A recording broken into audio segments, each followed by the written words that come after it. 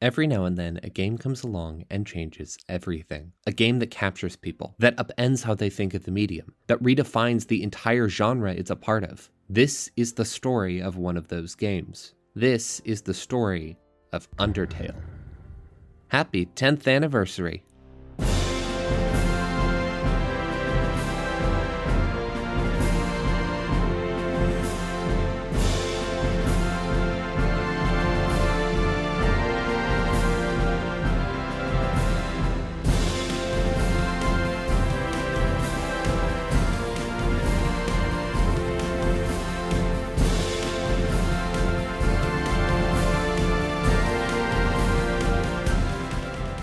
It's difficult to know where to begin when talking about Undertale. When it first came out a decade ago, it conquered a whole corner of the internet for literal years. It's been the subject of dozens of video essays, hundreds of playthroughs, and likely thousands of theories. It's only 8 hours long, quite short for a game, but people have made more posts and videos analyzing every second of it than I can count.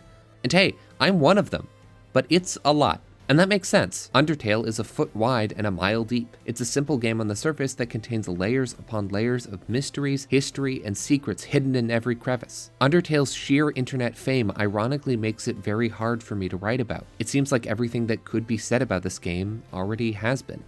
And yet, 10 years later, I still want to talk about it.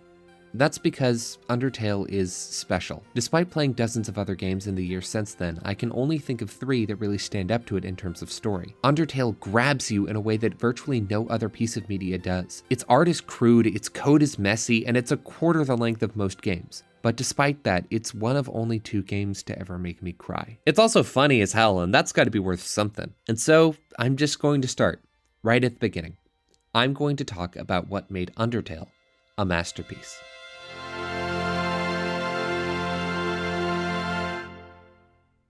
The very first thing you see when you boot up Undertale is the story of how everything started. Basically, once upon a time, both humans and monsters lived above ground. You can tell it was a long time ago because there's a sepia tint to everything. Anyway, one day the 2 races went to war, the humans won, and they tossed all the monsters into a big old cave system called the Underground. The humans sealed them in there with a bit of magic, and the 2 groups have been separate ever since. Then, sometime in the 2010s, an unsupervised kid ran straight into a cursed cave, dripped down a root, and fell flat on their face hundreds of feet below. Turns out, this place isn't just some cursed cave, it's the monster-infested underground, and they're the first human to fall down there in a very, very long time. You hop straight into naming your character, and once you're done with that, boom, you're lying on a bed of flowers in a cave. And wow, this game is ugly. Is that seriously what I look like? Get a refund on that spray tan, kid. But that's not important now. You step through this door, and suddenly you're face to face with a cute little flower man. He introduces himself as Flowey. Flowey the flower. His theme is cute, and his voice is dripping with honey. He immediately offers to teach you some stuff. Alright, I get it. This is an early game tutorial character. He's gonna tell you about the basic mechanics and then never show up again. I've played Zelda, I know how these things work. Flowey pulls you into a battle. That little red heart in the box, that's your soul. The very culmination of your being. Also, by gaining LV, levels I guess, you become stronger. Except LV stands for love. Sure. Then he says that love is shared through little white dots called friendliness pellets. And this is about the time you turn to your friend and ask them why the hell they recommended a game for babies. They tell you to be quiet and keep playing. Anyway, Flowey tells you to run into the pellets, so you move your soul into them and— What the fuck? What the fuck? Who is this freak? Toby Fox, what did you do? Ah! Huh? Oh, thank God! Out of nowhere comes this goat woman, here to rescue you. She talks like she's out of the Victorian era and looks extremely huggable. Although by the precedent this game's set, that probably just means she's going to try to kidnap you. Well, without any real choice in the matter, you go with her anyway, and the real tutorial begins. So what was the point of that opening? When I talk about a piece of media, I usually like to start at the beginning, since the first few minutes define the rest of the story. A good opening sets up the tone, the setting, the conflict, and the goal right away. These are called your promises. They get your audience hooked and put them in the right mindset for the story. They're what the entire rest of the experience is going to be built on. And yes, I did just steal that framework from Brandon Sanderson. Anyway, what does Undertale's opening tell you? Well, right when you start the game, you get a big expository cutscene about the lore. You name a generic-looking 8-bit RPG child, and then you find a friendly little flower to teach you about the game's mechanics. The visuals are retro, the music is retro, and the storytelling style is retro. Everything is exactly like some old role-playing game, Dragon Quest or Final Fantasy or something. It lures you into a false sense of security. Yeah, Undertale will be just like all of those. Skip the dialogue, you've seen it before, it's gonna be generic and dull, and this character won't be important later anyway. And then, in an instant, Undertale flips it all on its head. It turns out the harmless little tutorial character wasn't so harmless after all. They were taking advantage of you. You weren't smart, you were gullible. You really thought he would tell the truth to an unarmed child with such a precious resource? Of course not. In this world, you can't trust anybody. In this world, it's kill or be killed. And then, just as he's finishing his whole villain monologue, the game subverts your expectations again. You're healed to max HP, Flowey is flicked off screen, and boom, a whole new character appears. Toriel. She's a lot bigger and not quite as friendly looking, but unlike Flowey, she doesn't try to attack you. Things might not actually be as brutal as Flowey told you they were. This opening is genius. It tells you exactly what to expect from Undertale. This is not a game filled with static characters. It's not one where you're supposed to trust everything you hear. Every mechanic can be a lie. Anybody can be enemy or friend. Don't assume you know anything based on your pre-existing knowledge of the genre. Undertale is not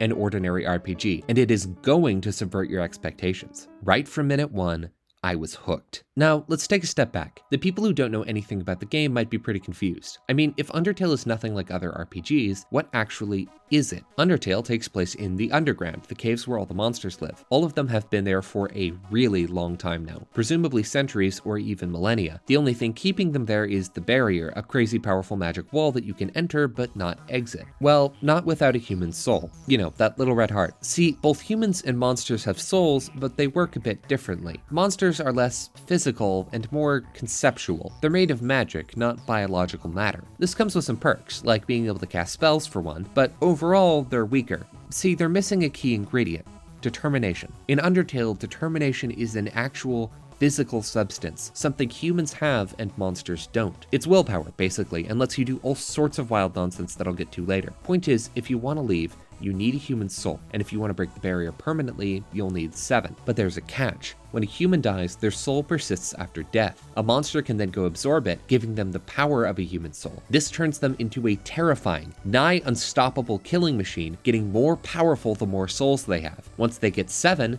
they're effectively a god. The Monster King already has 6, so the moment you appear in the underground with a weak child body and a ludicrously powerful human soul, half the damn underground starts trying to kill you. Can you really blame them? They've all been stuck in a dark, stuffy cave system for their entire lives. If they get your soul, they can give it to Asgore, he'll absorb it, break the barrier, and loose monsters on the world. They'll finally be free. So there you go.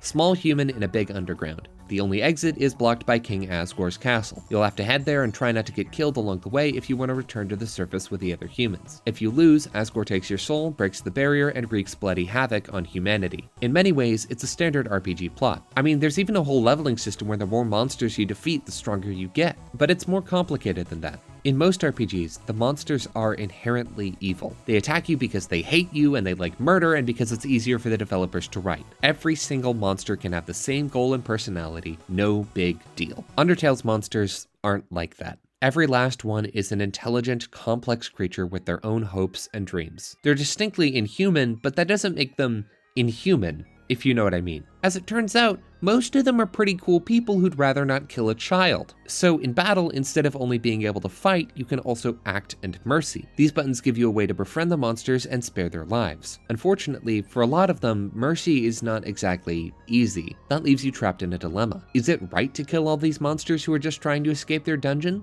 Kind of. It's self-defense after all. You get a bunch of money, EXP, and the occasional level. That stuff can save your life, but you're effectively committing murders to get it. Plus, sparing some monsters is hard. I'd guess that under a third of new players will figure out how to spare Toriel and Undyne on their own. Most of them are probably going to kill a few monsters on their first playthrough, and it feels awful. I mean, you get to know a lot of them and really start to form a bond, so having to take one of their lives, it sucks. That's Undertale, the story of a player walking into an unfamiliar land, a kingdom full of dangerous but intelligent beasts trying to find a way to the end as best they can. Should you be a pacifist? Or should you use your fists? Sorry, I promise that'll be the last time I do that. Point is, Undertale is a game about pacifism and prejudice. It's about trying to look past a person's surface level traits and find the humanity in them. It's about the value of nonviolence. It's about bravery, justice, kindness, patience, integrity, perseverance, and determination. The 7 traits of the human soul.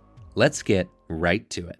I want to start by talking about that mercy system. This has got to be one of the coolest ideas ever put into a video game. See, in almost every game before this one, if you got into a fight, the only real way to end it was to kill the opponent or run away. Maybe there'd be a one-off encounter you can win with an item, and in some kids games like Pokemon, you just knock them out or something, but there was rarely a peaceful way to confront them. Even Dishonored, the only series I could find with a system even remotely similar, focuses more on a quest for death and revenge. On top of that, in most games, killing your enemies grants you experience points, which lets you level up and grow in power. They're built around your getting stronger, so if you try to avoid combat, you'll just end up really weak and won't be able to win. That's pretty weird if you think about it. You go through this whole game killing all your enemies on sight. A lot of the time, you even go out of your way to kill more people to get EXP and level up. Final Fantasy actively encourages you to wipe out as many members of a species as you can before you get bored. It doesn't feel that way since most of the time the monsters don't speak, but yeah, in some games you kill hundreds of a single species of sentient monsters. If you really think about it,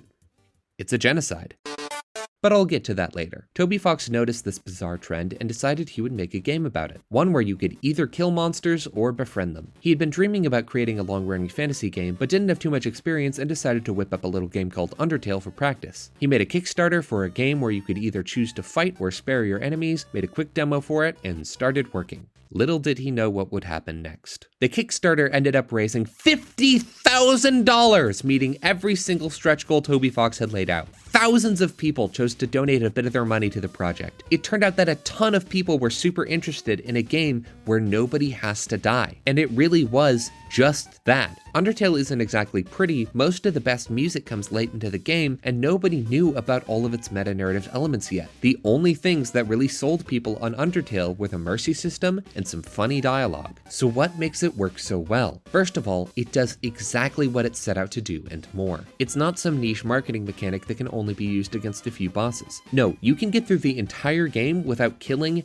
anybody. Toby Fox committed to letting you spare every last monster in the game, either through mercy or by avoiding an encounter altogether. Sometimes you have to get a bit creative, especially with the bosses, but you can peacefully finish all but 3 encounters in the entire game. And getting to those 3 requires you to have already killed a lot of monsters. This mechanic is not a mercy, haha, reserved for only the important characters. Just like the trailer says, this is a game where nobody has to die. But the important thing is, anybody still can. You can kill virtually every single character in Undertale, and that makes your choice feel all the more meaningful. If mercy were the only way to end an encounter, it wouldn't be all that interesting, just a little minigame in each fight. It's the fact that you still have the ability to fight that gives mercy its emotional power. You're invested because you know that you could end any skirmish with just a few attacks. That morally dubious get out of jail free card means that every time you choose to spare somebody, you feel like you're accomplishing something important. It makes you pay attention and care. And what's better is that the mercy system is actually fun. Every fight turns into a little puzzle where you try to figure out the motivations and personality of the monster. Then you can satisfy their needs, bore them, scare them off, get close to them, but not too close or they start feeling awkward, or something else, and the fight will end. And instead of just pressing the same few buttons like a lot of RPGs, you need to do something a bit different for every monster. The first step is usually to check, which gives a bunch of information on the monster and helps you guess what they need. Then, based on that info, you can start picking acts, little actions to convince the opponent out of fighting you. And once you've done the right ones enough, the monster's name will turn yellow and you can spare them. For example, a shy singer, you sing first to help her out of her shell, her name turns yellow, you spare her. 2 royal guards, get them shirtless and make them realize their undying love for each other. Spare them. This dog knight,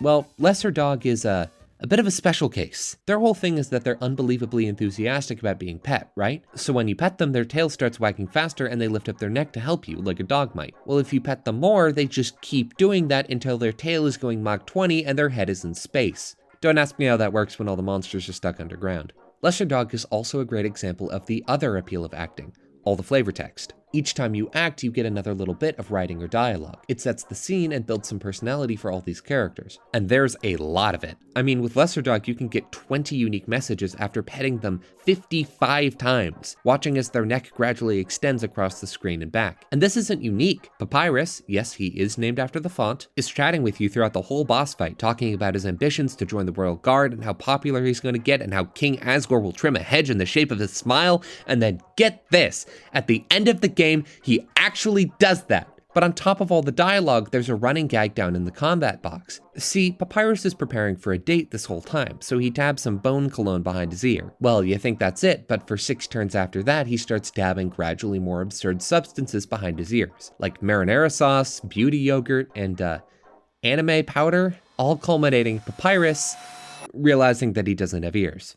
Brilliant. I've definitely played some games with pretty boring combat. You'll run into an enemy, and even if it's one you haven't seen before, it just doesn't feel all that original. That is not true of Undertale. Putting aside all the variety in the attacks they use, just about every monster in this game has dozens of funny lines of flavor text you can find if you pay attention, and that makes every last one of them memorable. Undertale has a ludicrously iconic set of characters. Even after not playing for years, I could remember every single one of the 60-something monsters who fight you. In fact, not only that, but I could remember their wants, fears, desires, goals, whatever. Not only is the act menu just a lot of fun, but it's also great for immersion. Immersion is usually the make or break for if I like a piece of media. If the world doesn't feel real, then sure, I can still enjoy the gameplay or the animation or the music, but I don't really care about the story. But when it does feel real, when the characters I speak with feel like people, then I start getting attached. Undertale does a better job at this than just about any piece of art I've seen. Through the act menu, you get to know every single one of your opponents so well that they start seeming like human beings. You know, for being shorter than the Lord of the Rings films, it's kind of crazy that Undertale's world manages to feel so much richer to me. And that's not shade at Lord of the Rings either, they're great movies. It's just that Undertale is so bafflingly chock full of detailed characters that it feels bigger regardless. But that's not even it. Mercy and the act menu also play into the game's themes. Like I said about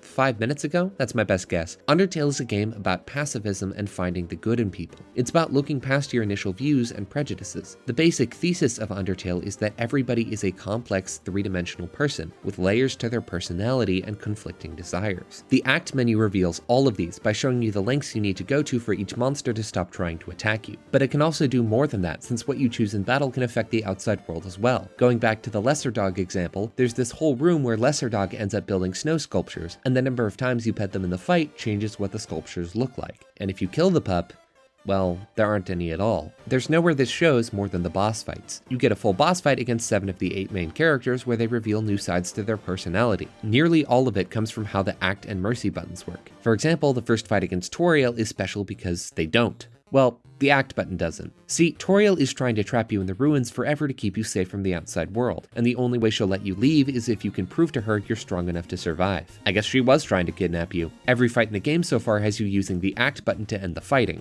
With Toriel, this doesn't work. Your only options are check and talk, which do nothing. This is already interesting. It's showing how much more determined Toriel is to fight you than any of the monsters you've seen so far. Nothing you say will sway her, so you try sparing her. Once that doesn't work, in desperation, you spare her again and again and again. She keeps telling you to stop, that it won't work. She says you won't get anywhere like this.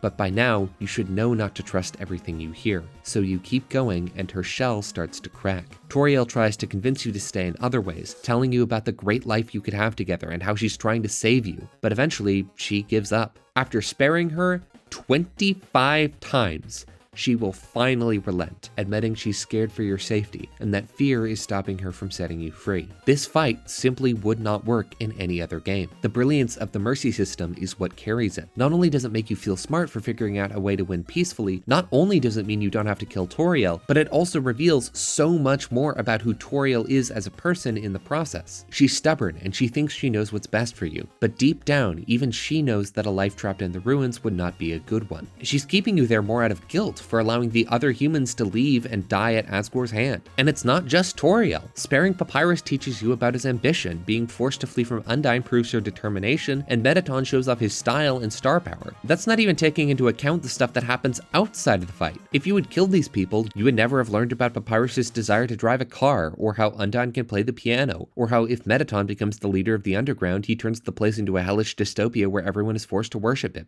Take that as you will. The act menu is such a perfect concept for Undertale because not only does it tie into all the game's themes, not only does it give you a bunch of choices to make, but it also lets it show off more of its writing and world. The entire world of Undertale changes drastically depending on who you choose to kill and spare. Most people's first runs through the game will be on the neutral route, where some live and some die. This route tends to be more melancholic, allowing some characters to have a good ending, but leaving most either dead or in mourning. The true pacifist route is the undisputed most uplifting end, where you don't kill anybody. Each character gets their happy ending, and everything is tied up with a nice little bow. Last, there's the fittingly named Genocide route, where you empty the underground by killing every last monster you can. These three routes weave together to form the overall story of Undertale, a game about the value of pacifism and how one can find purpose in a pointless world. I promise this game isn't pretentious. Undertale's writing is famously good. If there's one thing people consistently praise about this game, it's how fun, interesting, and genuinely powerful its story is. It contains 8 of the most iconic characters of the past decade, and it's easy to see why. All 8 of them feel like fleshed out people with their own wants, needs, and flaws. They're all basic on the surface, but the more you learn about them, the deeper they get. I'm gonna go over all of them individually. You meet Toriel right away, and right from minute 1, you'll like her. She saves you from Flowey and reveals that she's the guardian of the ruins. She checks up on the place each day to make sure nobody's fallen down. Now, this does gain a bit of a different meaning later when it's revealed that falling down is a monster euphemism for dying, and right after that she describes the ruins as catacombs, but regardless, it's clear that she's a nice person who cares about those around her. You start following her through the ruins, and she teaches you about the game. For real this time. She explains that the underground is full of puzzles and helps you through the first one with let's just say forgiving hints. She teaches you about the act menu and sparing monsters and tells you to fight as little as possible. Then, once you get to your first actual fight, you get one turn to test out the act menu before she comes in to save you. She guides you through another puzzle, and it's really cute. Then, Toriel hands you a cell phone so you can stay in contact while she runs some errands. She leaves, telling you to stay where you are while she's gone. But, of course, you don't. Eventually, you catch up to Toriel at her house, where she gives you a room and leaves you a nice slice of pie for you while you sleep. Butterscotch cinnamon. It's a super charming house too, about as cozy as you can get in a little 8-bit game. You go up to chat with Toriel and she tells you about all the fun stuff you two are going to do together. It's sweet for a bit, but eventually you ask about leaving the ruins. This is when you start to realize Toriel's intentions may be deeper than they seem. She keeps trying to change the topic, and if you push her, she'll get out of her chair and rush into the basement. She's going to destroy the only exit to the ruins. Her reasons for taking you in weren't all so wholesome. You're not the first human to fall into the underground. Every new one meets the same fate. They come, they leave, they die. Beyond the ruins lies Asgore, king of the monsters. If you leave, he is going to kill you. Toriel gives one final warning before turning around. Fine, prove to me you are strong enough to survive. Her battle begins. I've already talked about how great the sparing mechanic is in this fight, but I didn't really go into how genuinely difficult it can be for new players. Not in that you might die, it's possible, but very unlikely. In fact, she does less damage when you're hurt, and once you get to low enough health, she'll actively try not to attack you. It's clear that she doesn't want to fight you. This whole battle was a ploy to get you to stay. It's a little cruel, but it's clear Toriel really believes she's doing the right thing. The actual hard part is figuring out you're meant to spare her 25 times in a row. Instead, a lot of new players accidentally kill her, thinking that if they get her to low enough health, she'll give up. If you do end up killing Toriel, she holds to her principles, telling you to survive before dissolving into dust. But that's not the intended route. Once you've spared her a dozen times, she'll give up. She'll keep trying to convince you to stay, but as long as you keep sparing, you'll wear down her resolve. In the end, she admits it wouldn't be right to keep you trapped. The catacombs are small. It's no place for a kid to grow up. She puts aside her loneliness and fear and lets you go. Pathetic, is it not? She cannot save even a single child. I think Toriel is the platonic ideal of a tutorial character. A lot of the time, the first person you meet in the game will be the comedic relief or some random old man. They're generally really boring or weak characters who don't feature in the rest of the plot at all. And at first, it seems like Toriel works the same way. If you call her to ask who she is, she'll say she is a silly little lady who worries too much. But there's a lot more to her than that. She's more like a doting mom than a standard mentor, teaching you all the important stuff, but also holding your hand and baking you a pie as a surprise. She basically just impromptu adopts you, and you can even call her mom. She has a weird pattern of speech that feels sort of ancient and arcane, but not pretentious. While it's not immediately obvious, Toriel is almost incomprehensibly old. She's one of the only characters left alive who remembers what the surface looks like, and one of the only 3 who's lived through all the centuries since the monsters were sealed underground. That's because, as it turns out, Toriel is not just some silly little lady. She's the former queen of the underground. That's right, that Asgore she's been so worried about, he's her ex-husband. They divorced a long time ago, and Toriel has been living alone in the ruins ever since. While Asgore is ruled as king, Toriel has been minding her own business, trying to prevent any humans who fall into the ruins from dying by Asgore's hand.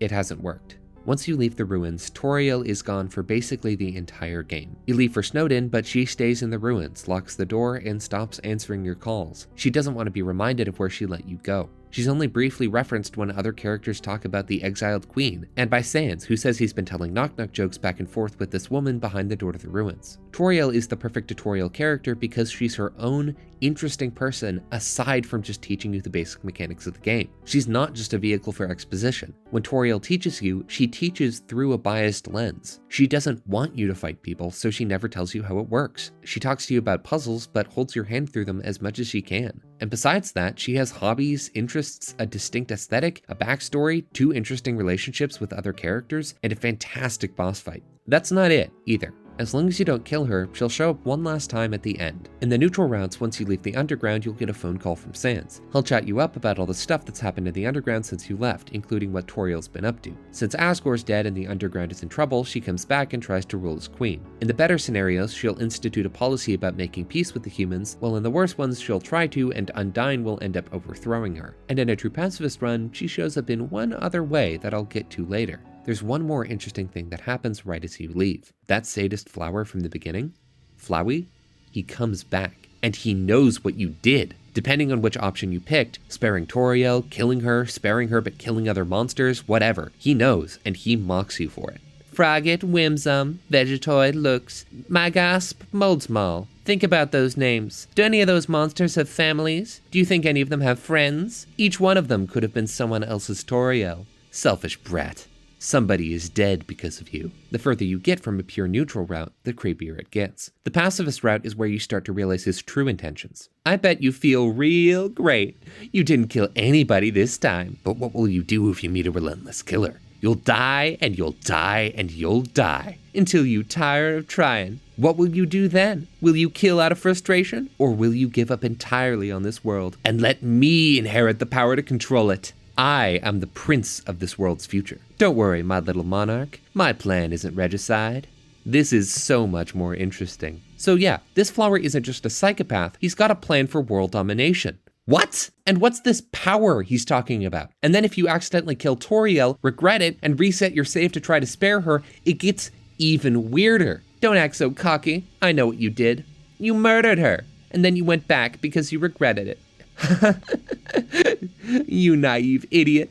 Do you think you're the only one with that power? The power to reshape your world purely by your own determination? The ability to play God? The ability to save? I thought I was the only one with that power, but I can't save anymore. Apparently your desires for the world override mine. Well, enjoy that power while you can.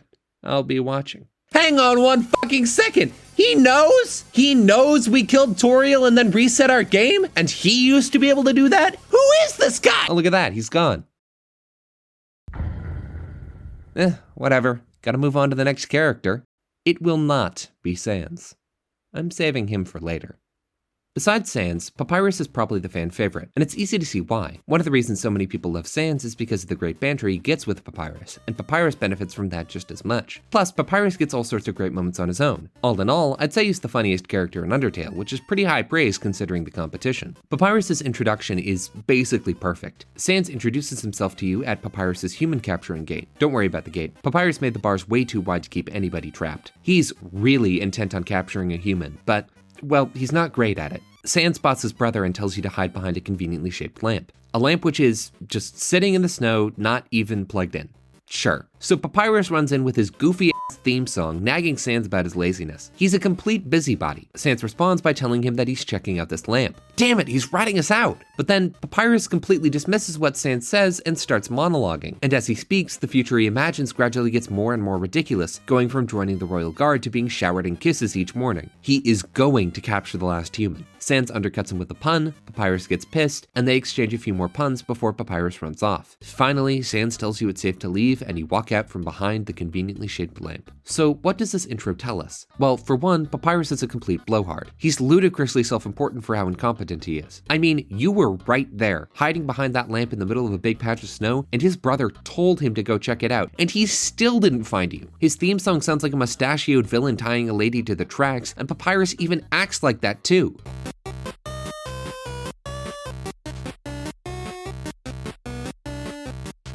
But he's not all bad. He's a hard worker for one, and it's also clear he has a very fragile ego and doesn't think very much of himself. Plus, at least according to Sans, he's completely harmless. So who is Papyrus really? Well, he's Skeletor in a silly costume. You think I'm joking, but I'm not. He looks, acts, and even talks like him. The only real difference is that Papyrus is literally wearing an outfit he made for a costume party. He is, in every way, completely ridiculous. But he's more than that. It turns out Papyrus is just really naive and has bought into all the propaganda the king's been pushing about humans. Hunting humans was mostly just a fun, weird hobby for him before you arrived, like somebody who's really insistent about tracking down Bigfoot. But now that you've shown up, he's actually trying to go after you. Papyrus also really wants to join the Royal Guard.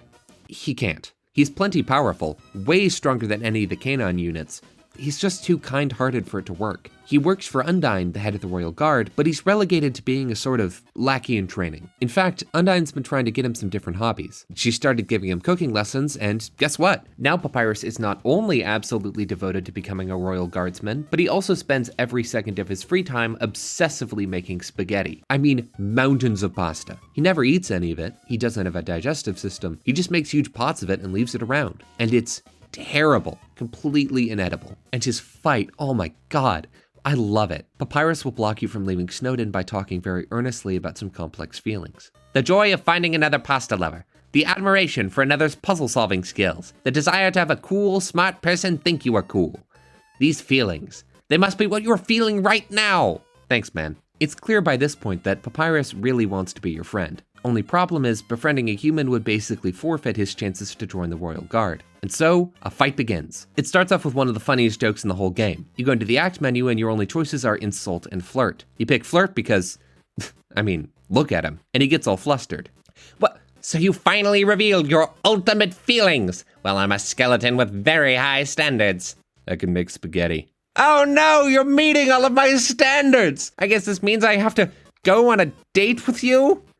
Let's date later, after I capture you. So then he starts attacking, and it starts off and you're like, what is this? This is a complete joke. All of his attacks only hit the floor. I can just stay still and nothing can touch me. Has he seriously been a pushover this whole time? Well, after a few turns of being completely unharmed, Papyrus decides to step up the pressure. He fires off his fabled blue attack, and it's completely harmless.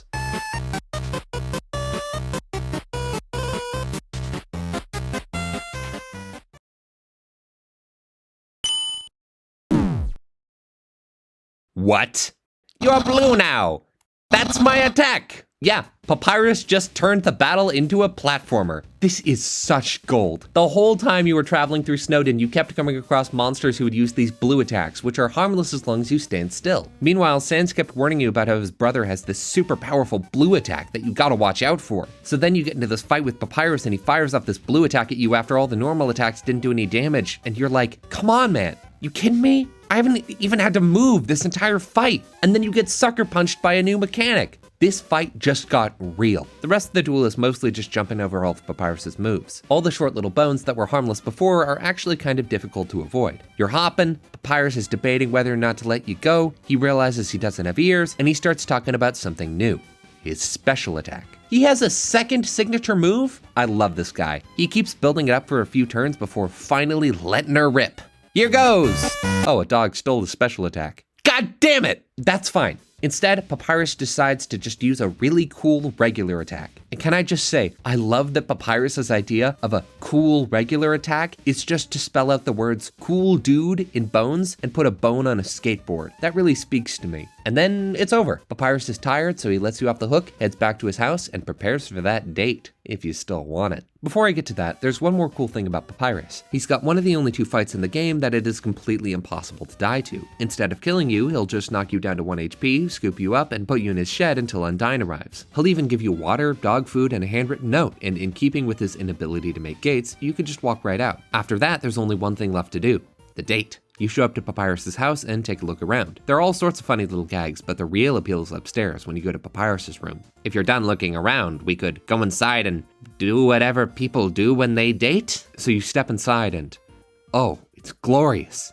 The date begins. In keeping with the trend of Papyrus not really knowing what he's doing, he whips out the official dating rulebook he got from the library. You pull up your dating HUD, which just, look at this thing. Does the underground really have that much crime? Maybe it is dangerous. Papyrus whips out the rulebook and reads step 1. Wear nice clothing to show you care.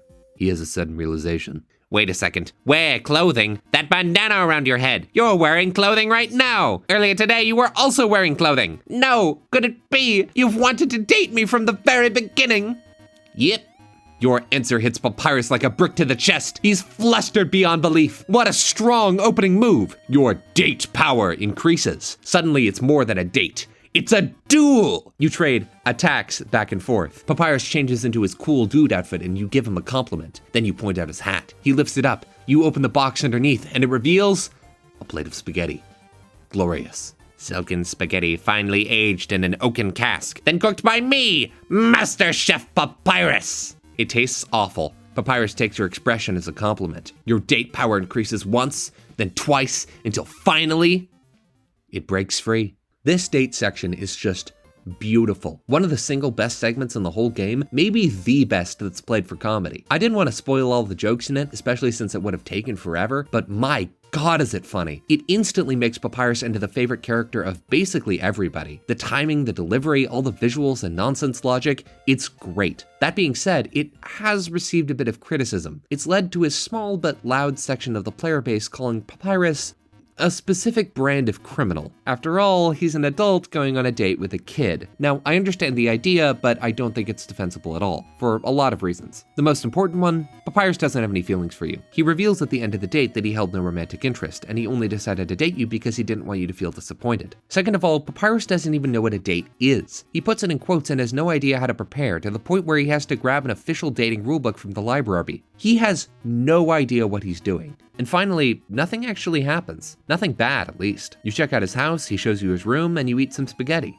That's it. It's an excuse to hang out with budget Skeletor and eat pasta. And it's goddamn hilarious. After that, Papyrus doesn't show up too much. He gives you his phone number, platonically, and dips. After that, you gain one of the coolest abilities in the whole game. You can walk into just about any new area, call Papyrus on the phone, and have a quick chat with him about the room you're in. This gives Papyrus a truly ludicrous amount of new dialogue and you a ton of new insight on who he is. Besides that, he sets you up to hang out with Undyne and reappears right at the end of the true Pacifist route to accidentally cause the end of the world, but that's it. Now I really want to talk about him, because if it wasn't obvious already, I love Papyrus. He's my third favorite character in the game, and considering how fantastic the top 2 are, that is high praise. The most obvious thing is that he's funny. Really funny. The comedy never comes off as annoying or tone-breaking, it doesn't get stale, and a lot of it is completely optional. It's about as well implemented as humor can possibly be in a game. But just like Toriel, there's a lot more to Papyrus than what we get on a first impression. His introduction was great, don't get me wrong, but it's great because it's inaccurate. It makes him seem like a controlling, rude, incompetent egomaniac. And that's true to some degree, but less than you think, and a lot of it comes from his better side. He's controlling because he's passionate. He's a busybody, but only because he thinks Sans is lazy and wants to stop him from being a depressed do-nothing. He's got an ego, but a lot of that is just show. Papyrus also isn't stupid. He's super naive, sure, but he's not an idiot. He has moments of genuine brilliance, like creating the Gauntlet of Deadly Terror or using reverse psychology to trick Undyne into being your friend. His battle isn't exactly tough, but it's a massive step up in difficulty from the fights before, and he's one of the few monsters in the entire game to change your soul color. He just doesn't really understand how the world works. He assumes the best in people, no matter what. He says King Asgore is a big old fussy pushover, but Asgore is also a dangerous murderer. murderer. When he tries to capture you, he doesn't realize Undyne is going to kill you. He doesn't even know you can't survive on dog food. Then there's the good side you don't see right away. He's a genuinely kind person who's constantly showering people with gifts, although he doesn't seem to realize they don't want them. He's loyal and supportive of anybody trying to better themselves, and actively tries to help you make friends with Undyne. And on top of everything else, he's one of the few monsters who actively chooses not to kill you. You know that whole thing Flowey said? In this world, it's kill or be killed? If there's one person who shatters that idea, it's Papyrus. He will never, ever kill you. He doesn't pose any direct threat at all. Papyrus works as a character because he's not a threat. He's a cartoonish, innocent little antagonist. He wouldn't hurt a fly.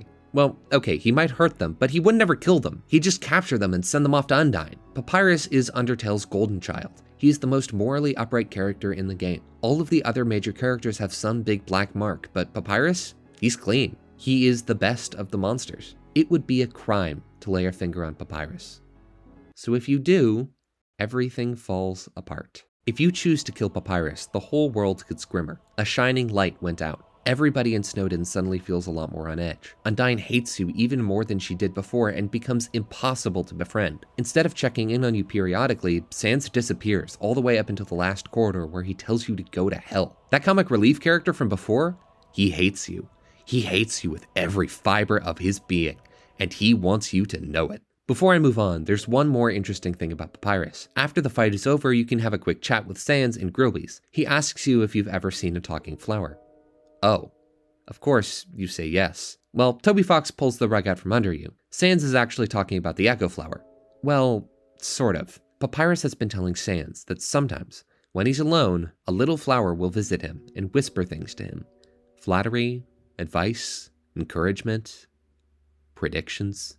Papyrus is being visited by Flowey. This first conversation with Sans is where you finally start to learn the true plot of Undertale. You've been hearing all about this King Asgore for a while, but after what Sans said about Flowey, it's becoming clear that he wasn't a one-off character. He's an ability that nobody else possesses, premonition. He always seems to know what's going to happen. Flowey manipulates the whole story of Undertale from beyond the screen. His shadow blankets the game in sinister darkness. Everything of beauty is corrupted. Every innocent person is killed. Every decision you make is undermined by this one fucking flower. Right at the end of the true pacifist route, all of the monsters you befriended go into New Home to stop Asgore from fighting you. They all have a great time chatting each other up. Sans sees Toriel face to face. Undyne and Alphys nearly kiss. It's great. But then Alphys asks a question. Hey, Papyrus, you called everyone here. How did you know how to call everybody? Papyrus responds, let's just say a tiny flower helped me. Alphys's face drops. Flowey comes barging in. He grabbed all 6 human souls while everyone else was gone and absorbed them. Now he has all your friends captured and the power of a god under his lack of belt. All because somebody trusted him. Flowey, the despicable scum that he is, took advantage of Papyrus's naivete and trustworthy reputation, tricking him into luring everybody into a trap. Flowey absorbs the souls of every monster in the underground, achieving godhood. But how does that work? Really? I've been talking about this game's characters for a while now, so I think it'd be a good time to take a break. I want to take a moment to tell you about how cool the world of Undertale is. The Underground is one of my favorite fantasy worlds, ever. Honestly, it might be number 1. It's one of those beautiful bits of fiction that looks simple on the surface, but the further you dig into it, the more complicated and fascinating it gets. For example, let's just look at the names of each region in the Underground. They're almost laughably simple. Ruins, Snowdin, Waterfall, Hotland, Core, New Home.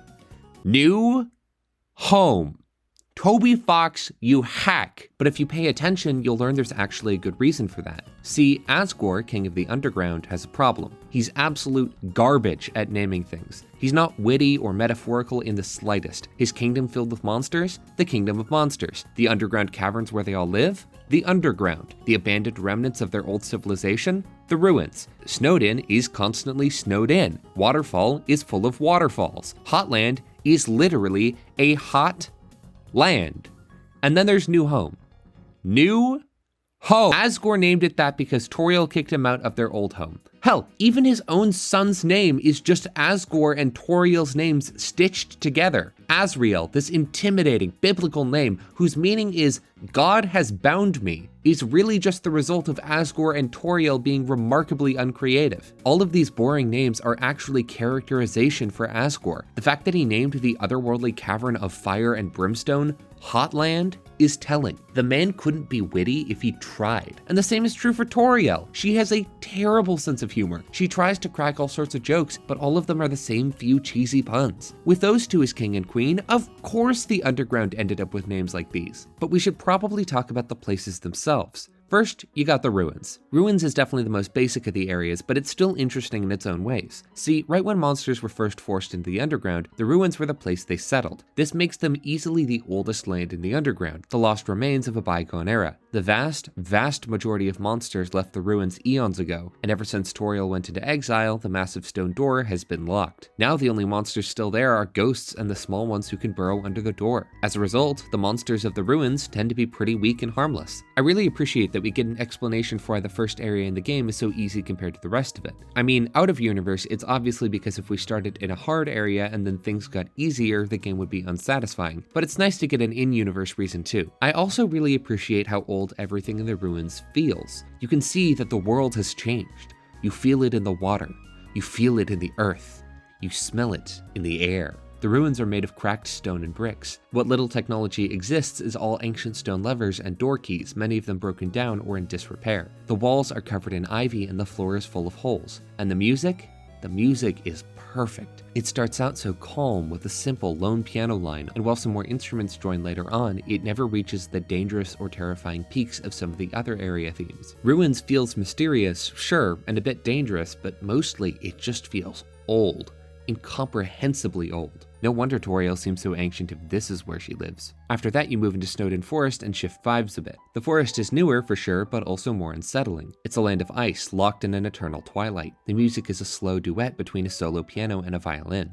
It's quiet, almost uncomfortably quiet. It's why the bit at the beginning with Sans is so famously unnerving. Except the further you go into Snowdin Forest, the more you realize that this first impression isn't true. Just like everything in Undertale, it subverts your ideas about what a dark forest would be. In fact, this is probably the area of the game with the friendliest array of monsters. Most of them are either pretty harmless or part of the Royal Guard's canine unit, big, semi-intelligent dogs who hang out in Grillby's diner. This is also the place where you get introduced to Papyrus and Sans, and they're the funniest duo in the whole game. They show up every few rooms, and Papyrus's gradually lamer and lamer attempts to capture you really lighten the mood. Plus, there are lots of little bits of levity, like these two statues of Sans and Papyrus, the dog sculptures, or this snowman who asks you to take a piece of him someplace far away. And then you get to Snowdin itself, and it's suddenly the most pleasant area in the whole game. It's this sweet little town with a nice theme song, filled with friendly people who are living their lives and enjoying each other's company. Undertale does a really great job of making this place feel cozy, despite its basic graphics. All the buildings are these nice warm colors, both inside and out, and even though it's snowy and dark outside, everyone is bundled up in warm winter gear and hanging out with each other. Grillby's Diner is a warm, greasy little place where the town's rougher customers hang out, but even they seem friendly enough. With the big soft seats and the food and the heat coming off of Grillby, it must be such a comfortable place. There are even weird little bits of local charm, like the library. Now, you might have been wondering why I keep pronouncing library as library. Well, it's because somebody actually misspelled its name on the library sign, and nobody's bothered to change it. You can also read about some of Undertale's history and lore, but it's done through these goofy little history writers and a kid's book report. The whole town is unabashedly charming, and it's easily where I'd pick to live if I had to stay in the underground.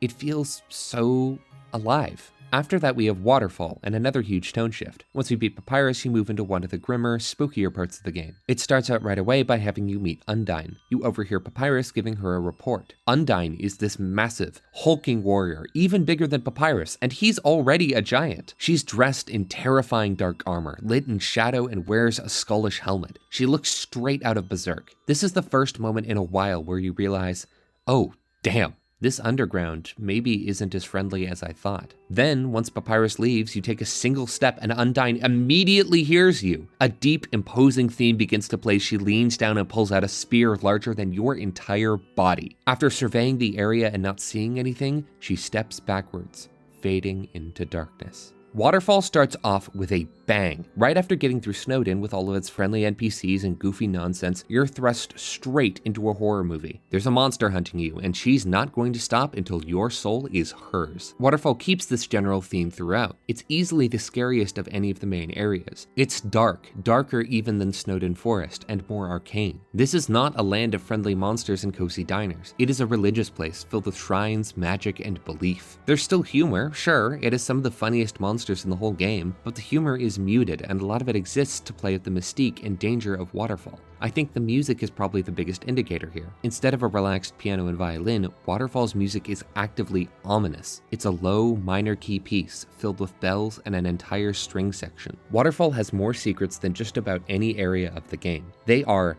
everywhere. Every single room in this place serves more than one purpose. This bridge seed room has a secret spot where you find the abandoned quiche under a bench, a psychologically damaged spinach and egg pie that'll restore 34 HP. There's a statue here, which when given an umbrella will give you the code to open up a door, in which you can find a legendary artifact. It gets stolen by a dog. No, it doesn't make any more sense in-game. But it feels cool. You just figured out a completely optional and ancient puzzle, and even though you didn't get the artifact, you did get dog residue, which is just as good. This is also the place where you meet Gerson, an old turtle man who was once a legend among monster kind. He's great. He's this kooky old man who's so impossibly ancient that he sort of doesn't care anymore. He is, alongside Toriel, one of only 3 monsters in the entire game old enough to remember the War of Humans and Monsters, and in fact, he fought in it. He was known as the Hammer of Justice, a legendary hero who ended up being the inspiration to Undyne. Gerson is also the first to really tell you about the Delta Rune, the symbol on the cave wall behind him. You've only seen the rune a few times so far,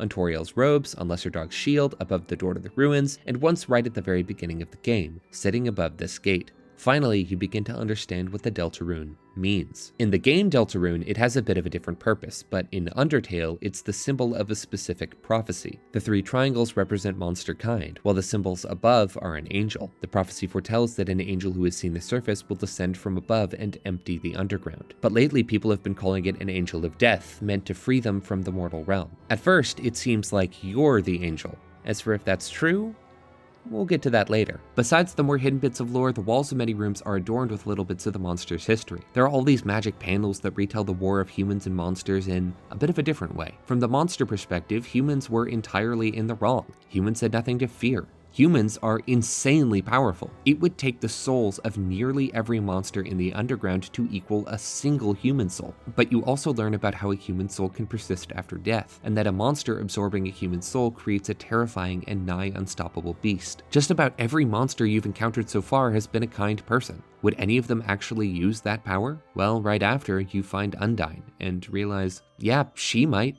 Now I know why she's been attacking me. Finally, there's Temmie Village. Temmie Village is, well, it's a strange place. It's a reference to those joke areas you find in a lot of classic RPGs, like Saturn Valley and Earthbound. It's a hidden location that's only referenced a few times in the whole game, and that you can find in this room right here. It's full of creatures called Temmies, who talk like the lolcats memes from the 2000s. It's a little cringy, especially in the modern day, but also charming in its own way. The Tems are named after Temmie Chung, who did a ton of the art for Undertale, and even helped Toby Fox design some of the monsters. While most of the work was still Toby Fox's, the art specifically was more of a 50-50 split, and I'd definitely call Temmie a main developer. I mean, when you compare what she did with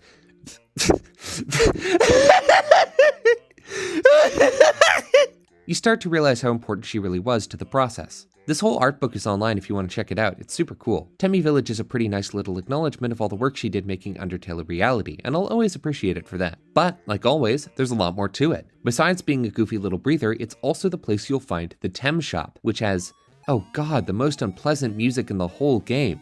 Intentionally. This shop is pretty special. First of all, it's the only place in the whole game where you can sell items. Selling items is all over most RPGs. You walk into a shop and pawn off all the stuff you don't want to a shopkeeper. It's a great way to get money and get rid of useless items. But if you really think about it, it doesn't make any sense. Like, imagine if in the real world you walked into a grocery store and tried to sell a used car to the cashier. Something tells me they wouldn't want to make that deal. So while the shopkeepers in Undertale will turn you away if you try to sell them anything. Except one. This stupid little cat whose counter is literally a cardboard box. But it goes a step further. The Tem Shop also happens to sell the most powerful piece of equipment in Undertale, the Temi armor. For some perspective, the other armor you get in Waterfall is the old Tutu, which gives plus 10 defense. The most powerful normal armor in the neutral route is the Heart Locket, which gives plus 15. Temi armor gives you this. It makes Undertale a cakewalk, and it is meant for players who are having a hard time. The only problem is that to get it, the Tem Shop owner first has to learn how to make it, and for that, they need to go to college, which you have to pay for. It's a reference to Temi Chong struggling to pay for college herself. And it's exorbitantly expensive. To pay, you have to use the dog residue. It'll duplicate, creating more dog residue as well as dog salads. Then you can sell off the salads and most dog residues before repeating the process. Once you pay for colleague, just how Undertale's success paid for Temi's student loans, congrats, they'll learn how to make the armor, which is even more expensive. However, it gets a little cheaper each time you die, so if you die a dozen times, you should be able to pay for it pretty quickly. Finally, you obtain the Temi armor, and the rest of the game is a piece of cake. Basically, the entire village is an elaborate shitpost, and I love it. Then you leave, and Waterfall goes back to being terrifying. As you move through Waterfall, you'll encounter Undyne a few more times. She's not a distant threat like Asgore, she's a silent horror movie monster, and she's coming for you. Papyrus keeps calling you to tell you more about her, and your terror grows as you realize Papyrus keeps accidentally stabbing you in the back. The whole time she's tracking you, however, you're being accompanied by this monster kid. They're fine. They absolutely idolize Undyne for her ability to brutally hunt down and capture humans, and that's kind of it. They're not super charming or funny, but they're not all that annoying either. They're just kind of bland. After Undyne nearly kills you for the second time in this game, you land in the dump, a huge trash pile where all sorts of old junk gets tossed. This is also where you get to one of my favorite boss fights in the whole game. The Mad Dummy is awesome. This has to be one of the single most creative boss fights in anything. First, you can't reason with the dummy and you also can't kill it. It's a ghost, which makes it invincible, and it's so pissed off and unstable that it doesn't listen to anything. However, the dummy also never directly attacks you. Instead, they hire a bunch of goons to do the work for them. Fortunately, this gives you a workaround. After a turn of dodging the bullets, some of them will hit the dummy. This is your only way of progressing in the fight. Each turn you have to dodge magic attacks while also coaxing as many of them as you can into hitting the big dummy up top. Once you've hit them enough, they'll call other goons to the dialogue box, chew them out, and fire them. That was short. The fight's over already? Nope. The Mad Dummy hires a bunch of robots to kill you instead. This time they shoot literal magic missiles that you have to circle around and slingshot into the dummy. This whole process of avoiding hits while also trying to aim them into the dummy is super fun and a really unique concept for a boss fight that could only really work in a game like Undertale. Finally, the Mad Dummy gives up on the robo-dummies as well. These guys are even worse than the other guys. Who cares? Who cares? Who cares? I don't need friends. I've got knives!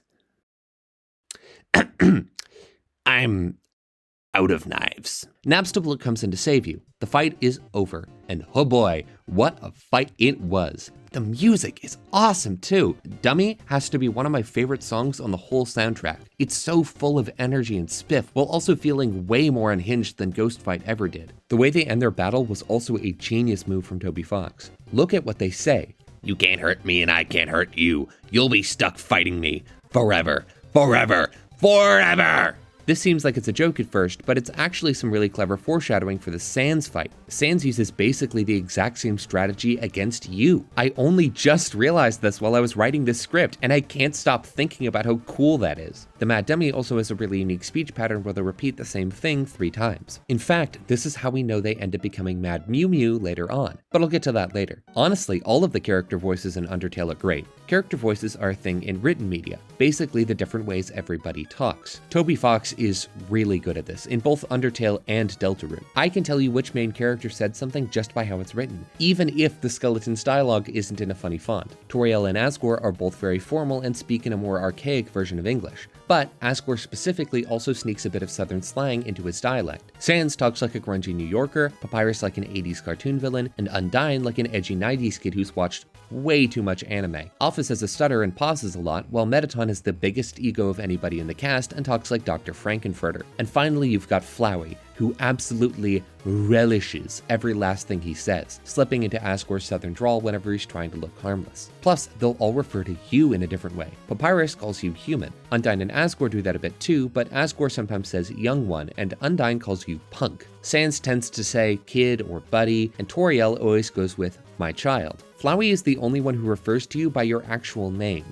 Well, we'll get to that. Well, Okay, I know I've said we'll get to that a lot, but the endings to Undertale tie up so many loose ends so perfectly that it's kind of impossible to really explain it now. Finally, at the very end of Waterfall, you run into Undyne one last time. She stands above you on the top of a mountain, gazing down, a red sky behind her. 7 human souls, and King Asgore will become a god. 6. That's how many we've collected thus far. Understand? Through your 7th and final soul, this world will be transformed. First, however, as is customary for those who make it this far, I shall tell you the tragic tale of our people. It all started long ago. No, you know what? Screw it! Why should I tell that story when you're about to die?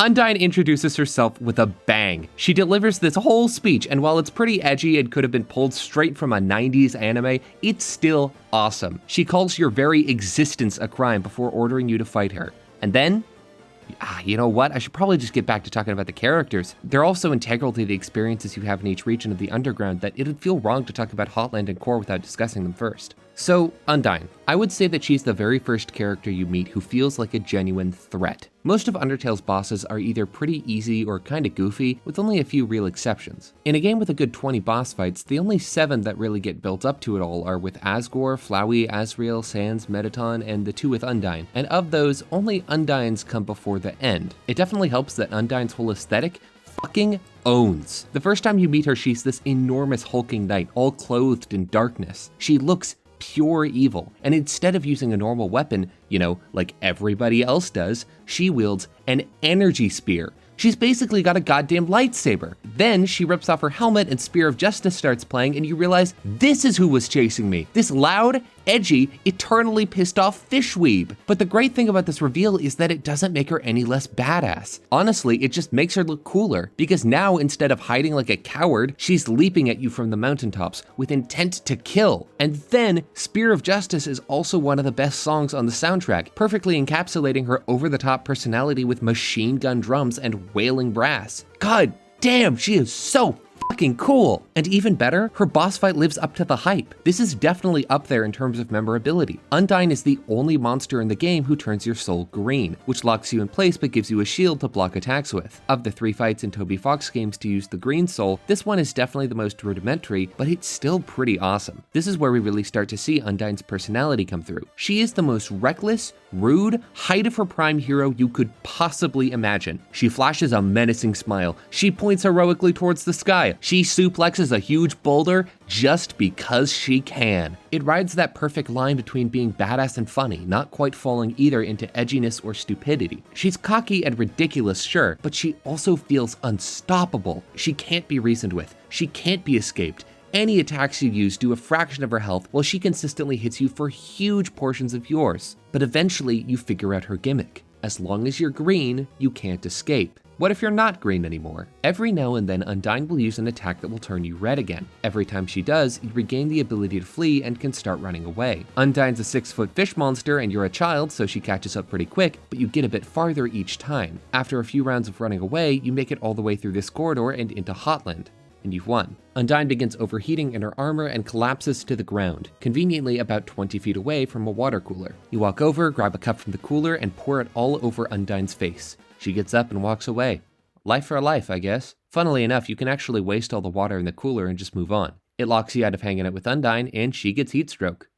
Wow. Papyrus invited you to go hang out with him on Undyne earlier, so if you take him up on his offer, he'll properly introduce you to. You show up to her surprisingly normal house, and shenanigans ensue. Papyrus dips through a window as soon as he can, but uses a bit of reverse psychology to trick Undyne into trying to befriend you. Because Undyne is extra in everything, she immediately turns it into a competition. She's not just gonna be your friend. She's gonna be your bestie, and you are going to like it. And it's probably going to kill you. Well, after you're done checking out her house, the hangout can finally get started. You sit down at the table and Undyne lays out a few options for drinks. And then, the moment you go to pick up one, she nearly impales you. This is around when I started wondering what the fatality rate on Undyne's best friends was. Instead, you sit down and use the energy spear to pick out the golden flower tea. Undyne sits with you, and for the first time, you see past her rough exterior and into her slightly less rough interior. She exposits a bit about how she got to where she is, and in the process also tells a story of King Asgore being a kind person. At this point in the game, you might start to realize that the narrative of the dangerous and vile Monster King isn't fully right, but at the same time, it's not really clear how wrong it is. Papyrus definitely wasn't a reliable source, and Undyne doesn't seem much better. Considering what you were doing 10 minutes ago, an ally of hers is probably not a friend to you. Undyne also tells you a bit more about Papyrus and the difficulty she's had training him. She confesses that she knows he's not really Royal Guard material,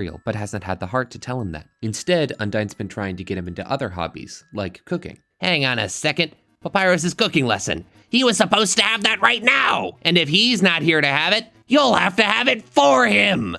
Spear of Justice starts right back up. What ensues is another one of the funniest segments in the game. Undyne furiously trying to teach you how to make spaghetti. She knocks some vegetables loose from her ceiling and tells you to punch them as hard as you can. After you have a go at it, she karate chops and gooifies them into marinara sauce. Now for the noodles. You toss in the spaghetti, box and all. Undyne annihilates the pot, telling you to turn up the heat. You start turning it up. Hotter! You turn it up more. Hotter, darn it! You spin the dial several more full rotations.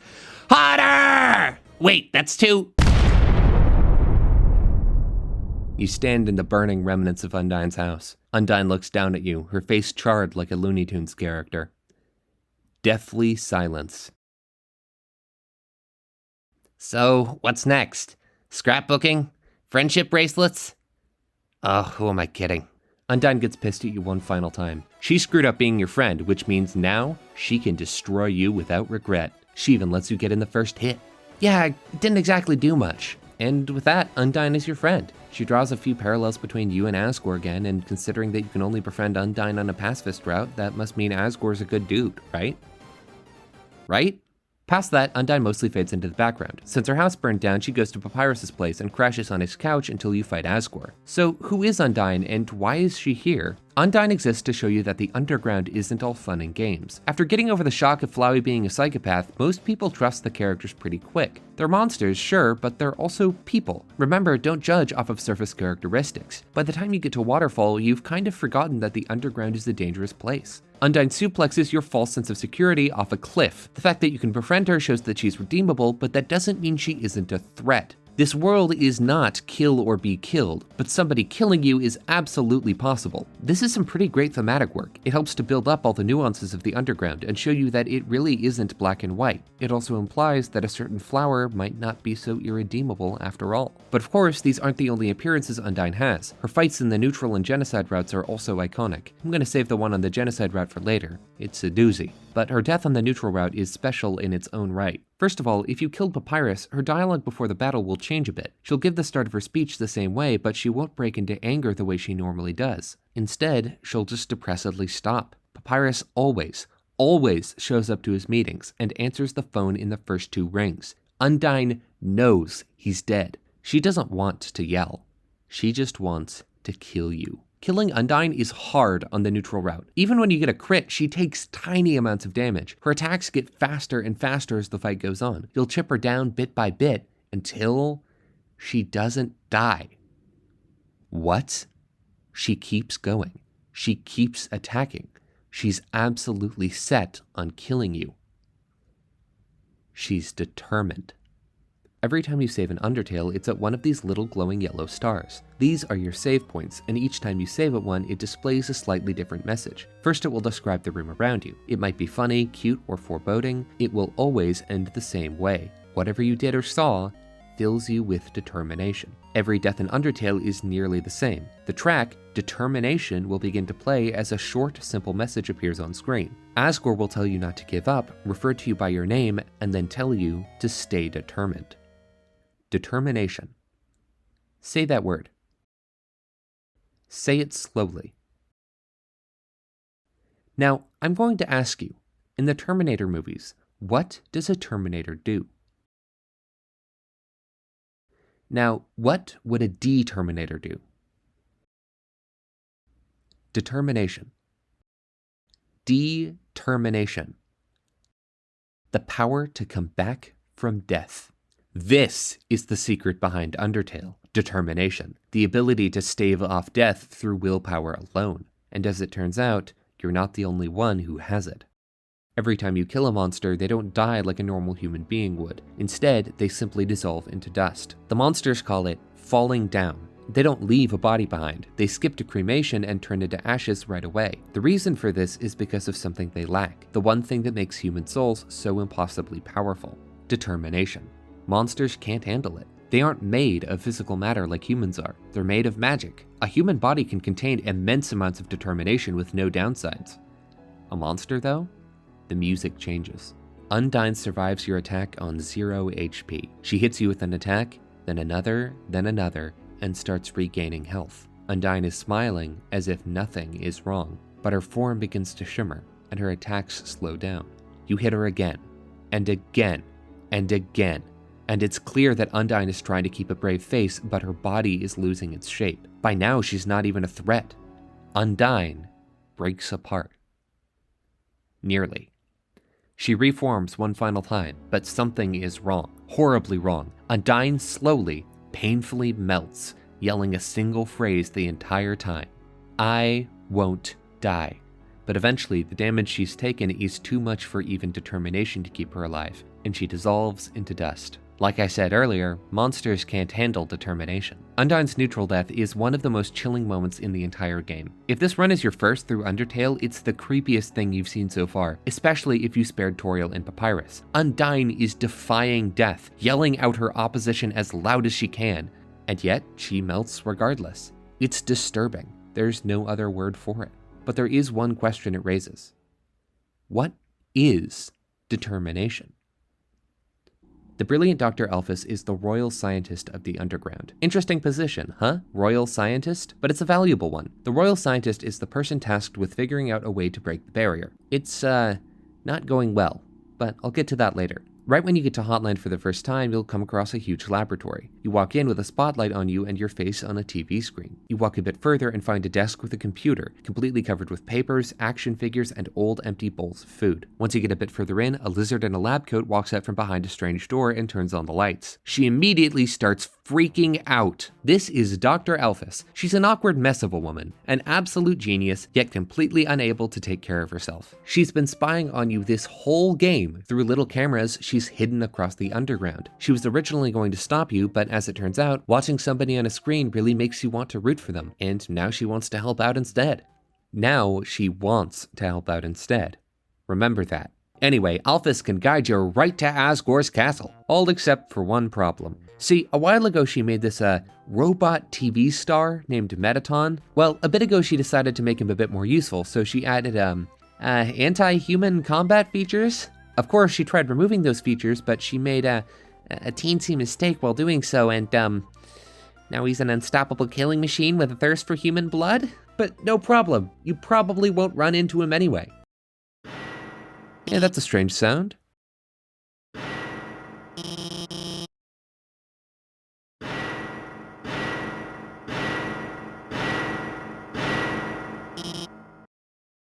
Ah, holy shit! Oh, yes. Welcome, beauties, to today's quiz show. I know I've been prattling on about character introductions for a ton of this video, but the appearance of Mettaton might be my favorite of any of them so far. He's such a fun subversion of the evil robot idea. He's a TV star who just happens to be an unstoppable killing machine with a thirst for human blood. He chats you up a bit, introducing you to the audience. Yes, he is filming the entire thing and telling you about the game show you're about to participate in. It's simple. There's only one rule. Answer correctly, or you die. Metal Crusher starts playing. Congratulations! This will be your first and last time participating in Mettaton's killer robotic quiz show. The questions are pretty easy at first, asking you about pretty basic things you probably know by this point in the game. Although you might have noticed that Alphys is standing right behind him showing you the answers. Is it seriously that easy? Well, after a few questions, Mettaton gives you this. Two trains, train A and train B, simultaneously depart Station A and Station B. Train A is moving at 124.7 miles per hour towards Station B, and Train B is moving at 253.5 miles per hour towards Station A. If both trains departed at 10 a.m. and it is now 10:08, how much longer until both trains pass each other? Congratulations, you now have 30 seconds to answer that question. So anyway, Alphys takes a moment to think about it and gives you the right answer. How many flies are in this jar? Alphys has the answer. How many letters in Mettaton? Alphys knows. Would you smooch a ghost? Heck yeah. Finally, Mettaton asks the killer question. In the dating simulation game Mew Mew Kissy Cutie, what is Mew Mew's favorite food? Alphys goes off. She screams over the question and starts ranting at higher and higher speeds about her special interest before realizing her mistake. Alphys, Alphys, Alphys. You aren't helping our contestant, are you? Oh, you should have told me. I'll ask a question you'll be sure to know the answer to. Suddenly, the quiz show flips. Instead of tricks and math problems and general trivia about the underground, Mettaton asks you a deeply embarrassing personal question about Dr. Alphys herself. Who does Alphys have a crush on? And don't worry, if you pick the human, it turns out you're completely wrong. After all, you're a child and Alphys is an adult, and that would be pretty freaking weird. All the answers are pretty great. Turns out she used to be into King Asgore. Those strong arms, that lustrous beard. Like all those who make weapons, she craves the tender embrace of a burly man. Nowadays, though, she has a thing for Undyne. She scrawls the name in the edge of her notes. She names programming variables after her. She even writes stories of them together, sharing a domestic life. Probability of crush? 101%. Margin of error? 1%. Well, that was it. With Dr. Alphys' help, there's no tension. But Mettaton promises to return and have his revenge. Well, that just happened. I love this intro because it sets up all of the important character traits and goals in one scene. You go in and see all this junk on the desk and figure that the person who runs this lab's a mess. Alphys arrives, boom. She's an awkward disaster, she's been stalking you since you showed up, and she wants to help you out. Just like she says, Mettaton's an invincible robotic TV star bent on killing you. Then Alphys helps you out. Okay, so she really is trying to help. Plus, she must be an absolute genius for figuring out some of those questions. But then it turns out that she's also a massive geek who can't help but ramble about the things she loves. And man, do I relate to that. It's why I started this YouTube channel. Then Mettaton finds out you're cheating and we get to see his cruel side. He's going to use sensitive personal information about Alphys against her on live TV. Then, with the stakes ruined, instead of killing you, he just flies off. This intro sets up everything you need to know about who they are and what's wrong with them in the space of about 5 minutes. And on top of everything else, it's hilarious. Anyway, Alphys upgrades your phone, connects you to the Underground's internet, Undernet, gets your phone number so you can call for help, and runs off in embarrassment. The rest of the lab is pretty great characterization for Alphys too. She's got a giant poster up on the wall and all those bookshelves labeled human history. Yeah, they're actually just full of comics and anime. She also has an ice cream machine, a poster for Mettaton's TV premiere that's signed, "Thank you for making my dreams come true," and a bunch of unopened letters from monsters all across the underground, and this completely inaccessible door she keeps walking in and out of. Weird.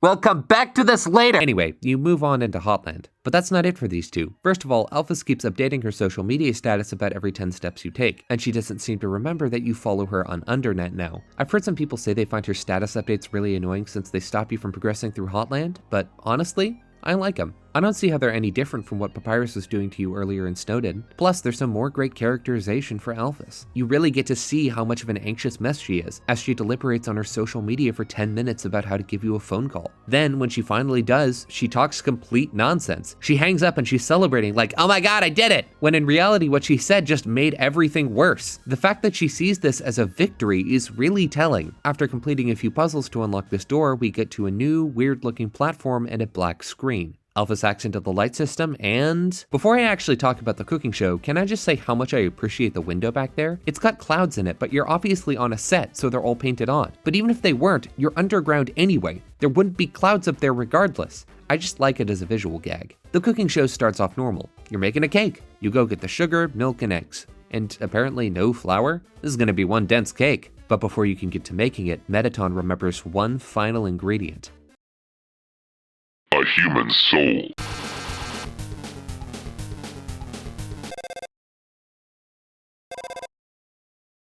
Hello, I'm kind of in the middle of something here.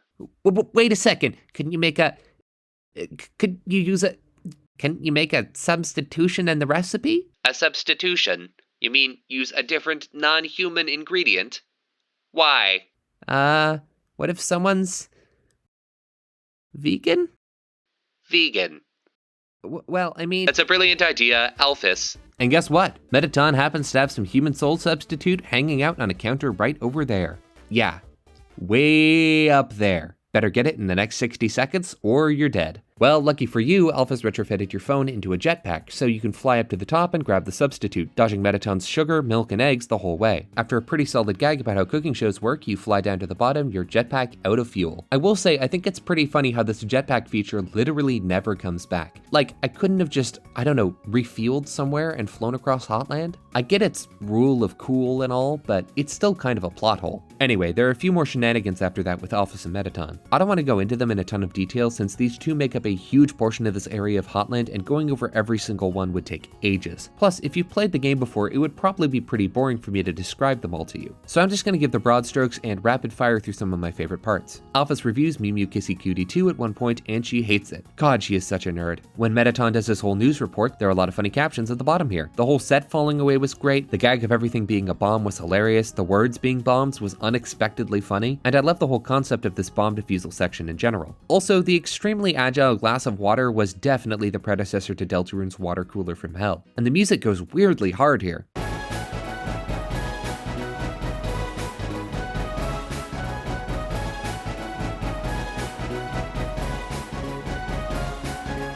After that, Alphys chats with you about the king and tells you he's a super nice guy. So that's 3 of our friends now in a row who have said that Asgore Dreamer is actually a pretty cool dude, and Alphys seems like she'd be a more reliable source than Papyrus or Undyne. Who knows, maybe it'll be alright. Alphys also tells us that because we have a human soul, we should be able to pass through the barrier, no problem.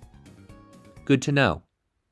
There's this bit where Alphys calls you up to ask you if you want to watch a show with her sometime. The moment you say yes, she starts ranting endlessly about this anime called Mew Mew Kissy Cutie. And while it sounds pretty dumb, it clearly means a lot to her and is something she's deeply passionate about. It also has a bit of a meaning for her arc that I'll get back to later. Mettaton has this little drama show he puts on. It's a really great bit, and I love that the lyrics of the song he sings gradually stop rhyming. Then, get this, he brings back Papyrus's puzzle from 5 hours ago. All the way back in Snowdin Forest, Papyrus has this joke puzzle that's supposed to be ludicrously complicated, but through sheer unfathomable good luck, it ends up in a form that's impossible to fail. Well, look at the machine Papyrus is using to activate it. It's fucking Mettaton! So Mettaton brings it back, doesn't explain the comically complicated rules again because he assumes you remembered them, and you have to rush through it, getting shocked and bitten by piranhas. And once again, the music is surprisingly good.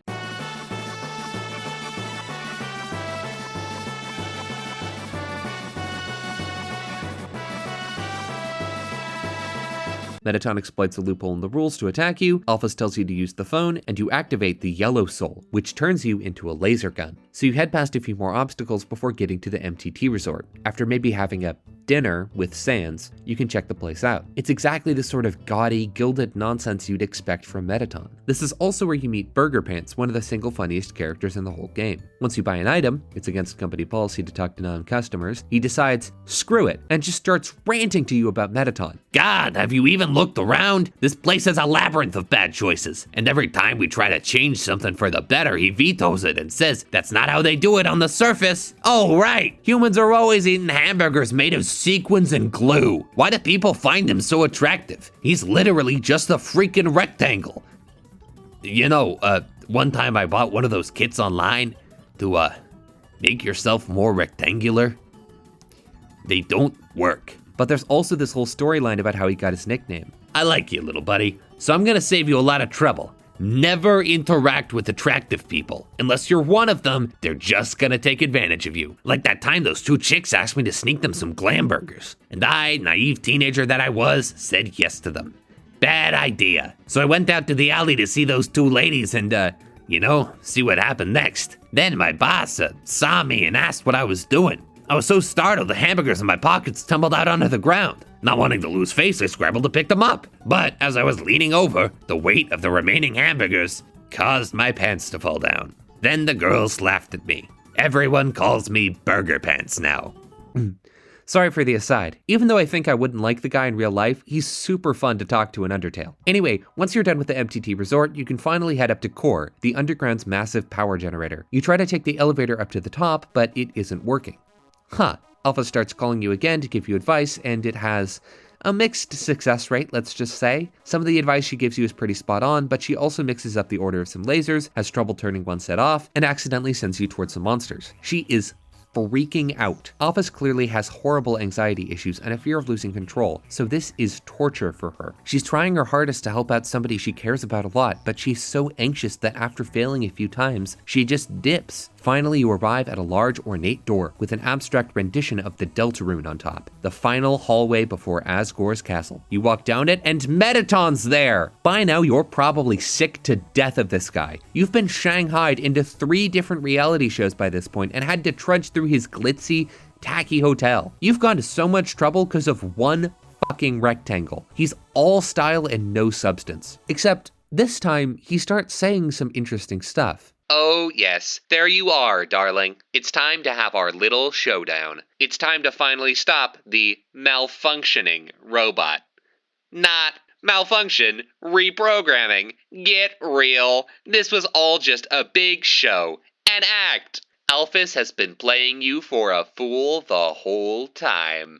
Mettaton goes on to explain the reason for his murderous intent, the truth behind the charade. Alphys began watching you travel across the underground and grew attached. And just like she obsesses over Undyne and Mew Mew Kissy Cutie, when presented with a legend happening in real time, she couldn't help but insert herself into it. So she reactivated puzzles, deactivated elevators, and got Mettaton to torment you. Even worse, Mettaton hired a lot of the monsters you've been facing to kill you. And since Alphys enlisted him to make your journey harder, that means she's directly responsible for nearly every encounter with a monster so far. Alphys doesn't seem much like a helpful, awkward scientist anymore. The danger you faced through all of Hotland and Core, it was a facade, manufactured scenarios in an attempt to bond with you. In fact, she's standing outside the door right now, ready to burst in and save you from the scary, evil robot. Mettaton, however, has different plans. After all he wants to do is entertain. And what's good entertainment without a plot twist? Mettaton locks the doors. You're trapped inside without Alphys to save you.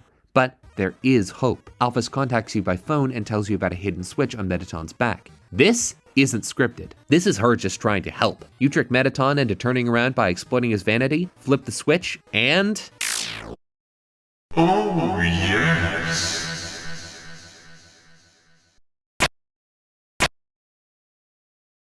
Oh my fucking god. This is the real Mettaton, the body Alphys has been building him the whole time. And lucky for you, he's been aching to show it off for a while. So as thanks, I'll give you a handsome reward.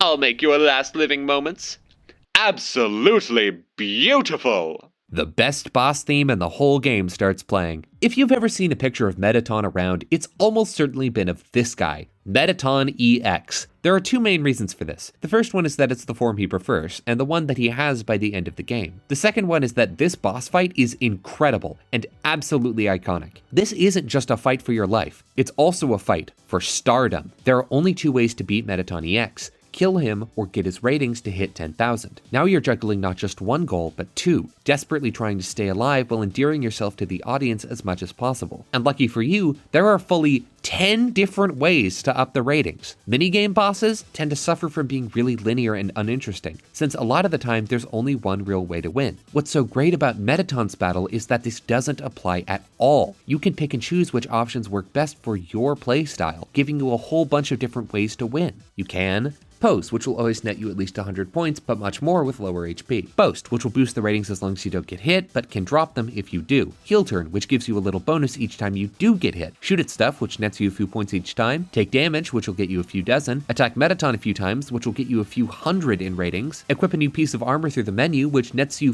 1,500 in a single turn. Eat MTT brand food like the Glamburger or Starfait, which gets a few hundred. Write something for the essay question. Bonus points if you give a good answer. Examples include leg, his best attribute, dancing, hair, hot fine entecute, 27 different possible compliments, and Toby, who Mettaton says sounds sexy. You can also write swears, which will lose you points due to it being a family-friendly show. And finally, you can toss the stick at Mettaton. He'll acrobatically catch it in his mouth and net you 700 points. The number of different options you get in this fight is genuinely insane. It lets you use your own creativity as a way to get ratings. Like, we know Mettaton loves drama, so attacking him a bit makes sense, even on a pacifist run. He clearly loves fashion, so of course equipping some armor would help. Then, when you finally get to the essay question, what does Mettaton value about himself? Well, he keeps talking about his legs, but he's also dancing and clearly put a lot of effort into that hairstyle. On top of that, it really helps that this isn't a fight you're meant to win the first time. You know, most other fights in this game, even the bosses, can be beat fairly easily on the first try of a pacifist run. Mettaton, though, is actually kind of tough. His attacks come fast and do pretty solid damage, so you could easily die after a bad turn or two. But this is a positive, since it lets you plan in advance. You learn the order of attacks, which means you can pick out the perfect times to pose, boast, heal turn, and eat some food. There's a hard attack coming up and you have plenty of health, probably a good time to heal turn and benefit off the hits you're gonna take. You're low on health? Pop a branded healing item. Or, if you know the attack is an easy one to dodge, you can risk it all by striking a pose and get a huge boost in ratings. And of course, after the first two bomb corridor attacks, Mettaton gives you a union-regulated break time, so you can boast right before that turn and you won't get hit at all. Mettaton is also such a diva throughout this fight. Pure ego and vanity, all the way. The fact that he's dancing the entire time is amazing, both that it's completely in character and also makes it seem like he's not taking the fight seriously. Basically, everyone else was locked in during battle, so Mettaton dancing through the whole fight is massively insulting. It's just one more reason to love the guy. I get the love for him in general. Even when he's a noisy gray rectangle, he's full of charm and wit. He's a perfect contrast to Alphys, charismatic and popular, but shallow. And when he transforms into Mettaton EX, it gets even better. He's even more stylish, even more of an egotist,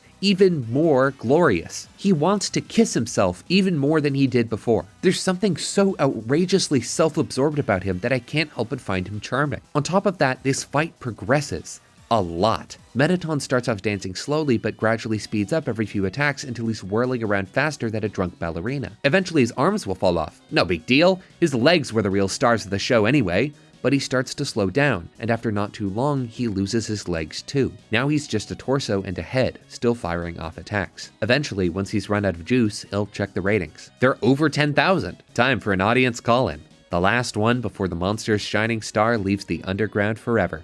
He picks up. It's Nabstabluk, that shy old ghost who's been showing up throughout the game. Same lowercase speech, same long pauses, same self-deprecation. Before they've even spoken a minute, Nabstabluk is gone. Somebody Mettaton clearly knew. The calls keep pouring in and they just don't stop. Monsters all over the underground wiring in to say how much they love the show. As Mettaton is lying here, all his limbs off but in a form where he's finally comfortable, I think he realizes for the first time the impact he's had on people's lives. He's not just a narcissist. Don't get me wrong, he is. But he's also an entertainer. A very popular one people look up to and admire. One who motivates people to take charge of their lives. And he learns that, even if he wants to become a star on the surface, maybe that's not what he should be doing. Maybe he's needed down here with the monsters. The other reason I love Mettaton is that he has heart. Not just literally, although his core is heart-shaped. I mean that he really loves the work he does. He has spirit, and by the end, he proves he has empathy too. For all the work he's put into his image, it seems like he really does care about his audience. He knows he's all they have. So out of empathy, generosity, and more than a bit of ego, he decides to stay in the underground and leave you be. After all, without him, the underground would lose its spark. Now we get back to Alphys and one of her most humanizing moments. She finally gets the door open and rushes in. The moment she sees Mettaton on the ground, she runs over, thinking he's dead. Alphys breathes a sigh of relief, realizing it's just the batteries, and says that even if it weren't, it would be fine. She could build another. But we know, just from how she acts, that it's not true. For all the shit they've put each other through in this game, Alphys and Mettaton really do care about each other. It's nice, even though they both nearly killed me. I even kinda get that. I don't condone it, but I understand. Mettaton wanted to make it big. He likes the attention, and I really can't blame him for that. It doesn't excuse trying to kill a child, of course, but we're not just a kid. We're the final human. Killing you would make Mettaton go down in history. Who wouldn't want that? And with Alphys, it's stranger, but even more sympathetic. Alphys is an antisocial shut-in. She's never really been that great at interacting with people, and she rarely goes outside. Her worldview is warped. All she really knows now is anime. So when she sees you walking into Snowdin for the first time, winning battles and making friends like a character at one of her shows, she grows attached to you. She forms a parasocial relationship. So when you show up at her door, it's like one of her characters came to life in front of her eyes. For once, she doesn't just watch, she gets to be a part of a story. So she sets up traps, reactivates puzzles, and sicks Mettaton on you, all to force her way into your legend. But of course, this is still an unhealthy relationship to have. Even though it's sympathetic, it's not good. It's violating your rights as a person and putting you in danger. And you're a kid. Besides, all this unhealthy obsession does is push away Mettaton, one of the few people who's still close to her. It's ironic, isn't it? This attitude Alphys has toward you is the exact same one many fans had with Undertale. For literal years after it came out, people were still making animations and fan games and theories about one little game that you can beat in a day. Plenty of incredible things came out of it. Animation, remixes, fanfiction, parodies, original songs, and Underverse, which is practically a full Undertale movie. Made by fans. The animation's a bit rough in places, but it's good. The Undertale fandom is one that's come together to make some genuinely remarkable stuff for everybody to enjoy. But there were also some times where the fans lost track. For just one example, Undertale was famous for a long time for how awful it was to stream. If you ever had a live audience, they would pester you constantly about the things you missed and the mistakes you made. They had devoted so much time and love and effort to a game that they liked that somebody not engaging with even a tiny part of the experience was an insult. Their obsession had made the space toxic for everybody else. A little YouTuber made a video about Undertale a very long time ago. I'm sure you've never heard of him. His name's Hbomberguy. Yeah, 9 years ago now, his video Perverted Sentimentality came out. It's really good. It talks about a side of Alphys that I don't see mentioned much. Alphys has an interesting little message attached to her. She has a tendency to get obsessed with things. She'll go on these long rants about Mew Mew Kissy Cutie and comics and human culture. And while, sure, it makes her some friends, her hobbies are the only reason she met Undyne and created Mettaton to begin with, they've also had an actively detrimental effect on how she interacts with the rest of society. It also has a very interesting connection to a certain route through the game. A connection, say it with me now, that we'll get back to later. And can I just say, this is the first game that made me realize how much it would suck to actually be an RPG hero. If you were living in a world with any degree of social media and you had any notoriety whatsoever, you'd have hordes of fans idolizing and hounding you day and night. We leave Mettaton's room and move into the last corridor of the core. Alphys catches up with us a moment later. So you're about to meet Asgore, huh? You must be pretty excited about all that, huh? You'll finally get to go home.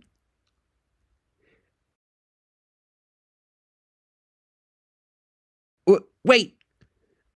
I mean, I was just gonna say, goodbye, and I can't take this anymore. I lied to you. A human soul isn't strong enough to cross the barrier alone. It takes at least a human soul and a monster soul. If you want to go home, you'll have to take his soul. You'll have to kill Asgore. I'm sorry. God damn it, Alphys. Just when I was starting to sympathize with you. She lied to us again. She lied one last time. When we first met, she said we could leave with our human soul alone. That's not true. After all the work we've been putting in, if we want to escape the underground, we need to commit regicide. A final stab in the back for the sake of her own comfort. One last lie. That was the last one. Right?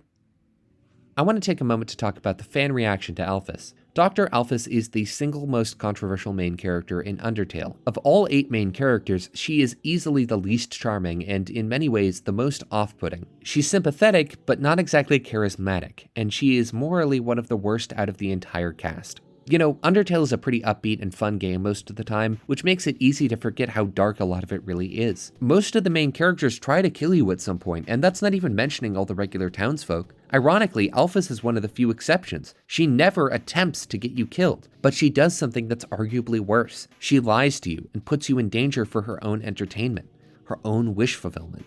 A fantasy. It's not malicious, but does that make it any better? All the other characters' negative actions are hidden behind comedy or tragedy or desire for the greater good. Alphys's are not. She is the only main character whose motivations are purely selfish. There's also something else. 6 of the 8 main characters get a pretty negative first impression. They're lazy, self-important, murderous, narcissistic, criminal little psychopaths. But over time, you discover that each of them has layers and that they're more than they appear on the surface. Papyrus is self-important, but he's also empathetic and full of heart. Undyne tried to murder you, sure, but she's also a leader, a protector, and puts passion into everything she does. Even Asgore is introduced as a terrifying beast, only to turn out to be a bit of a cinnamon bun.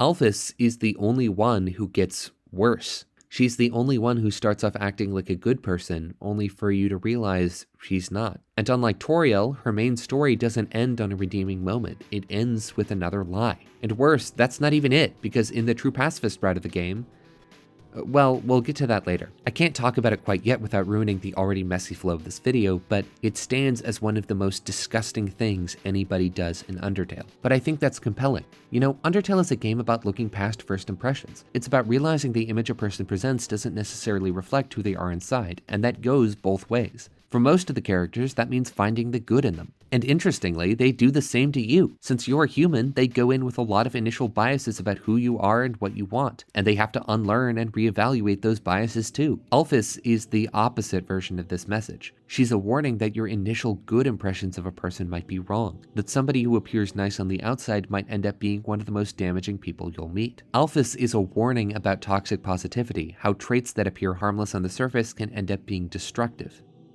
After all that, I think it's finally time to stop talking about Alphys. For now.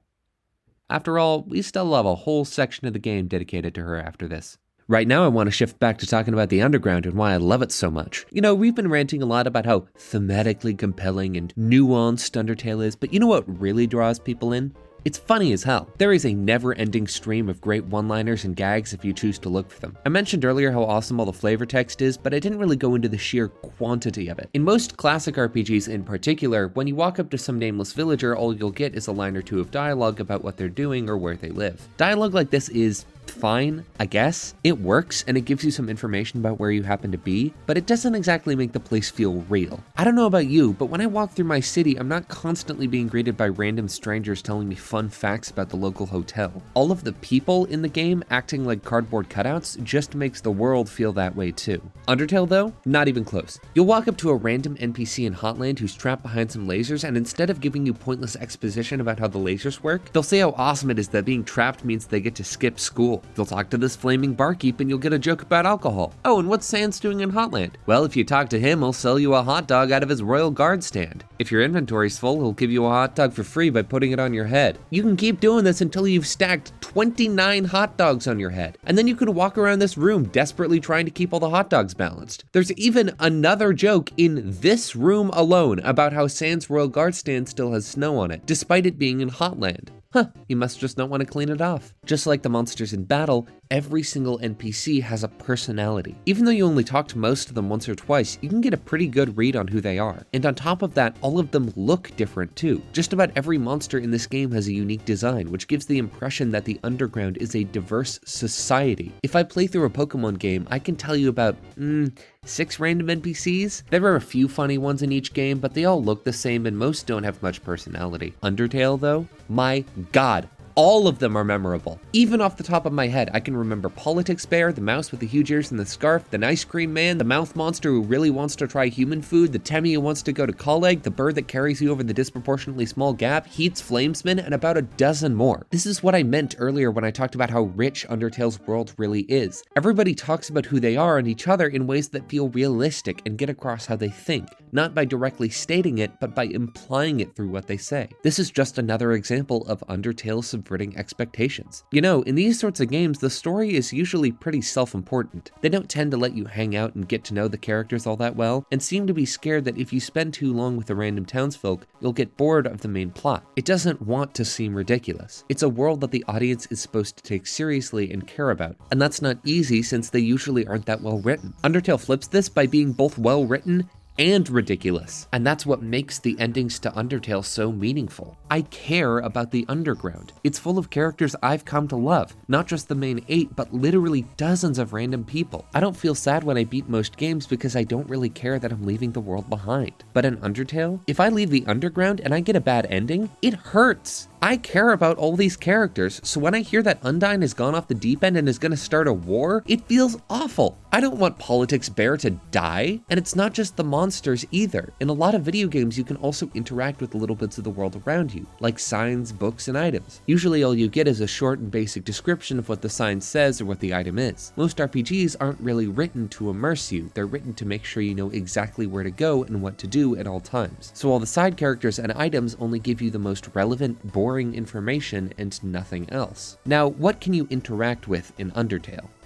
Everything. Seriously? Everything? Yes, everything. Okay, almost everything. If it's small and a monster put it there is a 99% chance that you'll be able to interact with it. In any other game, these plants in Toriel's house would be some decoration, but in Undertale, you can walk up to them and get a joke about calling cattails water sausages. This isn't just a trash can, it's a regular old bucket of snails. And this isn't just a door, there's a person behind it and a bit of funny dialogue. It's insane how nearly every bit of decoration in this game has good, memorable flavor text. Again, after playing through a Pokemon game, I can remember maybe 2 funny signs and 4 good NPCs. I hadn't played through Undertale for a year before making this video, and I could still remember dozens. It's not just funny stuff either. As you're traveling through the underground, you'll occasionally come across a little piece of clothing or equipment, the old tutu and the ballet shoes, the stained apron and the burnt pan, the tough glove and the manly bandana. They always come in pairs. If you read the descriptions on the items, nearly all of them emphasize the age of the equipment.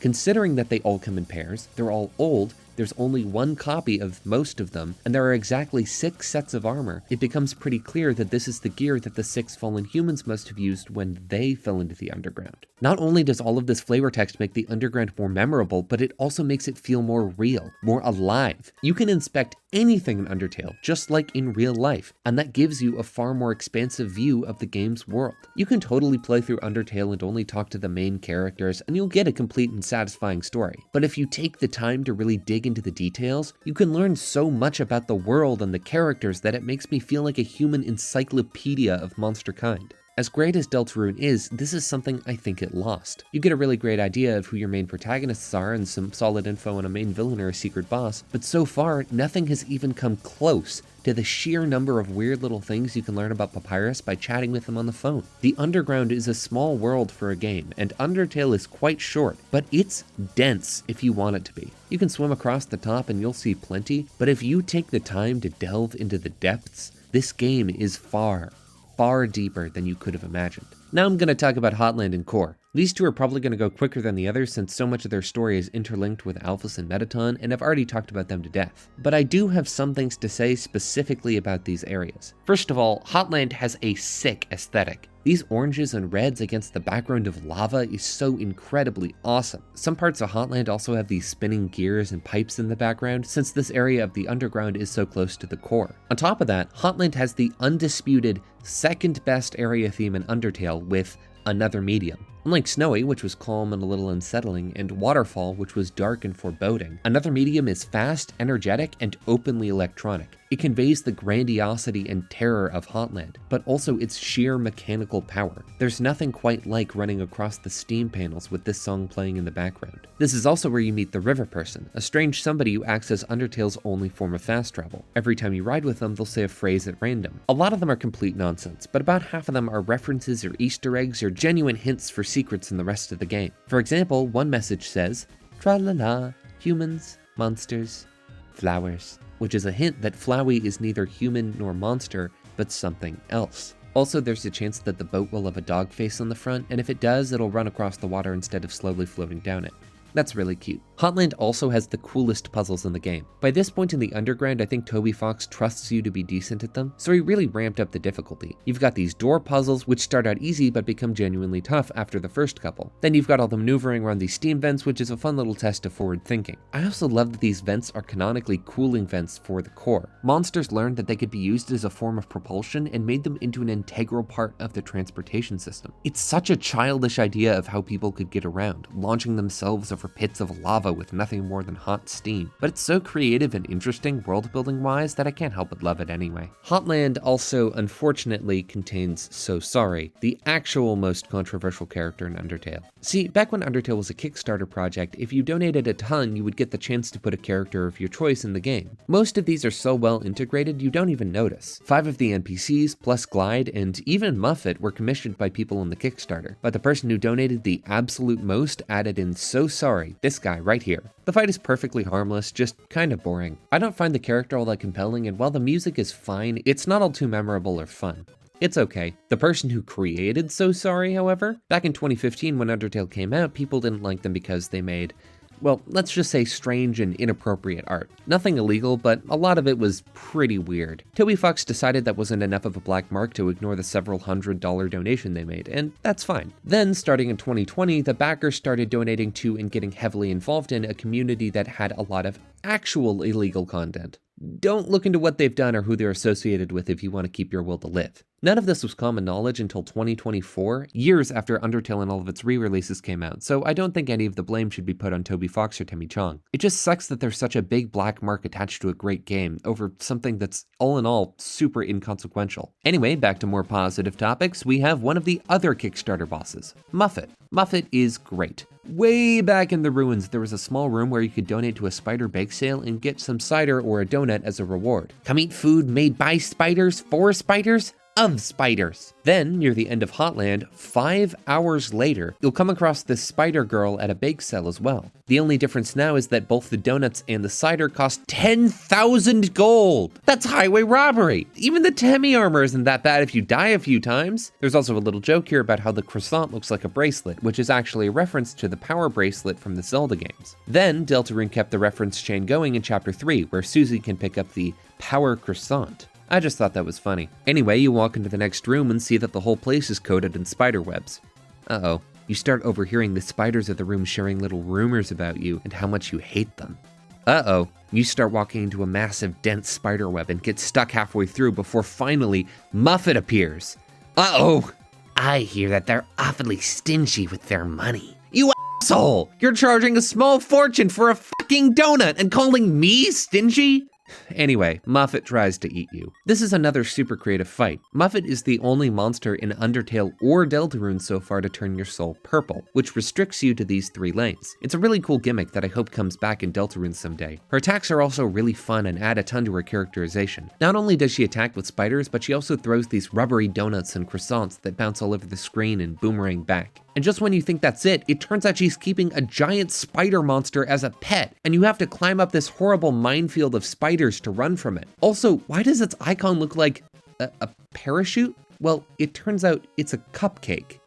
Muffet named this thing Cupcake. The acts she gives are also great. You can bribe her to lower her attack damage, but each time you bribe it gets a little bit more expensive. You can also struggle, and after doing that 3 times, Muffet will find it amusing and give you a 50% discount on your bribes. You can also completely skip her fight if you eat a baked good from back in the ruins, but let's be honest, you probably used it before you got here. Finally, after 17 turns, she'll spare you, and if you spare her back, you won't even get any gold from it. Who's the stingy one now? God damn it, I hate her! Muffet is the perfected version of one of those spoiled children who's dangerous just because of the resources they have. She's got an endless supply of spiders, donuts, and croissants, a monstrous and dangerous pet, and 0 empathy. The fact that you don't even get any money from sparing her after all of the trouble she put you through is just the cherry on top. That's pretty much it for Hotland until you get to the MTT Resort. Putting aside the fantastic conversation with Saiyans that we'll get to later, there's also plenty of great stuff in the rest of the hotel. The fact that you have to pass through it to get to the core is really telling, I think. It shows that Mettaton's cult of personality has grown so expansive that he's even managed to restructure basic aspects of the underground. The whole place is a tacky, expensive mess, and yet everybody seems to love it anyway. Staying the night is 200 gold, a sandwich costs 300 gold, and a single steak is 500 gold. I mean, before this, you were buying CT for 18 gold. But if you take this one to a customer for room service, they'll pay you 99 gold for it. This is also the only place in the game where you can get the Hush Puppy, one of the best and probably least used healing items in the whole game. Now that we're done in Hotland, we get into Core. Right off the bat, I want to say how much I love the music for this place. It's only the 3rd best area theme in the game, and it's still fantastic. It feels like an even more esoteric and grand version of another medium for a place so old and complicated that it's impossible to comprehend, while also being modern and electronic. On top of that, it's the only area theme that doesn't stop when you start a battle with a monster,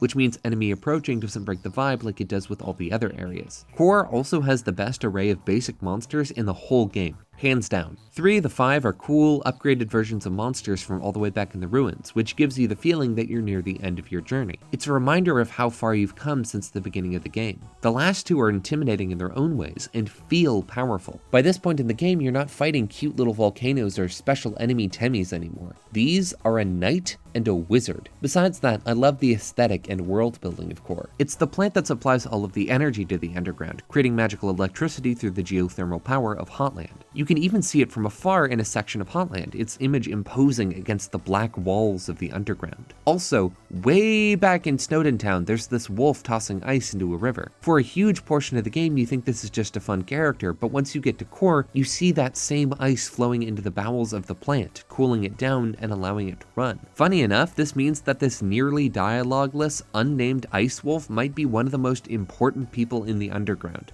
The idea of the entire underground being powered by a single, ancient, enormous electrical plant is just fascinating to me as well. Hotland's heat would be one of the only real sources of electricity in the whole kingdom, so it makes sense that the monsters would take full advantage of it. And now, they live with it. In fact, it's such an integral part of the game's world that it's one of the only 2 ways to get to Asgore's castle, the other being a single, permanently occupied elevator. The path through Core also ends with an elevator. The long elevator. You step in, and for a short 20 seconds, you're left to think about what Alphys said to you, how you're gonna have to kill Asgore and leave the underground alone.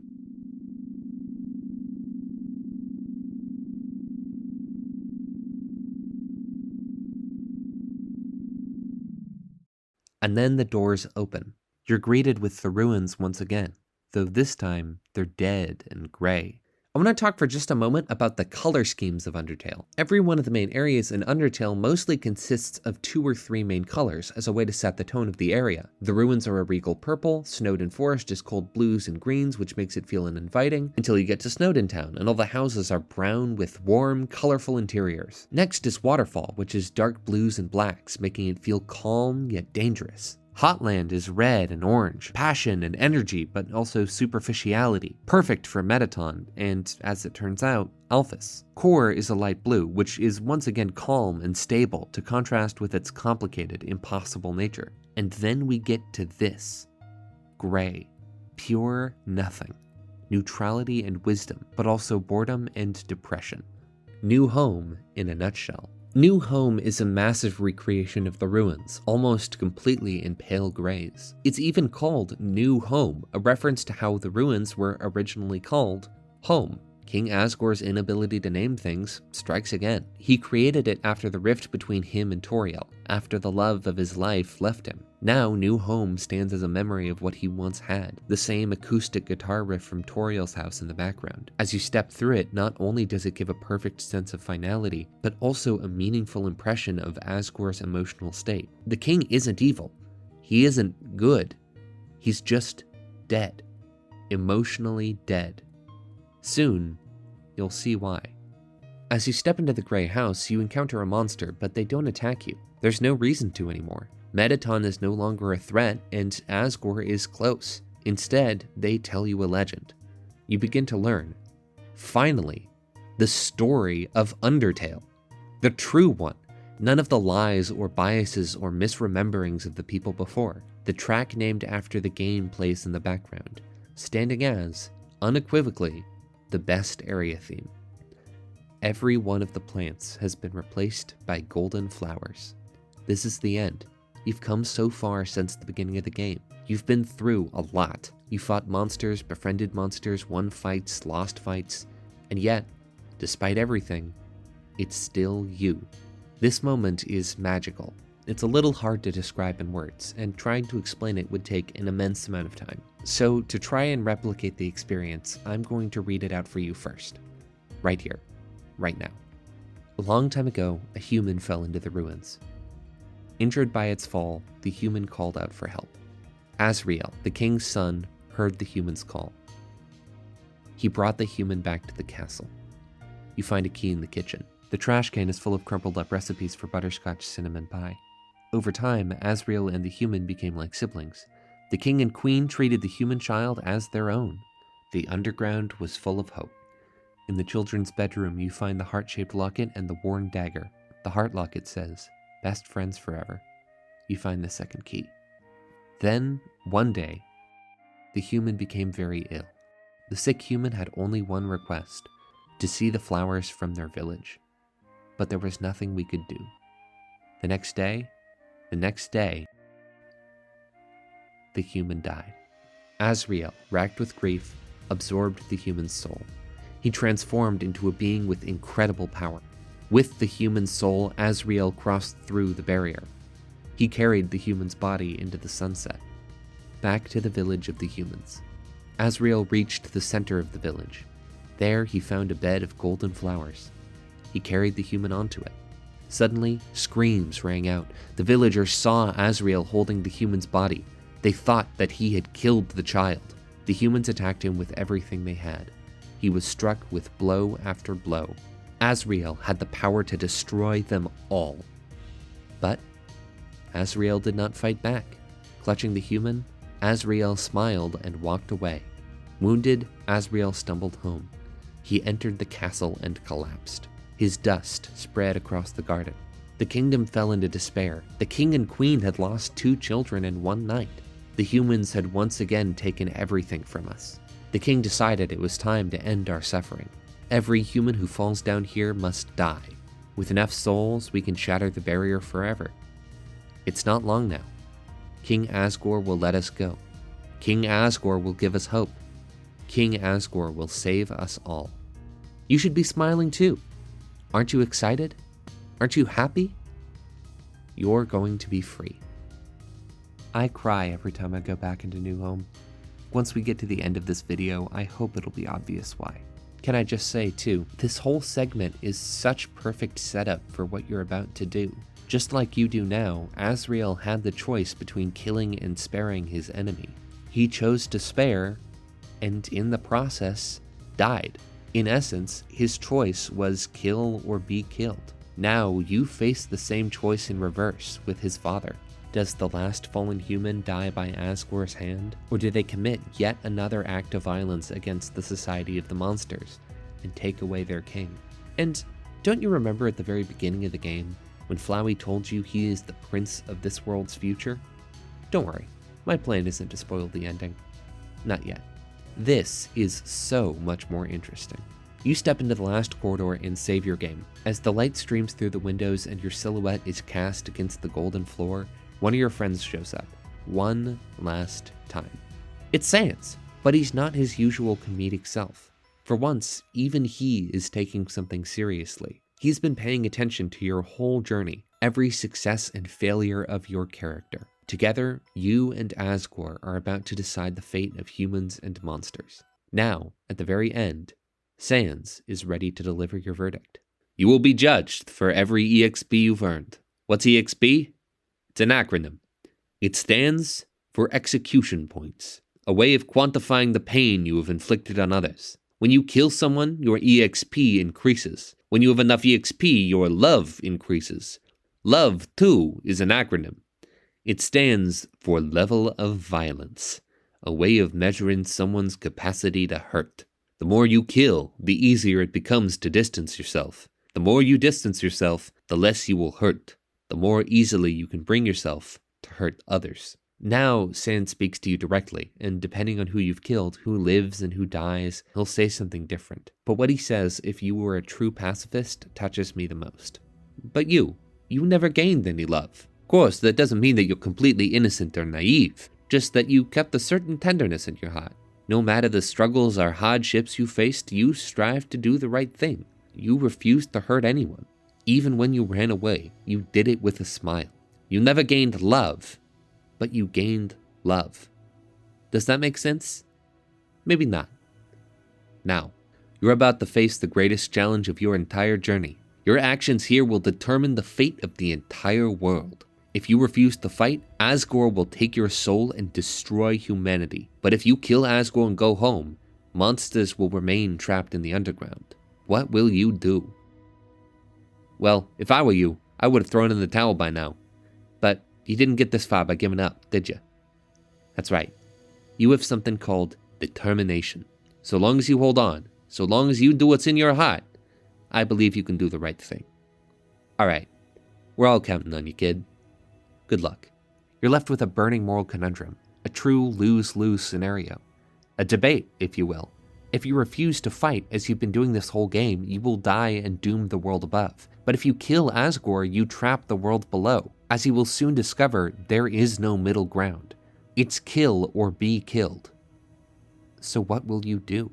I also want to talk about the acronyms. Execution points and level of violence. At the end of every fight, once you spare a monster, it will tell you how many EXP you've earned, and on the pacifist route, this will always be 0, a constant reminder of your choice to do the right thing. But EXP itself has been a non-entity. So when you get to this point, what Sans says is a huge reveal. In virtually every RPG before and since, EXP has been experience and LV has been level. It's a way of quantifying your skill at the game. But in Universe, this is not what they would quantify. In Universe, you are fighting, hurting, and killing things, often sentient beings with families and homes and hopes and dreams. In Undertale, EXP isn't just something for the player, an indicator of how much progress they've made. It's a physical resource, something the characters in-game can measure, a counter of how many people you've killed. If you have experience points, you are a murderer, plain and simple. But execution points are the only way to gain love.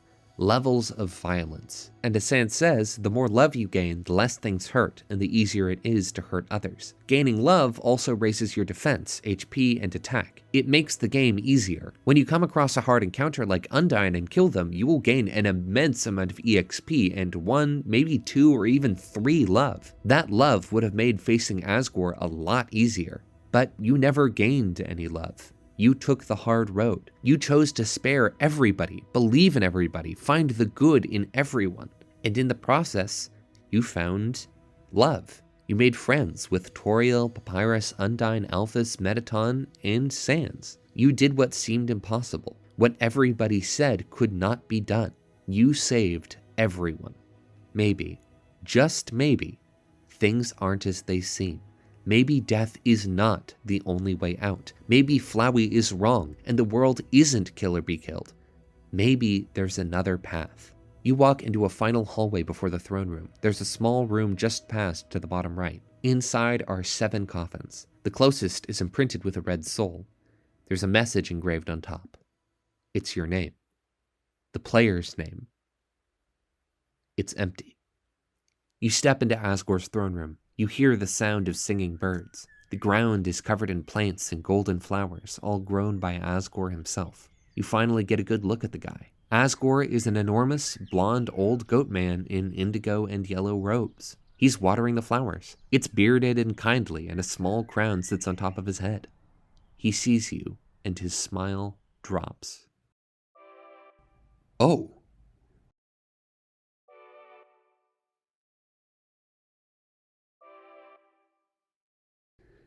I so badly want to say, would you like a cup of tea? But you know how it is.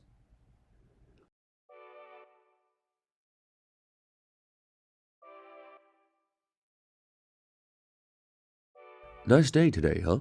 Birds are singing, flowers are blooming. Perfect weather for a game of catch.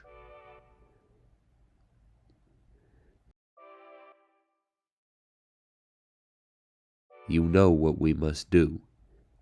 When you are ready, come into the next room.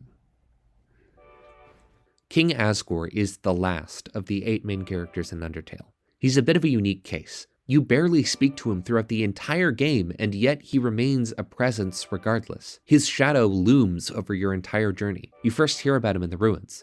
Toriel hates him. She thinks he's a monster, in the true sense of the word. Murderous, immoral, evil. Such a threat that it's worth keeping you trapped in the ruins forever, just so you never have to meet him. But throughout your journey through the underground, you start getting more nuanced views of him. The first comes from Papyrus, when he refers to him as a big fuzzy pushover. Undyne initially portrays him as a terror, but later on when you're chatting with her, she also reveals that he is a favorite tea, and was her mentor before she joined the Royal Guard. And he was a good one. Alphys even had a crush on him, and there's that quirk of him giving everything comedically awful names. His own son is named Asriel, which once again is just a combination of his and Toriel's names. When you finally reach New Home and look in his room, you find that he is a trophy. #1 Nose Nuzzle Champions 98, and a Santa Claus outfit. Judging by the butterscotch cinnamon pie recipes crumpled up in his trash can, it's clear that he desperately misses his wife's cooking. And as creepy as New Home is, it shows that he has a heart and a perverted sentimentality for his old life with Toriel, one which has warped him into something depressing.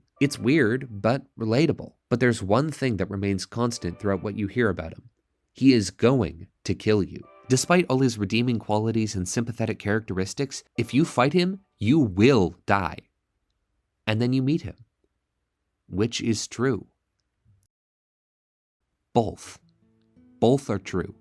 Asgore is both the villain Toriel betrayed him as, and the kind, caring mentor figure the other monsters see. As it turns out, Asgore contains multitudes. He is not good, not evil, but simply deeply flawed. He is the Bergentrekung, the king under the mountain. He has lived for countless eons as an immortal boss monster. He fought in the original war. He led his people into the underground when they lost. He had his son, Asriel, and with the birth of a child, for the first time in his adult life, he began to age. And then, suddenly, his aging stopped. Asriel had died, as well as the human child he and Toriel had adopted. He flew into a violent rage and declared war against the humans once again. He would not stop until he had collected 7 human souls, broken the barrier, and raised the civilizations of humanity. Toriel left him, and for the first time, he was truly alone. But it's been centuries now, and it's clear his heart is no longer in it. He was angry for a long time, but that anger faded. Now, he's just sad, nostalgic for a life before with his family. He knows the war is wrong. He knows his actions are evil. He killed those 6 fallen humans, and now he regrets it. And yet, he keeps the war going, not out of drive, but out of cowardice. He can't bring himself to admit it was all pointless. He suffers from the very same problem that Alphys does, only on the scale of a kingdom. And so, you still have to die. You step into the next room. Asgore tries to get you to relax. He takes you through a gate, just like the one at the very start of Undertale. In it, you find a strange, infinite corridor. The barrier. Asgore gives you one final chance to step away, to complete any unfinished business. You stay. Asgore turns around. 7 canisters rise up from the ground. 6 of them contain a human soul. The final one is empty. Asgore starts the battle. Bergentrekung is playing. Twilight is shining through the barrier. It seems like your journey is finally over. You are filled with determination. Human, it was nice to meet you. Goodbye.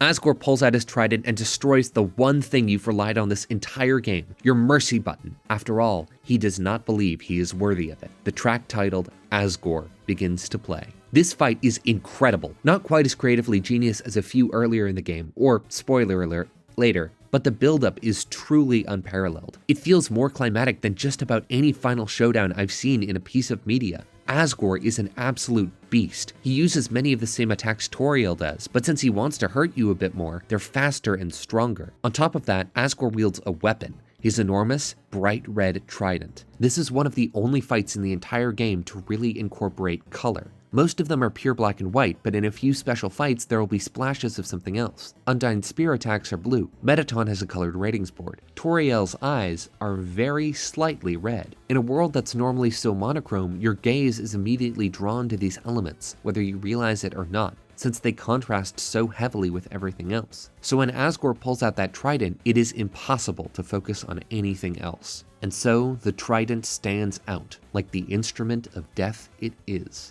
Asgore at first seems truly impossible to beat peacefully. With Toriel, you had to spare her over and over. With Undyne, you had to run. With Papyrus and Muffet, you just had to wait it out.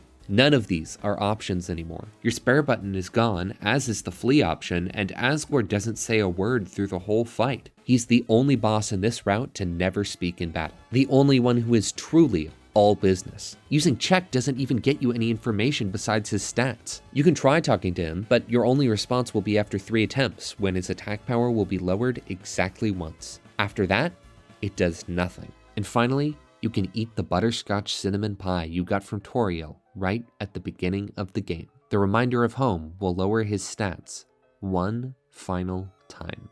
After that, you are out of options. On the Pacifist route, most of the bosses and mini-bosses before this one have had some sort of special trick to defeating them. The secret trick for this one is to use the one tool you have never touched before, the fight button. Asgore is more immovable than any of the other monsters. If you want him to listen, you have to attack him. You use the fight option for possibly the first time in this whole game, whittling down Asgore's HP with each passing turn. You dodge, you attack, you dodge again.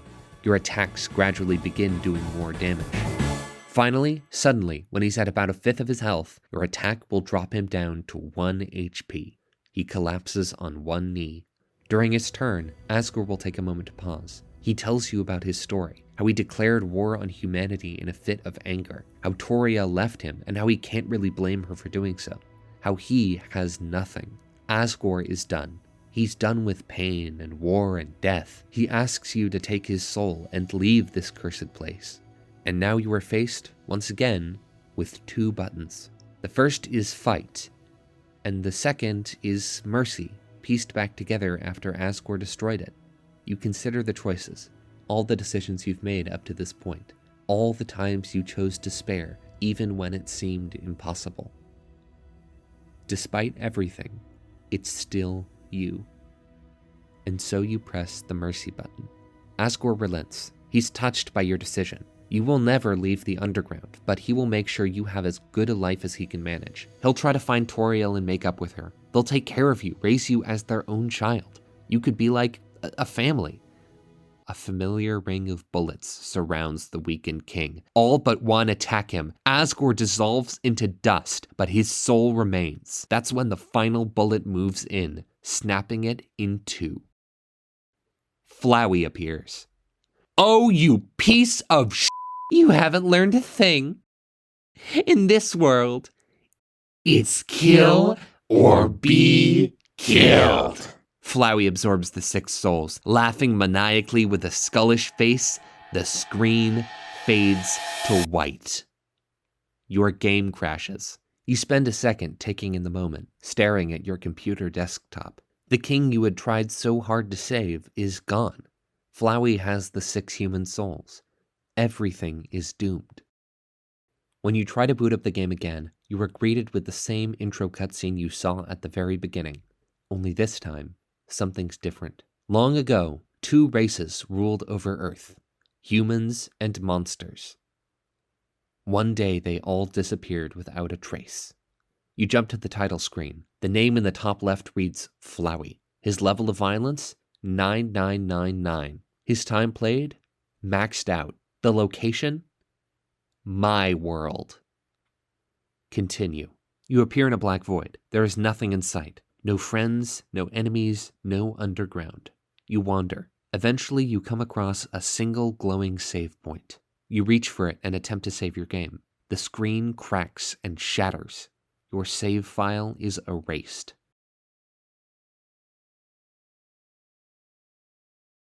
Howdy! It's me, Flowey. Flowey the Flower. I owe you a huge thanks. You really did a number on that old fool. Without you, I never could have gotten past him. But now, with your help, he's dead. And I've got the human souls. Boy, I've been empty for so long. It feels great to have a soul inside me again. I can feel them wriggling. Oh, you're feeling left out, aren't you? Well, that's just perfect. After all, I only have 6 souls. I still need 1 more. Before I become God. And then, with my newfound powers, monsters, humans, everyone, I'll show them all the real meaning of this world. Oh, and you can forget about escaping to your old save file. It's gone forever. But don't you worry. Your old friend Flowey has worked out a replacement for you. I'll save over your own death so you can watch me tear you to bloody pieces over and over and over. What? You really think you can stop me? You really are an idiot. You hear the sound of a fight beginning. There's no opponent. Instead, all 6 souls appear. The screen flashes red as a horrible black shape starts to approach. A white screen with a nice little smile appears on the body. It gives you a toothy grin. You look nice.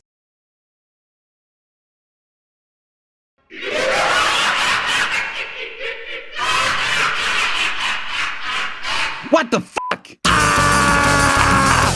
Ah! Ah! You die. This is all just a bad dream. And you're never waking up. Hey kid, welcome to hell. Population 2. This is Photoshop Flowey, the final boss of the neutral run of the game and quite possibly the craziest boss fight I've seen in a video game. Nearly everything you knew about Undertale is thrown out the window. Taking turns during a battle? Forget that. It's Flowey's turn, and it's his turn forever. Attacks that only cover a little box? Nope, the whole world is a battle box, and plants with horrible mutated teeth crash around the entire screen. Charming battle music that makes you feel pumped? Try a track called Your Best Nightmare, an anxiety-inducing mess that mostly consists of air raid sirens and a frantic beat over a melody that sounds like it's being strangled to death. And forget saving. If you die to Flowey, the game just crashes again, and the moment you restart it, you'll discover that Flowey has taken over your save file. Now he's in control, and we're going to do what he wants. And what he wants is to kill you over and over and over. And that whole thing about battles being in black and white, I mean, fucking look at him. This is one of the most disturbing final bosses I've seen in a game. A lot of that comes down to him being completely different from anything you've seen before. Every single battle before this one was a quaint little duel between 2 parties. Well, this is a cat playing with its food. This is a nearly all-powerful being choosing to appear as a horrifying beast, simply to scare its victim. And even worse, the design implies that Flowey is far, far larger than this. His body likely extends much further behind him, which would make him absolutely massive. And that's not even mentioning the horrible, tortured face on Flowey's screen. This fight is a masterclass in making a boss fight that's only hard, but feels impossible. First of all, when you're at full health, every hit will deal a whole chunk of your HP, but once you get lower, they'll do basically nothing. Most players won't notice this, but it gives you a lot more survivability than you think. It also makes sense in-universe as your determination keeping you alive. On top of that, every single attack looks nearly impossible to dodge, as they cover so much of the screen and come immediately one after the other. You cannot pause for even a second. However, these attacks actually have pretty forgiving hitboxes, which makes them easier to dodge than they look. Covering the entire screen makes the attacks feel bigger and more powerful, and some of them even shake the screen, like the laser and the bombs. The only way you can do anything in this battle is to occasionally hit the fight button, which will only end up doing 1 damage. Wow, progress! But after a little while, you get some help. One of Flowey's 6 massive petals begins to flash with a color. A soul appears on your screen, and you're sent somewhere else. A somewhere with a load of spinning knives. You try your best to dodge the knives until you come across an act button spinning along with them. You act, calling out for help, until suddenly all of the knives turn into band-aids and you heal back to full. Once you're back on the main screen, one of Flowey's petals has turned darker, and you do 3 damage per attack instead of only 1. Then the same thing happens again with a load of big gloves and ballet shoes. Wait a second, a knife, a glove, and a ballet shoe? Are these all the pieces of gear that we've been using this whole game? Yeah, they are! And that's the notebook, there's the pan, and that's the gun. All of these old weapons you've been finding around Undertale, they're all right here. Each of the souls is using one, and that means that the gear that you've been using for this entire game has come from one of the 6 former fallen humans. Our theory was correct. So you keep dodging Flowey's attacks and calling out for help when each new soul stage shows up. Each time you finish one, your attacks will start doing slightly more damage. First 1, then 3 or 4, then 15 or so, then 24, and then finally, once the last soul is freed, Flowey's defense drops to 0. Finale begins to play. Flowey's attacks slow down, and your attacks are doing hundreds of damage, plus you get free healing items from all the other souls during this phase. You attack, empowered by the ones you've saved, until finally, Flowey's health pool is empty. He begins to scream. No! No! No! This can't be happening! You! You idiot! Flowey flashes back to full health, a massive grin pasted across the TV screen. Flowey kills you over and over and over and over and over, reloading the save to revive you each time, only to kill you again. His attack surrounds your soul, just like it did at the very beginning of the game. Did you really think you could defeat me? I am the god of this world, and you're hopeless. Hopeless and alone. Godly, that's right. Your worthless friends can't save you now. Call for help. I dare you. Cry into the darkness. Mommy, Daddy, somebody help. See what good it does you. You call for help.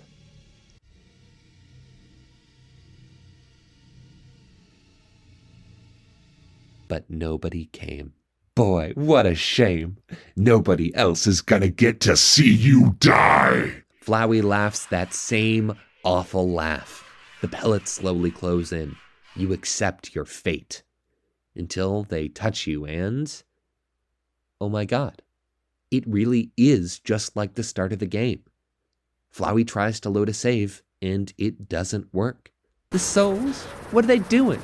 The souls emerge from Flowey, freed from his power, and surround him, draining every bit of themselves out of him. Photoshop Flowey starts flipping out, turning every shade of the rainbow and splitting apart and screaming until the screen fades to white.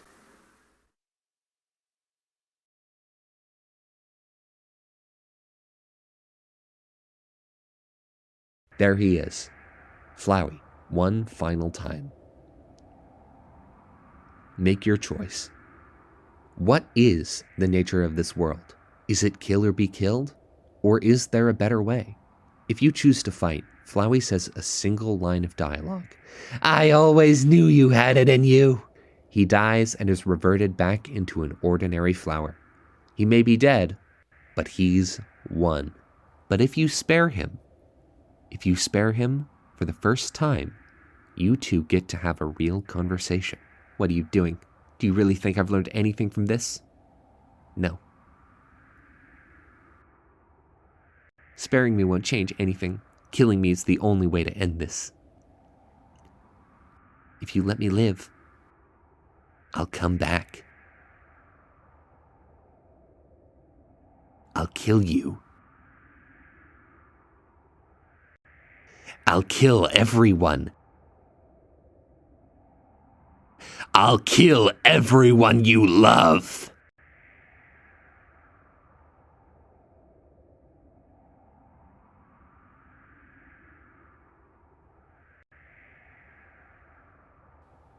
Why? Why are you being so nice to me? I can't understand. I can't understand. I just can't understand. Flowey runs away.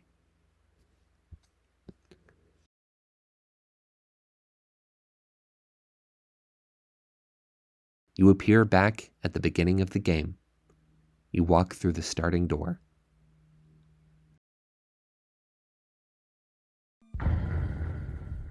The title drops.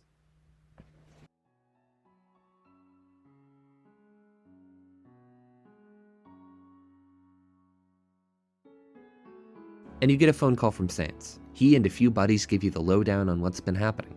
For one, the 6 souls have disappeared. Papyrus became captain of the Royal Guard, except now all they do is water flowers. Alphys and Undyne are working on a way to get out of the underground. Speaking of which, Undyne pops on and tells you she's been working as a gym teacher in Toriel school. Get this, she can bench press 7 children. However, Asgore is dead and Alphys is even more reclusive than normal. Something's really bothering her. I wonder what. Also, although you've probably figured it out by now, this is technically the first time it's ever revealed that Toriel is the Queen of the Underground. Good to know she's doing alright. It's melancholy knowing that the monsters are still trapped, but at least they mostly seem to be handling it. And that's it. So what the hell is the rest of this video about? Except, that's not quite it. Flowey's back, and instead of being hostile, he's confused. He's wondering how, even though you've done everything right, things still ended up like this. So flawed. But he might actually know a way to get a better ending. He tells you to load your save and go have a chat with Dr. Alphys. You're sent back to the title screen, your save file restored, and can play the game again, right before the point where you fight Asgore. As for what happens after that, it's something very interesting, but for the last time, I'll have to get to that later. Before I talk about the final, true, for real this time, endings to the game, for about 2 hours, I need to do a few more things. Some of them are pretty major, and some of them are tiny. The first one is asking you to subscribe. This video was an insane amount of work to make. This script took me well over 2 weeks of nearly continuous work to create, not including the hours and hours and hours I spent editing the audio, playing through the game 3 times, and editing together all of the video. On top of that, less than 5% of the people who watch my videos are subscribed, which is very, very low for a creator on this platform. Please, show me some love. Not levels of violence, the other kind. Joining my Ko-fi or becoming a channel member are great ways to keep this channel going, and as of now, I have some videos exclusive to members. Specifically, the special music and remixes in this video. One's playing right now, one you'll hear later on. Join either my Ko-fi or my channel if you want to hear them on their own. Speaking of music, the next thing I want to do is talk about the music and art of Undertale. I'm going to make this section pretty quick because the video is already so long. There's so many videos on this topic, and if I went into too much detail about it, I'd be talking for another 2 hours. I'll cover the music first. In short, it's really good. Like, really, really good. I'm a massive film and video game score buff, I just love the things, and Undertale's soundtrack is an easy top 10 for me in both mediums. All the songs are well orchestrated with compelling melodies and harmonies, often with a nice beat underneath. Most of them sound kinda 8 or 16-bit as a way to reference the RPGs Undertale was based on, like Earthbound. This usually works, although I gotta say there are a few tracks where it can get pretty straining on the ears. Some examples are Spider Dance, Metal Crusher, Nyehehe, and Tem Shop, although I know that one is intentionally painful. One unusual thing Undertale does a lot is messing with leitmotifs. A leitmotif is basically a short section of music that's used to establish a specific vibe or character. Toby Fox made an absolute ton of these and keeps remixing them by changing up their speed or switching up the context they're used in throughout the game. For example, Toriel's theme is a track called Fallen Down. Later on, it comes back for a reprise, and it includes the same bit of music as a different track called Once Upon a Time, to remind you that you've come a long, long way since the start of your journey. That bit of music is also used in Home, since that is the start of your proper adventure, and it's slowed down for the very last track in the game, Good Night, which finishes off the whole soundtrack. Also, it's a game called Undertale. The first track is Once Upon a Time, and the last one is Good Night.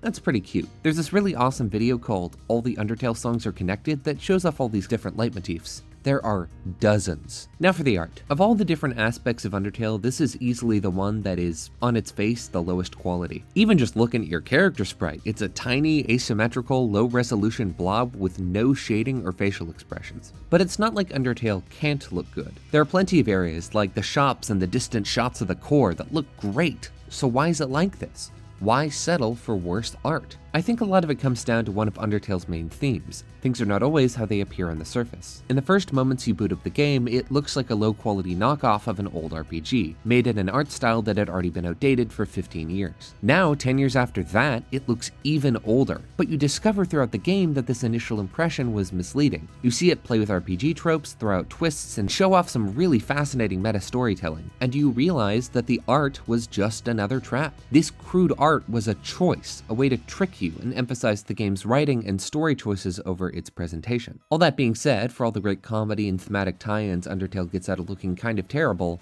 I mean, it still looks kind of terrible, doesn't it? The game is still pretty ugly, and I wouldn't be complaining if it weren't. I think Toby Fox came around to this too. Deltarune's been coming out for the past 7 years, and even the first chapter looked way better than 90% of Undertale, and it's only been getting better. It still feels like an old-fashioned RPG, but it comes off as much higher quality. Overall, I like it more. The next thing I want to discuss is Undertale's neutral route. I've been kind of going over it through a lot of the video. I've been trying to include a short bit about the neutral route in most sections about a character, but the neutral route is really underappreciated, and I think it's worth discussing in a bit more detail. The ending isn't quite as punchy as in True Pacifist or Genocide, but there's some wild stuff you can only really get here. There are great videos by Dorked and Shay going over all of them if you want to check them out, since I'm just going to talk about the broad strokes here. The first appeal of the neutral route is seeing the ramifications of each character's death on the greater world. In Genocide, the story changes so much that it's not something you get to see, and in Pacifist, well, nobody's dying. But depending on who you choose to kill, the route could be wildly different. The neutral route is less a single path and more like a broad gradient that contains all sorts of interesting things. Toriel's death doesn't change much since she was already in isolation, but starting with Papyrus, the story changes drastically. Undyne gets super depressed. Instead of giving a big, dramatic speech before your fight, she just sadly tells you about how a friend of hers is gone. Even worse, Sans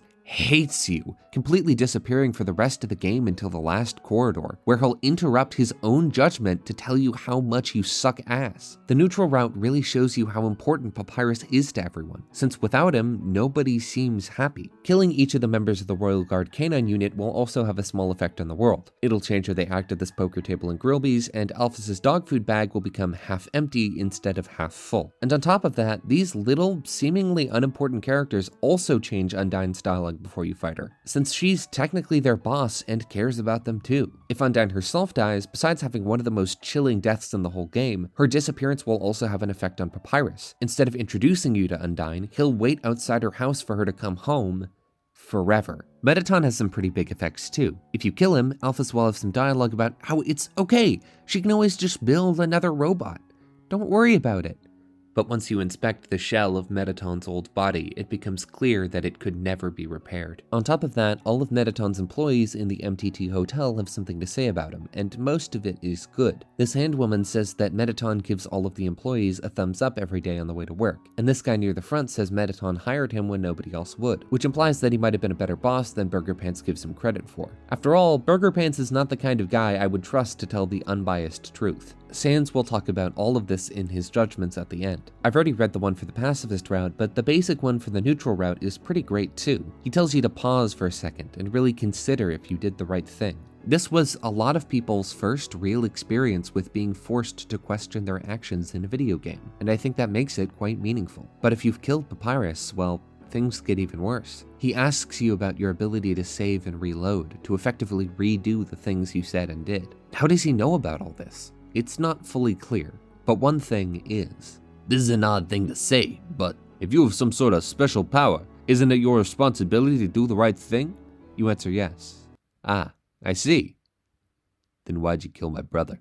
And then it just ends. That's it. He's gone. He thinks you're evil. After seeing the bond Sans and Papyrus shared all throughout Snowdin, you really feel it. You feel like a murderer for killing a character who is so precious to another. Killing any monster also makes some parts of the game impossible, like befriending Undyne. This is something you can only do on the pacifist route. What if you kill somebody after? Well, Toby Fox took that into account in the neutral endings. You don't just get a phone call at the end of the pacifist route. The neutral endings each have one too. In fact, there are 21 different phone calls you can get. Granted, a lot of them are pretty similar, but a solid 9 of them are almost entirely unique. Besides the joke ending where Toby Fox takes over the underground in the form of a dog, they're all pretty fascinating. First is the one you got in the pacifist playthrough, and it's definitely the best of all of them. If you spared nearly every monster, except for a few, Toriel returns as queen, but Undyne hates you, especially if you befriended her before killing them. She lives most days lying depressed on Papyrus's couch. And, horrifically, if you also killed Mettaton, Alphys is gone. Disappeared. It's heavily implied that she lost the will to live. YouTube won't let me say anything more than that and keep monetization. If you've killed more than 10 monsters, Toriel tries to return as queen but is overthrown in a revolution. If Undyne is still alive, she spearheads it, haha, and Toriel goes back to live in the ruins again. If you killed Toriel but Undyne is still around, Undyne conquers the underground and rules it with an iron fist, planning to wage war on humanity. And unlike Asgore, who is dead in all of these, she actually wants to. If you kill both Toriel and Undyne, then Mettaton takes over and rules as a stereotypical narcissistic dictator, but also seems to regret the way he treated Alphys, who left the world in this timeline too. If you killed Toriel, Undyne, and Mettaton, then Papyrus becomes the ruler. He's the figurehead, but Sans handles all the paperwork, and for once, he's actually working hard. Papyrus is the main speaker in this one, so it's a bit less depressing on the face of it, but throughout the call it becomes clear that the people of the underground have lost hope, and that Papyrus is only clinging onto his because he thinks his friends will come back. Or maybe he's just lying to himself. Although he is naive, he does often pretend to be even more so in front of Sans. Leaderless is probably the most depressing of all of them, when you kill every main character and a few regular monsters. Instead of getting the usual somber music for the end of a neutral round, all you get is a cold wind. The underground is a dead, depressed disaster. Well, why isn't Sans the ruler? Not cut out for something like that. I like to take it easy, you know? That's a joke. This is what happens when people like me take it easy. See ya. And if you've killed more than 20 people, he once again tells you to go to hell. And finally, we get the Alphys ending. The best one. It only happens if you were on track for a genocide run, but aborted it after you killed Undyne the Undying. More on that later. Sans hands the phone over to Alphys, who's barely spoken in any of the endings before this. She confesses that she has a strange relationship with your massacre. She hates you, of course, but there's more to it than that. You forced Alphys to become a better person. At first, she only sat and watched. But when Undyne called, with crazed desperation in her voice, I realized I had to do something, even if it meant everybody would have to learn the truth about me. It's strange, you know? Even after all the bad things I did, people treated me like a hero, and they asked me to run everything. So I'm trying my best here. I think I have some good policies, but, you know, talking to people still makes me nervous. I'm no Asgore, you know? God, I miss everyone. Now that they're gone, it feels so clear what I should have done, what I should have said. Undyne, Asgore, Mettaton. At least Sans is still here. He's a good guy. And with him around, just daydreaming here, but I really should have killed you when I had the chance. That might just be the rawest line in this whole game. After all this buildup of Alphys being cordial with you despite all the people you've killed, she starts talking about her dreams. And then, with a smile on her face, she tells you she regrets not killing you earlier. But it's more than that. It's development for Alphys. It shows you the lengths you had to go to get her out in public again. How far she had to be pushed to take action. And for us, it opens up one more important question. What the fuck is she talking about? Everyone would have to learn the truth about me. The truth? What truth? And all the bad things I did? What did she do? Who is this woman? And what is behind that door in her laboratory? You know how when we were walking down that corridor with the track Undertale playing, learning about the story of Asriel and the first human? Remember how I said we were finally learning about the true story of Undertale? Well, guess what, you worms? I tricked you, because the real story is right here. You know all that stuff I've been saying about how things are gonna come back later? That time is now. For most of them, at least. Let's talk about the true laboratory.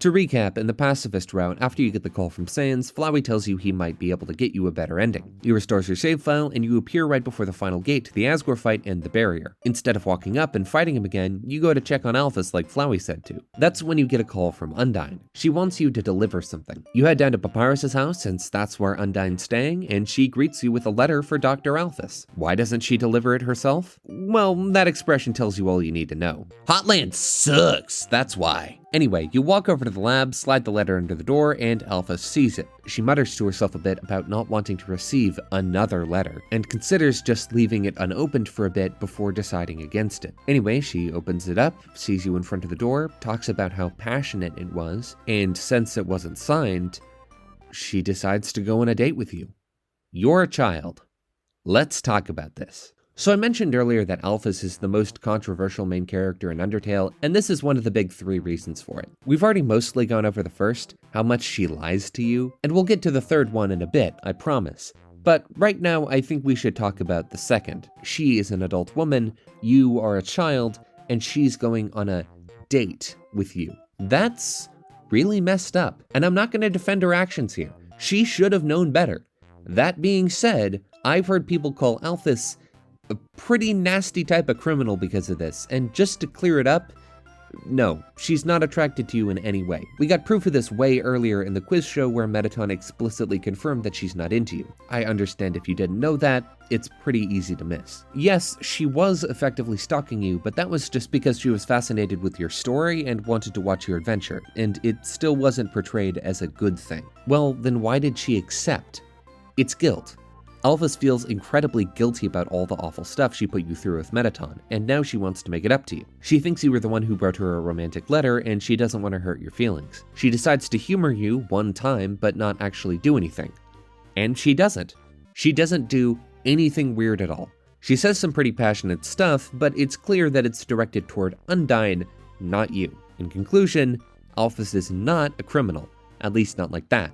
She's an anxious mess who refuses to work on herself. That's what this is meant to show. She would do something that could definitely and rightfully get her in court, not out of actually wanting to commit the crime, but because she simply does not leave the house and does not have the social graces to realize what she's doing is wrong. Hell, even that's not fully true, because she admits later on that it wasn't a good idea and that she was only doing it because she didn't want to say no to you. It's still a little weird to put this in a game marketed towards teens, but I think it's pretty clear that 1, what Alphys is doing is wrong, and 2, she isn't actually into you. With that disclaimer out of the way, let's actually talk about this date. Alphys gets all dressed up in the only piece of non-lab coat clothing she owns, yes, that's a canonical fact, and hangs out with a new person for the first time in presumably years. Despite being dressed up all nice, she's still horribly hunched over, sweating, and shuffling her feet together. She starts presenting you with some gifts to raise your affection statistic, like metal armor polish, a cream for your scales, a magical spear repair kit. Yeah, it's pretty clear she actually wants to date Undyne.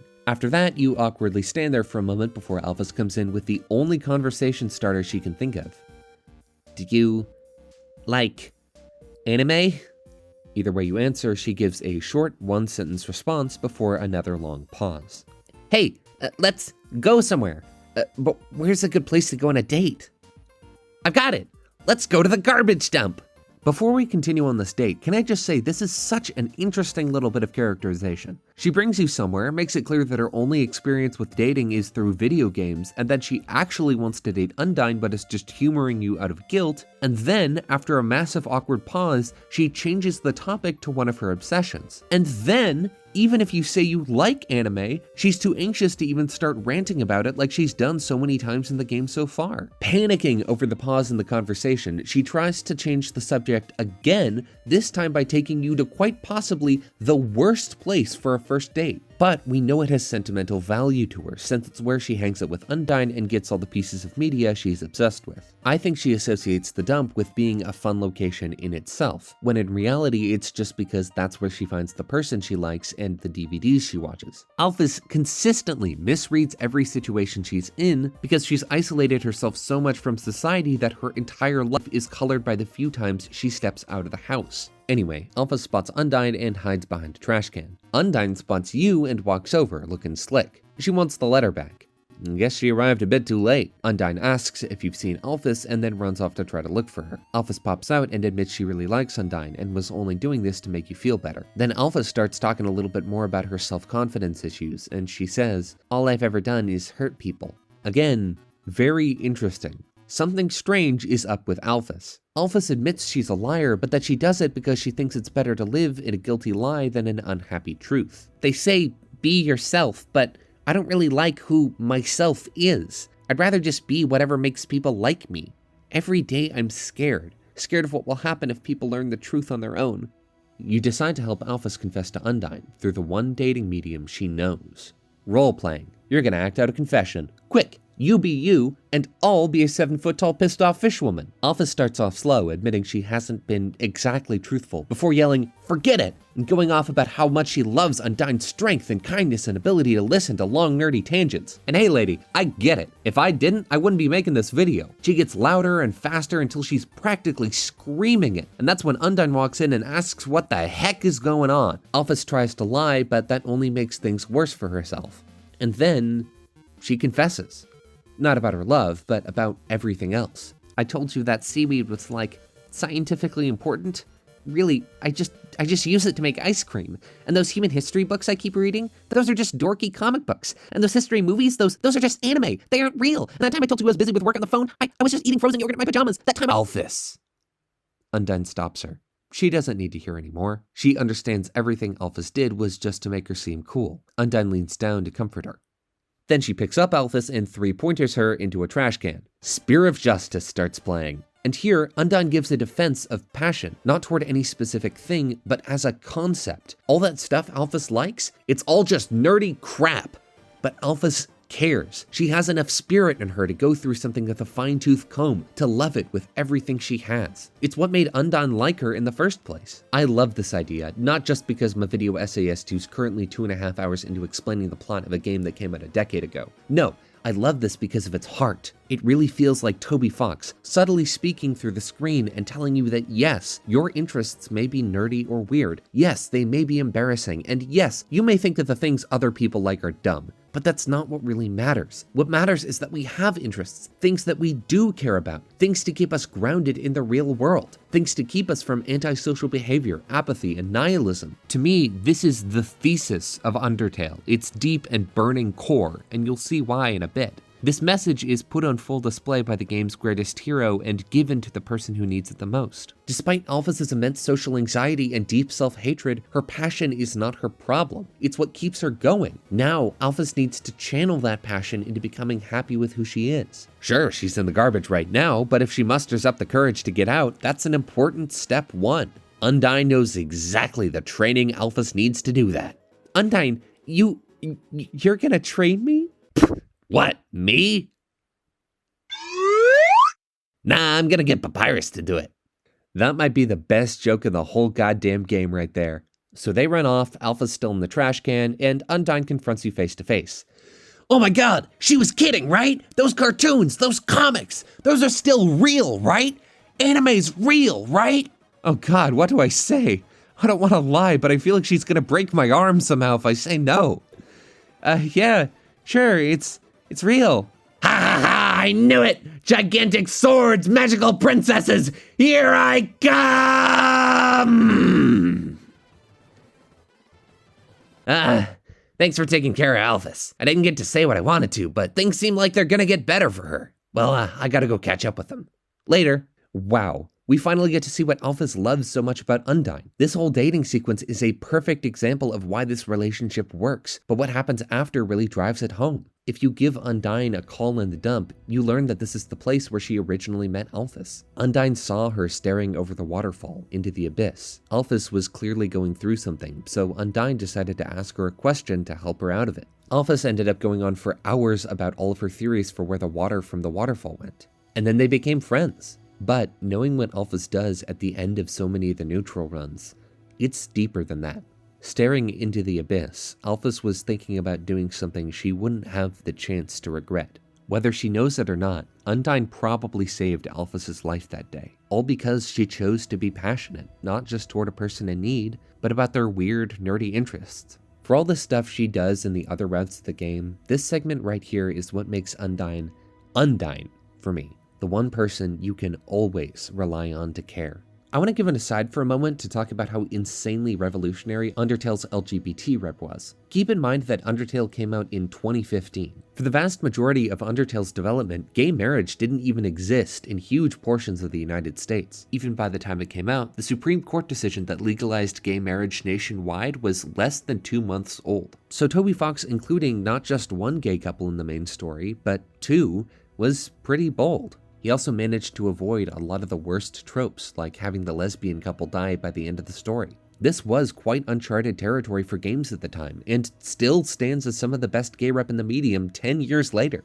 And it's not just that either. While it's not exactly trans rep, this game also has a pretty great trans allegory. In 2018, when Undertale came out on the Switch, Toby Fox added the character Mad Mew Mew. Basically, the ghost in the Mad Dummy gave up on that body and decided to try out a new form. A Mew Mew kissy cutie doll Alphys had in her lap. This whole fight is an explicit allegory for being trans, with her suddenly being referred to as she and trying to fuse with this new, very feminine body she wants. It ends with her acknowledging that her change in form is an ongoing process that she'll have to take time to work on. It even introduces that Mad Mew Mew also has a crush on Undyne. None of this takes away from or conflicts with the fact that she's still a nutjob, and it doesn't stop her from getting a happy ending. Undertale isn't a game about being LGBT, but it does contain quite a few LGBT or coded characters who were handled very well. All of them are pretty distinctly their own people and are allowed to have both virtues and flaws. It's basically perfect casual representation. Even back in 2015, although being gay or trans wasn't necessarily treated as a bad thing by most people, it was still usually thought of as odd. It was significant, a character trait on the level of your job or your political ideology. Undertale was revolutionary because in this game, it wasn't. It was a small, somewhat arbitrary part of who they were. Alphys and Undyne's story isn't about them struggling to come to terms with being bi and lesbian. It was about Undyne helping Alphys become a better person. Undertale didn't treat the LGBT people any different from everybody else. And I've even heard testimony from more than one person that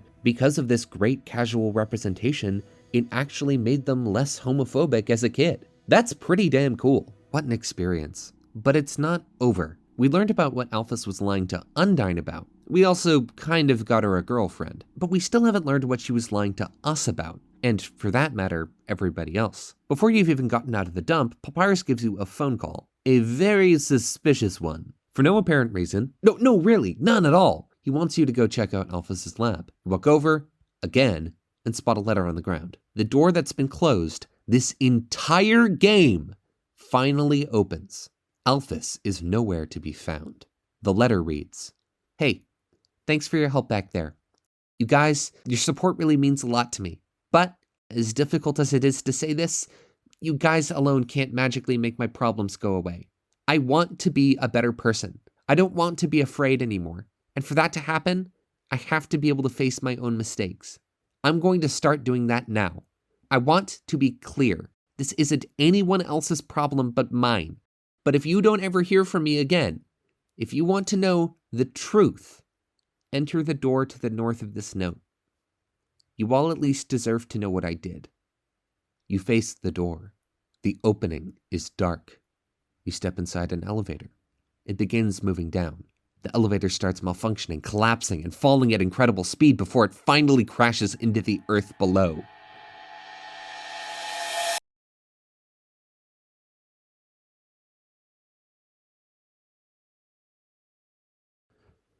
The doors open into a dark room. Welcome to the True Lab. The real final area of the game. You're greeted with a dark, ancient, black and green laboratory. Just like every other area in the game, the True Lab has its own color palette, this one being more foreboding than that of any other area. On the walls, you find a series of computer screens, each with a new message. Entry number 1. "This is it. Time to do what the king has asked me to do. I will create the power to free us all. I will unleash the power of the soul." Entry number 2. "The barrier is locked by soul power.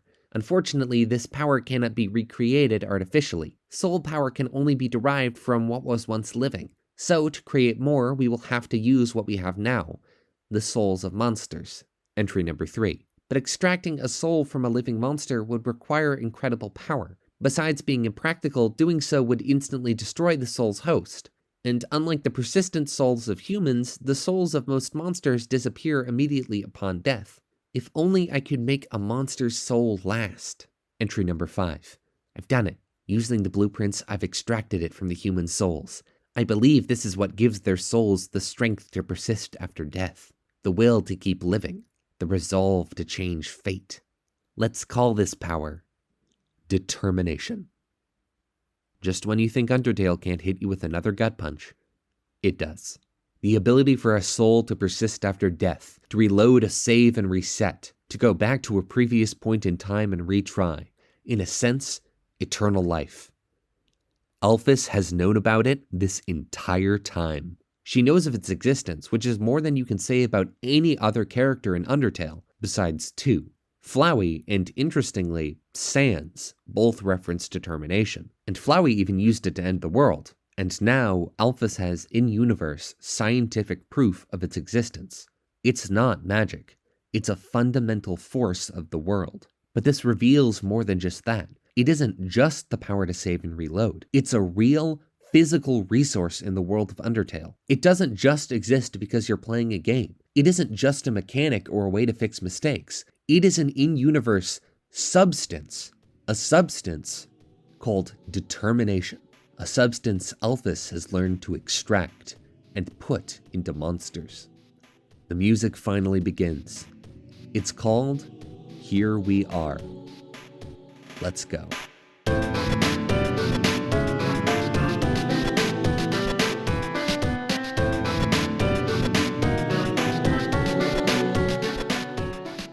The next room you walk into contains three things: a main power room, a mysterious door, and a vending machine that sells potato chips. Not potato chips, that's false advertising. Potato chips are what they're actually selling you. Even in a place like this, Undertale has humor. Entry number 6. Asgore asked everyone outside the city for monsters that had fallen down. Their bodies came in today. They're still comatose, and soon they'll all turn into dust. But what happens if I inject determination into them?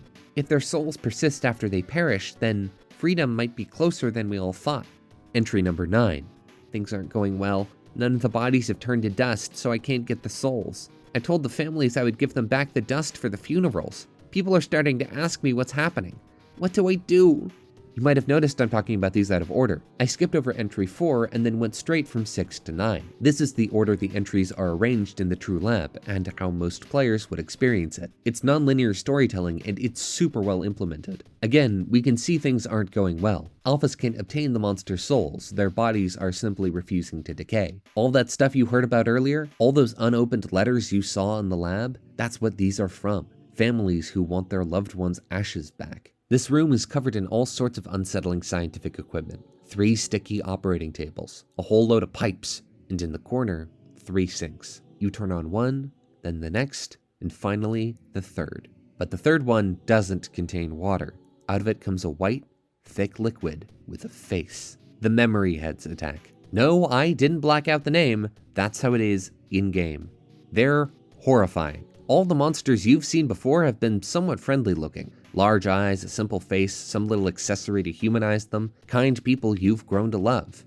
These things, they're nothing alike. They are a demonic underside to this game. A formless mess of mouths and eyes and teeth. They phase in and out of reality. They attack with large, disturbing faces. Worse yet, they're completely unkillable. Every attack you throw out will simply miss. After picking up your phone and hearing a call to join them, you refuse, spare them, and find a red key in the sink. Entry number 12. Nothing is happening. Well, that's clearly not true. I don't know what to do. I'll just keep injecting everything with determination. I want this to work. Entry number 13. One of the bodies opened its eyes. Alphys has brought back the dead. And yet, whatever happened here, it must have gone horribly wrong. Entry number 14. Everyone that had fallen down has woken up. They're all walking around and talking like nothing is wrong. I thought they were goners. Entry number 15. It seems like this research was a dead end, but at least we got a happy ending out of it.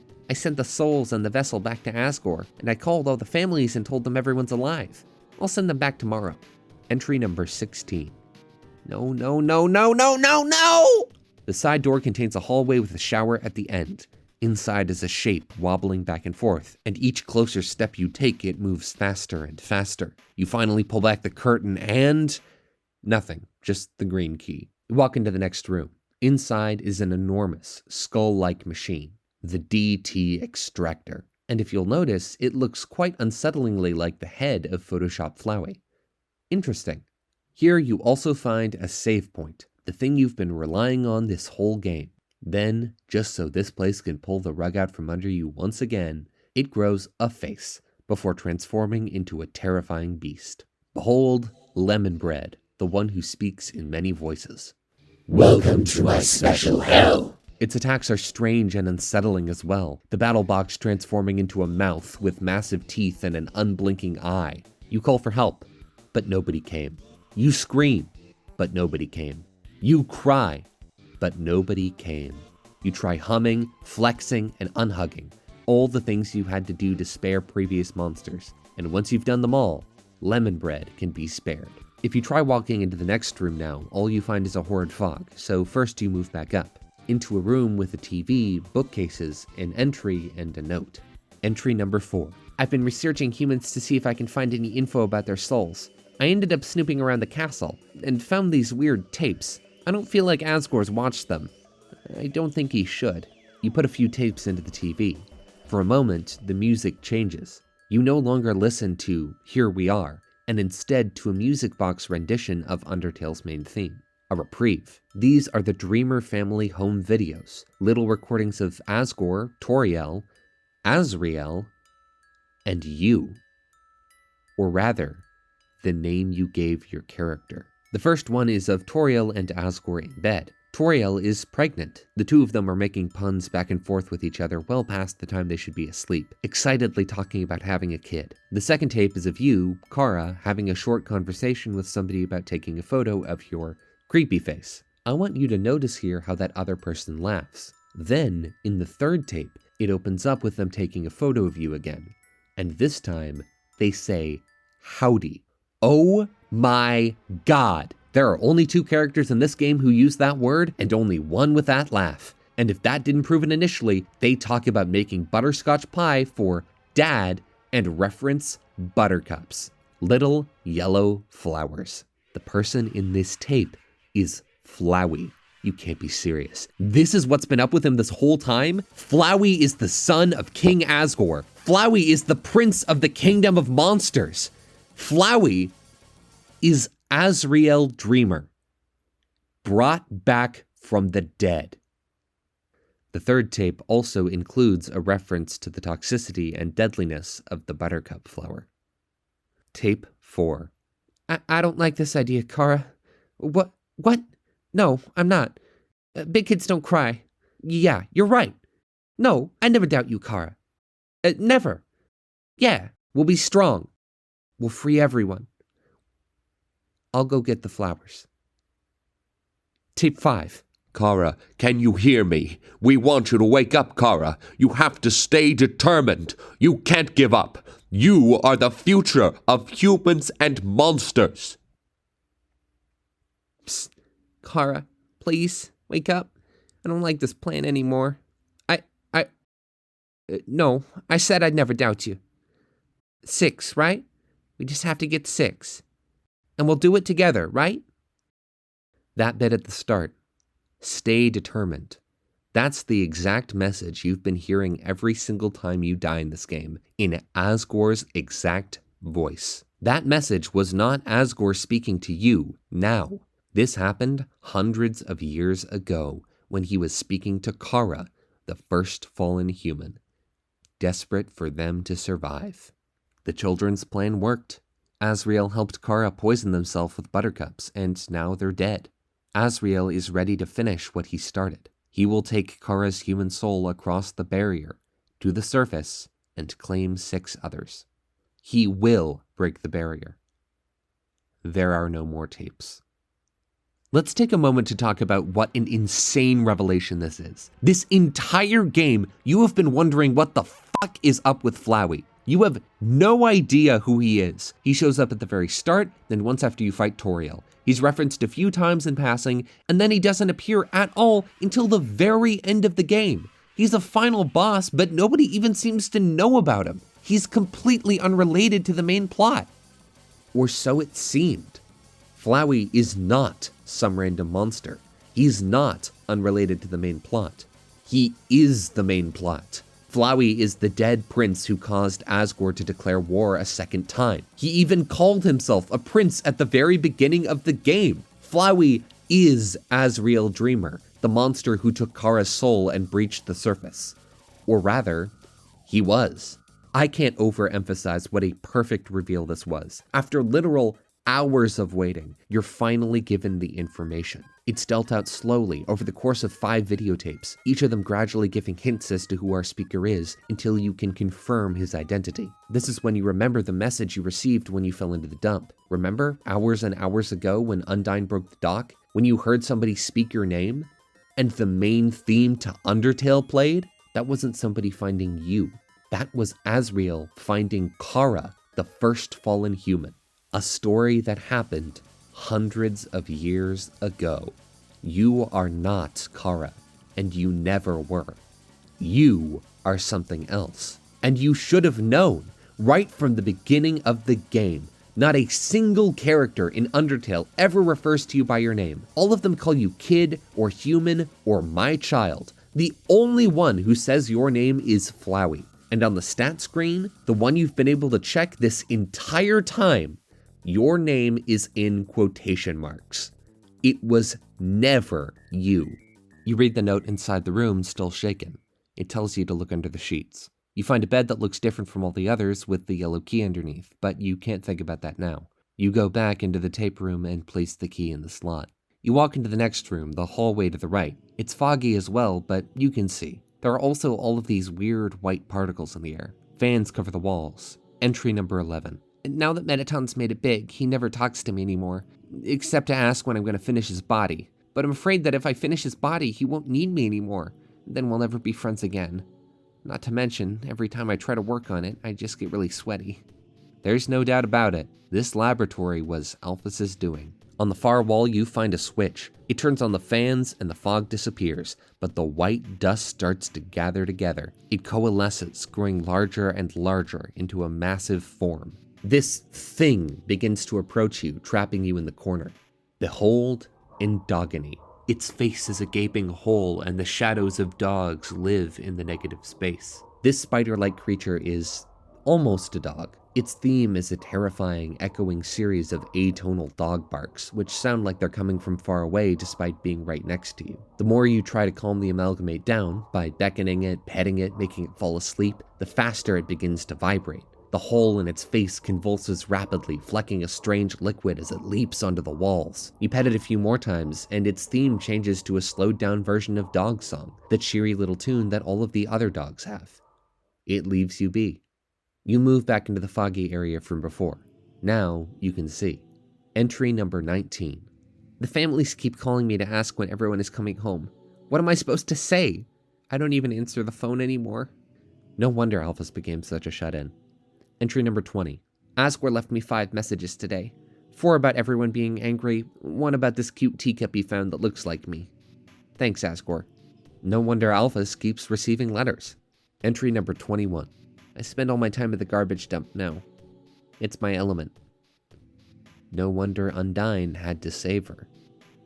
There are 5 refrigerators in this room, and the 3rd one is moving. Naturally, you walk past it. Then the 5th refrigerator turns white, grows a face, and starts a battle. Toby Fox, you tricky bastard. A slowed-down version of Snowy begins to play. You finally realize what the name of the song really means. It's not actually about the snow. Snowy is a nickname for the monster Snowdrake. And this is his mother. Unless you interact with her, the one thing she will ever say is his name. She never attacks. You tell 3 bad puns, just like Snowdrake does. Her expression shifts. She thanks you for the reminder of her life before, and leaves. The blue key remains. This is when you realize these creatures that have been attacking you, they aren't monsters. Well, they are, but only in the Undertale sense. They're not evil. They're not demons or brainless undead. They're people, just like all of the other monsters in the underground. One of Undertale's main themes is about looking past initial appearances and delving deep into what's actually true. We learned this with the monsters, that most of them don't really want to fight. We learned it again after our bad first impressions with most of the main characters, and in reverse with Alphys. Now, we're learning it a 3rd time. The amalgamates look more unsettling than any other monsters in the game. Their bodies are melting with too many eyes, too many mouths, and features in strange places. They seem almost stapled together, their attacks uncomfortable and bizarre. But they are people. They have desires just like the other monsters do. They have loves and fears and hobbies and hopes and dreams. They have families, but they're not ordinary monsters. In fact, they don't act like one monster at all. All the faces and eyes, it seems like there's several at once. In fact, several you recognize. Look at Lemon Bread. That's the bottom of Shyren, that's one of Aaron's arms, and that head looks like a mold big. To beat it, you have to do all of the same things you would do to win those encounters. Lemon Bread isn't just a single creature, it's several at the same time. She even speaks in 12 voices at once, and judging by how the others act and look, the same is true for them as well. So how did they end up like this? You walk down the final corridor. Golden flowers line the bottom wall. Oh no. Entry number 7. We'll need a vessel to wield the monster souls when the time comes. After all, a monster cannot absorb the souls of other monsters, just as a human cannot absorb a human soul. So then, what about something that's neither human nor monster? Oh no. Entry number 10. Experiments on the vessel are a failure. It doesn't seem to be any different from the control cases. Whatever, they're a hassle to work with anyway. The seeds just stick to you and won't let go. Oh god. You continue down the hallway before encountering a monster. The encounter symbol transforms into a face, then a horrifying beast. The Reaper Bird. Its head, an astigmatism. Its body, a final frogget. Its legs, long and covering the battle box. But you know how it's done now. You pick on, mystify, and prey before sparing it. Walking into the next room, you put the blue key in its slot. You're done. You walk down toward the power room. You step through, down the hallway, and toward the generator. The entries on the wall are shut off. You switch the generator on. 4 amalgamates come in to swarm you. That's when Alphys appears. The woman who did this. And now, the woman who's been keeping them trapped away from their families. She's glad you're here. She was worried that she'd run away or do something cowardly. Maybe like what she does at the end of all of those neutral routes. Asgore told Alphys to study the nature of souls. She discovered a power called determination. She injected it into dying monsters to try to preserve their souls after death. But instead of turning to dust like she'd expected, they melted. Unlike humans, monster bodies aren't made of physical matter. They're made of magic. Determination doesn't work on them. In fact, it made their bodies fall apart and merge together. That determination is also what made them unkillable. Even if you had attacked, the determination kept them going regardless. Now they're stuck in a constant state of melting. Alphys didn't tell their families about it. She kept it all a secret, even from Asgore. She stopped working, knowing how much of a failure it was. She nearly left everything behind out of guilt. But now, she's changed. She has a support system to fall back on. She has a reason to keep living. It's time for the world to see what she's done. It's time for the amalgamates to go home. Dr. Alphys is the single most controversial main character in Undertale, and it's easy to see why. Most of Undertale's main characters aren't exactly good people. The majority try to kill you at some point. Asgore killed 6 innocent people. In some endings, Undyne becomes a warlord. Even Papyrus basically kidnapped you. But besides Flowey, all of their actions pale in comparison to what Dr. Alphys did. While she didn't create the amalgamates on purpose, she effectively locked dozens of conscious minds away in a basement, all so she wouldn't have to own up to her mistakes. She took good care of them, yes, but they were still trapped for a long, long time. And in the end, she doesn't get that much blowback for it. The amalgamates return to their families. Snowdrake's mother finds her husband and son taking 16 other melted monsters with her. Lemon Bread goes to hang out with Shyren, and Hbomberguy reunites with all the other dogs. Meanwhile, Alphys doesn't suffer many consequences. Nobody is furious, and her only punishment is losing her job. She even gets a girlfriend. After this, she's mostly played for jokes like all the other characters, despite having done far worse than almost all of them. And honestly, I agree with the criticism here. She did something quite awful and got off really easy. To be fair, Mettaton mentions in the epilogue that she's been working really hard to set things right, but that's easy to miss and only one line. I would have liked more proof that she's going to make up what she did, like trying to find a cure or something that can stabilize their bodies. All that being said, I think Dr. Alphys is a fascinating play on evil scientists. She's not evil in the traditional sense. She didn't set out to do something bad. She didn't want to create the amalgamates. She did it by accident and then refused to accept the consequences of her actions. She locked living, sentient people away, all to cover for her mistakes. She doesn't revel in what she's done. She's not hubristic and uncaring. Instead, she's so terrified of what will happen when she tells the truth that she nearly ends it all. I think this is a far more realistic portrayal of dark science than we normally get. Plenty of people in real life will lie to get out of trouble, and oftentimes they'll do so repeatedly. They'll dig themselves into a deeper and deeper hole in a desperate attempt to put off social retribution. They hurt others in the process. This was a flaw I had for a while. Obviously not to the same degree, but I get it. I had trouble admitting fault out of fear of judgment. Eventually, though, you have to learn that continuing to lie will only make things worse for everybody. Eventually, you have to come clean. I think Alphys is an incredible character. Don't get me wrong, I understand why she's controversial. To be honest, I don't really like her myself. But I don't think you're fully supposed to. Dr. Alphys was not intended to be fully likable. She's supposed to be compelling, and I think Toby Fox executed on that basically perfectly. You leave the power room thinking that's the end of it. Then the screens on the wall turn on again. Instead of green text, they're covered with a familiar, creepy smile. Entry number 8. I've chosen a candidate. I haven't told Asgore yet because I want to surprise him with it. In the center of his garden, there's something special. The first golden flower that grew before all of the others. The flower from the outside world. It appeared just before the queen left. I wonder, what happens when something without a soul gains the will to live?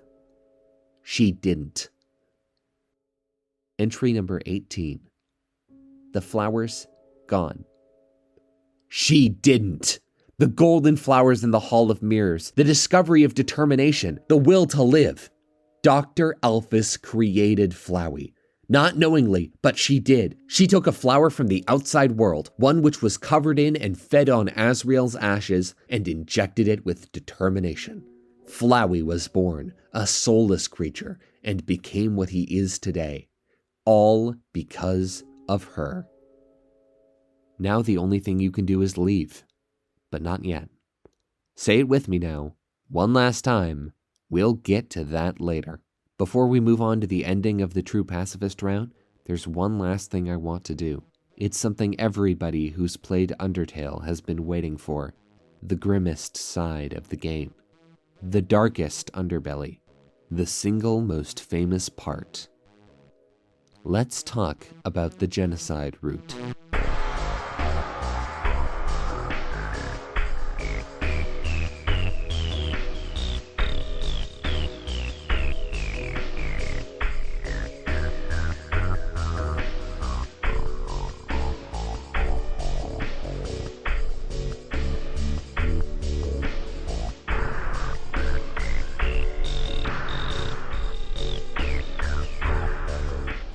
The genocide route of Undertale might be one of the most discussed topics on the whole internet. It's been the subject of countless video essays, forum posts, and Reddit theories. It's been the spark of hundreds of animations, fanfictions, and fan games. It's an inspiration for thousands and thousands of people. I'm even one of them. I released a video about the Sans fight a year and a half ago, and it's still one of my biggest videos today. I know at the beginning of this video that I said that everything to be said about Undertale has already been said. I didn't think that was fully true. I still felt like I had something to contribute. However, that sentiment is entirely true of the genocide route. If you cobbled together every single video on it, I don't know if there would be a truly original sentence in this whole section. I genuinely don't think there's anything new I can say about it. There's nothing to be gained from somebody going over it all again. But, despite all that, I still want to anyway. And that's the real spirit of this route, isn't it? Don't worry, I'll try to make it quick. Back in the ruins, you were presented with a choice. Do you spare monsters, or do you kill them? If you kill them, it would be in self-defense. That being said, most of them aren't all that intent on attacking you, and you can just talk them down or run from them pretty easily. Is it really self-defense if you can just run away? And that's a nice moral dilemma. But what if you took a third path? What if, instead of trying to avoid fights, you sought them out? What if you killed every monster? What if, after already having played through Undertale 2 or 3 times, you had grown bored of taking the high road and wanted to see what would happen if you did something different? You kill every monster in the ruins. You hunt them down, eliminating them one by one. It takes longer and longer to encounter new monsters the further you go, as if you're actively depopulating the ruins. Your EXP and LV tick up, and then finally, after 20 kills, you see the message for the first time. Well, not a new message, but one that's grown quite familiar. But nobody came. Chills run down your spine as the music changes forever. Every NPC is gone. You complete the ruins and enter Toriel's house, sleeping in bed and getting the pie like normal. Unsettlingly though, when looking in her mirror, instead of saying, "It's you," it says, "It's me, Kara." You ask Toriel about an exit, she goes down to the basement to destroy it, and she starts a fight with you. If you want to continue down this path, you have to kill Toriel. You have to kill Goat Mom, the woman who decided to take you in when you fell into this strange place. But after all, she's not real. You've already seen all of her dialogue. She's just lines of code and text on a screen. Heartache begins to play. You press the fight button and attack. Toriel dies instantly. What she says next is one of the most bone-chilling things in this entire game. You really hate me that much? Now I see who I was protecting by keeping you here. Not you, but them. Toriel's body dissolves into dust, and her soul shatters.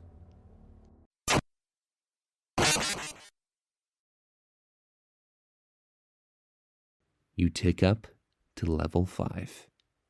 You walk through the ending hallway and into a small, dark room with Flowey. You're not really human, are you? No, you're empty inside, just like me. In fact, you're Kara, right? We're still inseparable after all these years.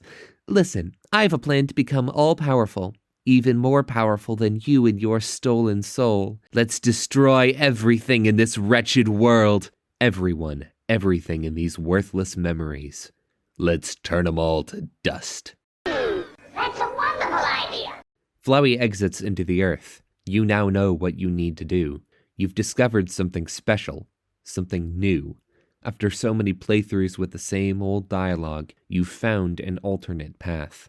You're going to team up with Flowey. You will kill every monster in this kingdom and end the world. The title drops.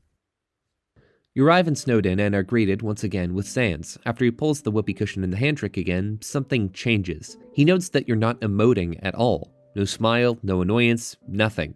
Like a robot. Toriel really knows how to pick him, huh? He tells you to walk behind the conveniently shaped lamp, but this time, you don't. Papyrus walks right up and sees you. Sans, have you found a human yet? Yeah. Wowee! Guess that's settled. The sheer briefness of this conversation never fails to make me laugh. Also, I love the detail that Papyrus doesn't even recognize you as human. It seems innocent and funny at first, and it is, but this is the start of a pattern, and it gets creepier the further we get. Well, I'll be straightforward with you. My brother'd really like to see a human. So it'd really help me out if you kept pretending to be one. You begin the slaughter. You kill every single monster in Snowdin. No, not monster. Enemy. That's the term, right? For a non-human creature in a video game? For a cannon fodder opponent? For one whose only purpose is level grinding, the gradual process of finding and defeating as many enemies as possible in pursuit of power. A long-standing tradition in RPGs, in a new and horrifying light. When you check at the save point, instead of giving you a short message, it displays a counter, ticking down after each new death, until finally, it simply reads, Determination. The music crawls forward at a snail's pace. You keep encountering Papyrus and Sans in all the same places, but something is off. You don't play along. Whatever you are walks right past them and doesn't even care, beyond your control. This keeps going until finally, right before Snowdin, you encounter Sans again. Say, I've been thinking. Seems you're gonna fight my brother pretty soon. Here's some friendly advice. If you keep going the way you are now, you're gonna have a bad time. The screen goes black, Sans vanishes, and does not reappear until the end of the game. You walk through an empty Snowdin. Everybody is gone. Even the shop is empty, letting you take anything you want. But that's not what you're here for. You keep going into the fog and find Papyrus. He tries to convince you to stop. He's seen how creepy you are, but he sees potential in you. There's still a chance for you to change things. He offers to become your tutor. I, Papyrus, welcome you with open arms. You attack him. He dies in a single hit. His head pops off and continues to speak for a moment. He still believes in you. He still thinks you can be a good person if you just try. It hurts, more than you expect, but you're determined to finish this. You move on. Everyone else is left, but Monster Kid is still here. Now you're into Waterfall proper. 18 left. And this time, instead of a little exclamation point, you get a smile. No wonder the fight against Reaper Bird started the same way. This time, you're the Reaper. You meet up with Monster Kid again after this, and they don't know what you've done. The tone shift each time you find him is palpable. You go from killing people to meeting with this cute kid, all while he's completely unaware of what's really happening. You keep walking through Waterfall until the place is eerily empty. Nabstabluk isn't home, neither is Undyne. The bird is gone, the NPCs are gone, and even the snails are gone. The entire place has been abandoned, all because of you. Well, one person is still here. You walk into Gerson's shop and find him there, all the same. He's spiteful. He hates you. And he knows something, because when you threaten him, I've lived too long to be afraid of something like you. Try it, kiddo. I know you can't. and he's right. He's a shopkeeper, which means you can't directly attack him. By selling wares to you, he is completely invincible. He's manipulating Undertale's mechanics to make himself immune to you. Foreshadowing is a literary device. You encounter Undyne one more time. Monster Kid appears. Undyne drags them off, and she tells them who you've become. The next time you encounter the kid is on a bridge, where they take a little inspiration from Undyne and challenge you to a fight, all to save the people they love. The battle begins. A new track, Anticipation, begins to play. You know what's going to happen next. You attack. It hits Undyne instead. She took the hit for Monster Kid. And in just one strike, she's been killed as well. Cut in half. Monster Kid runs away. Now, it begins. Heh, it's nothing. No, somehow with just one hit, I'm already. Damn it. Papyrus, Alphys, Asgore. Just like that, I failed you.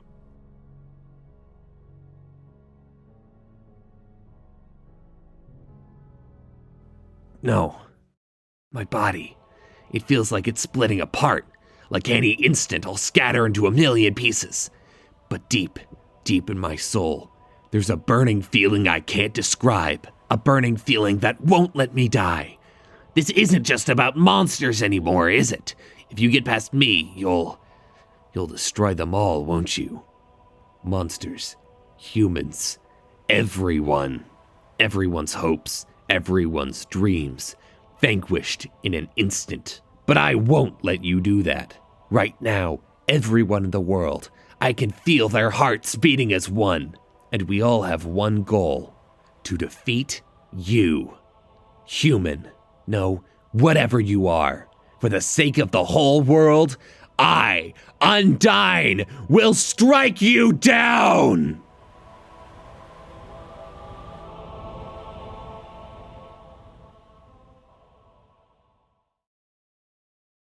You're gonna have to try a little harder than that. The heroine appears. This is Undyne the Undying, the most powerful monster you've seen, and it's not even close. Asgore is nothing compared to her. She is 3 steps above everybody else. At first, you think she's only going to take a single hit, like Toriel and Papyrus did. It's a total misdirect. Just as it seems you've won, her form comes back together. That's when you remember her death on the neutral route. She didn't dissolve into dust like everybody else. She melted. And that's when you remember the events of the true lab. Undyne, more than any other monster in the underground, is filled with determination. And unlike most of them, to some small degree, she can actually handle it. Through intense training, physical perfection, or sheer unbridled passion, she survives. This transformation is accompanied by "But the Earth Refused to Die," the track with easily the most metal name in the whole game. And after a very in-character anime protagonist speech, Undyne goes Super Saiyan and enters her second form.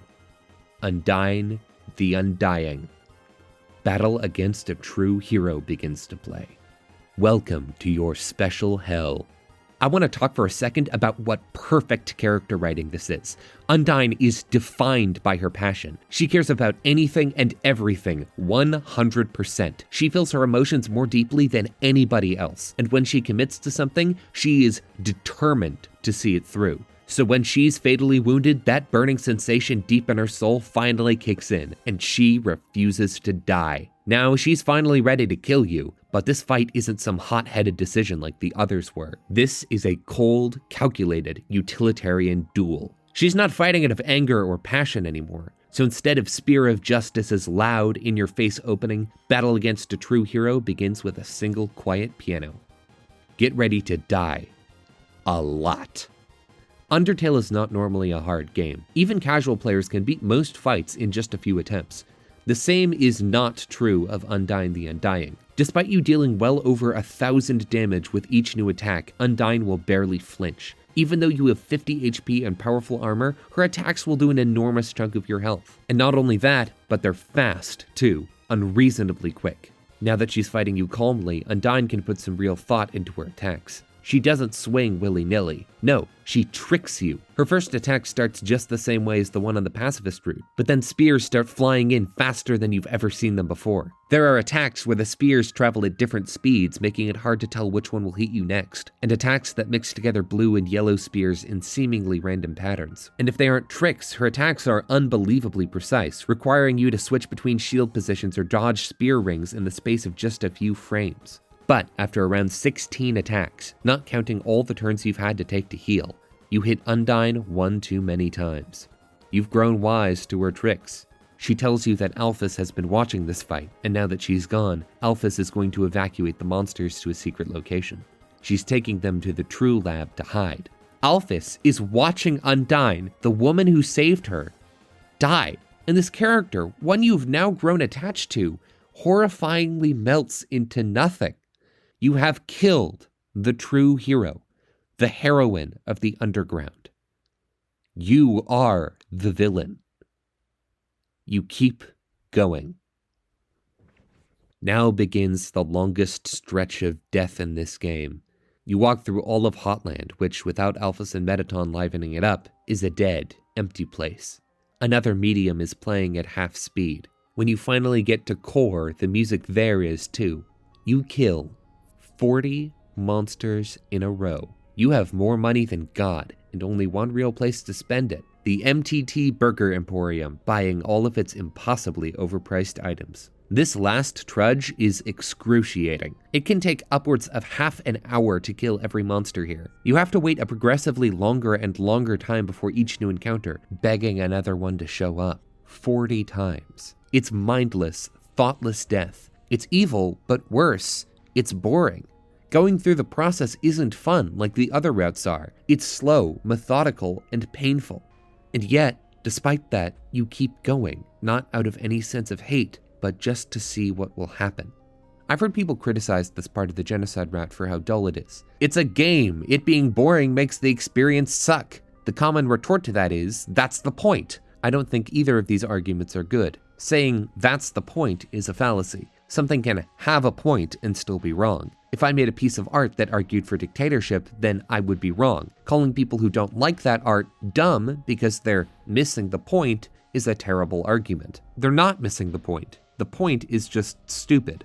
But that isn't the case here. I don't think games should have to be fun. Not if they do something else more important. That's very much true with most of Undertale's Genocide route.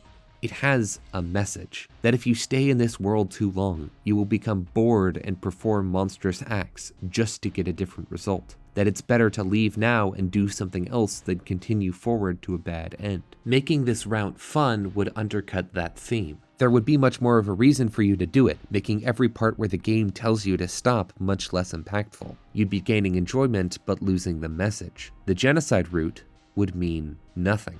And yes, I know that a lot of people play just to see the genuinely fun, awesome boss fights on this route, but if anything, I think that drives the point home more. They're willing to trudge through killing all of these in-game characters for likely an hour or more, watch the world they love slowly degrade, all to experience a few new, unique nuggets of content. At the end of Core, you find another real opponent, Mettaton, the invincible killing machine.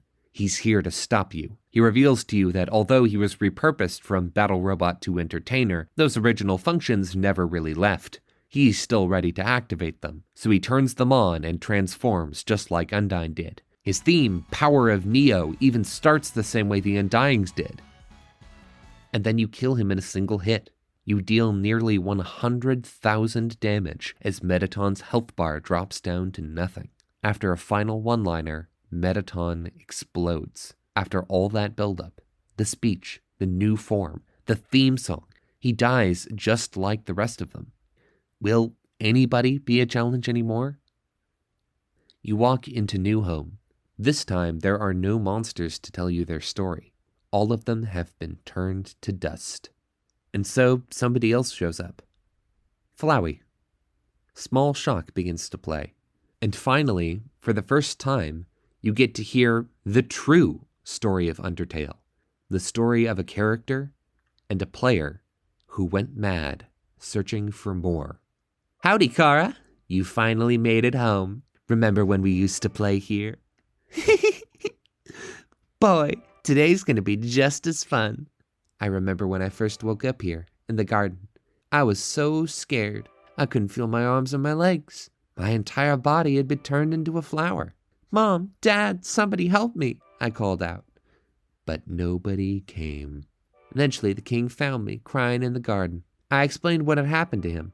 Then he held me, Kara. He held me with tears in his eyes, saying, There, everything's gonna be all right.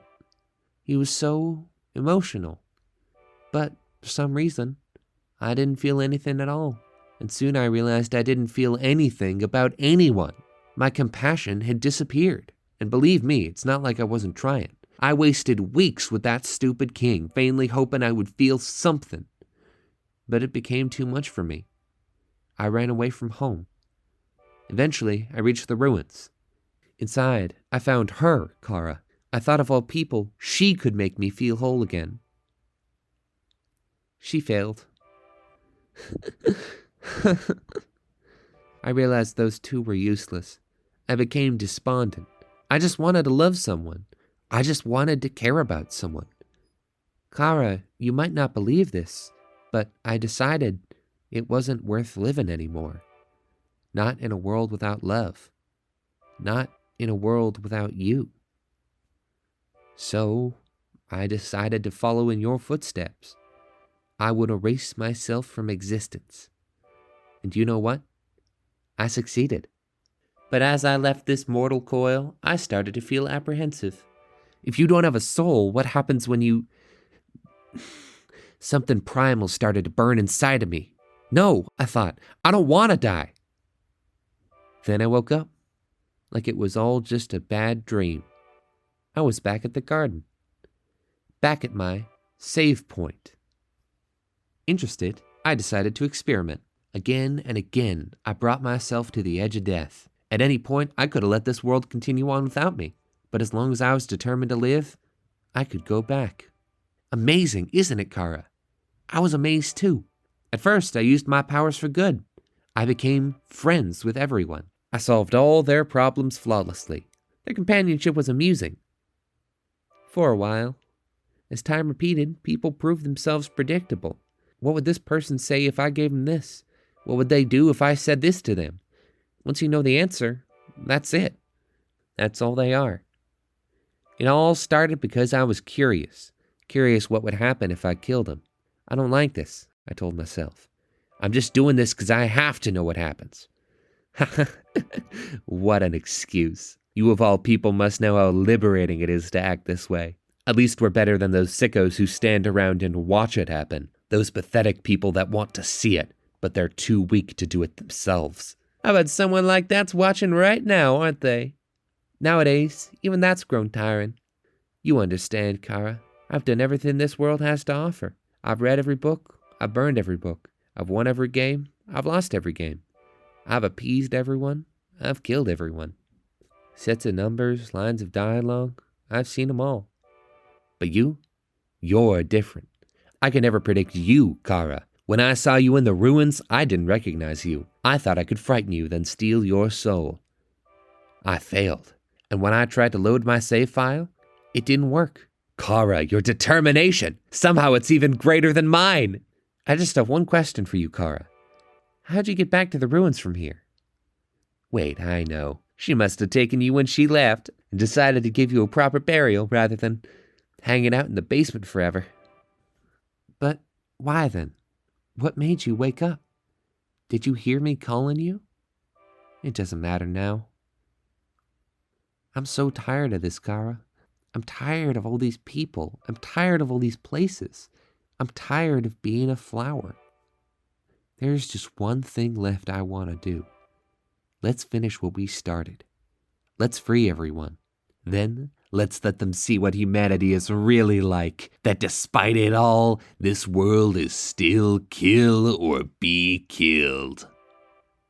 Then, well, I had been entertaining a few ways to use that power. But seeing you here changed my mind. Kara, I think if you're around, just living on the surface world doesn't seem so bad. We don't need to leave to get him this time. The king has 6 of them locked away. I've tried hundreds of ways to get him to show me them, but he just won't. Kara, I know he'll do it for you. Why am I telling you all this? Kara, I've said it before. Even after all this time, you're still the only one that understands me. You won't give me any worthless pity. Creatures like us wouldn't hesitate to kill each other if we got in each other's way. So that's why...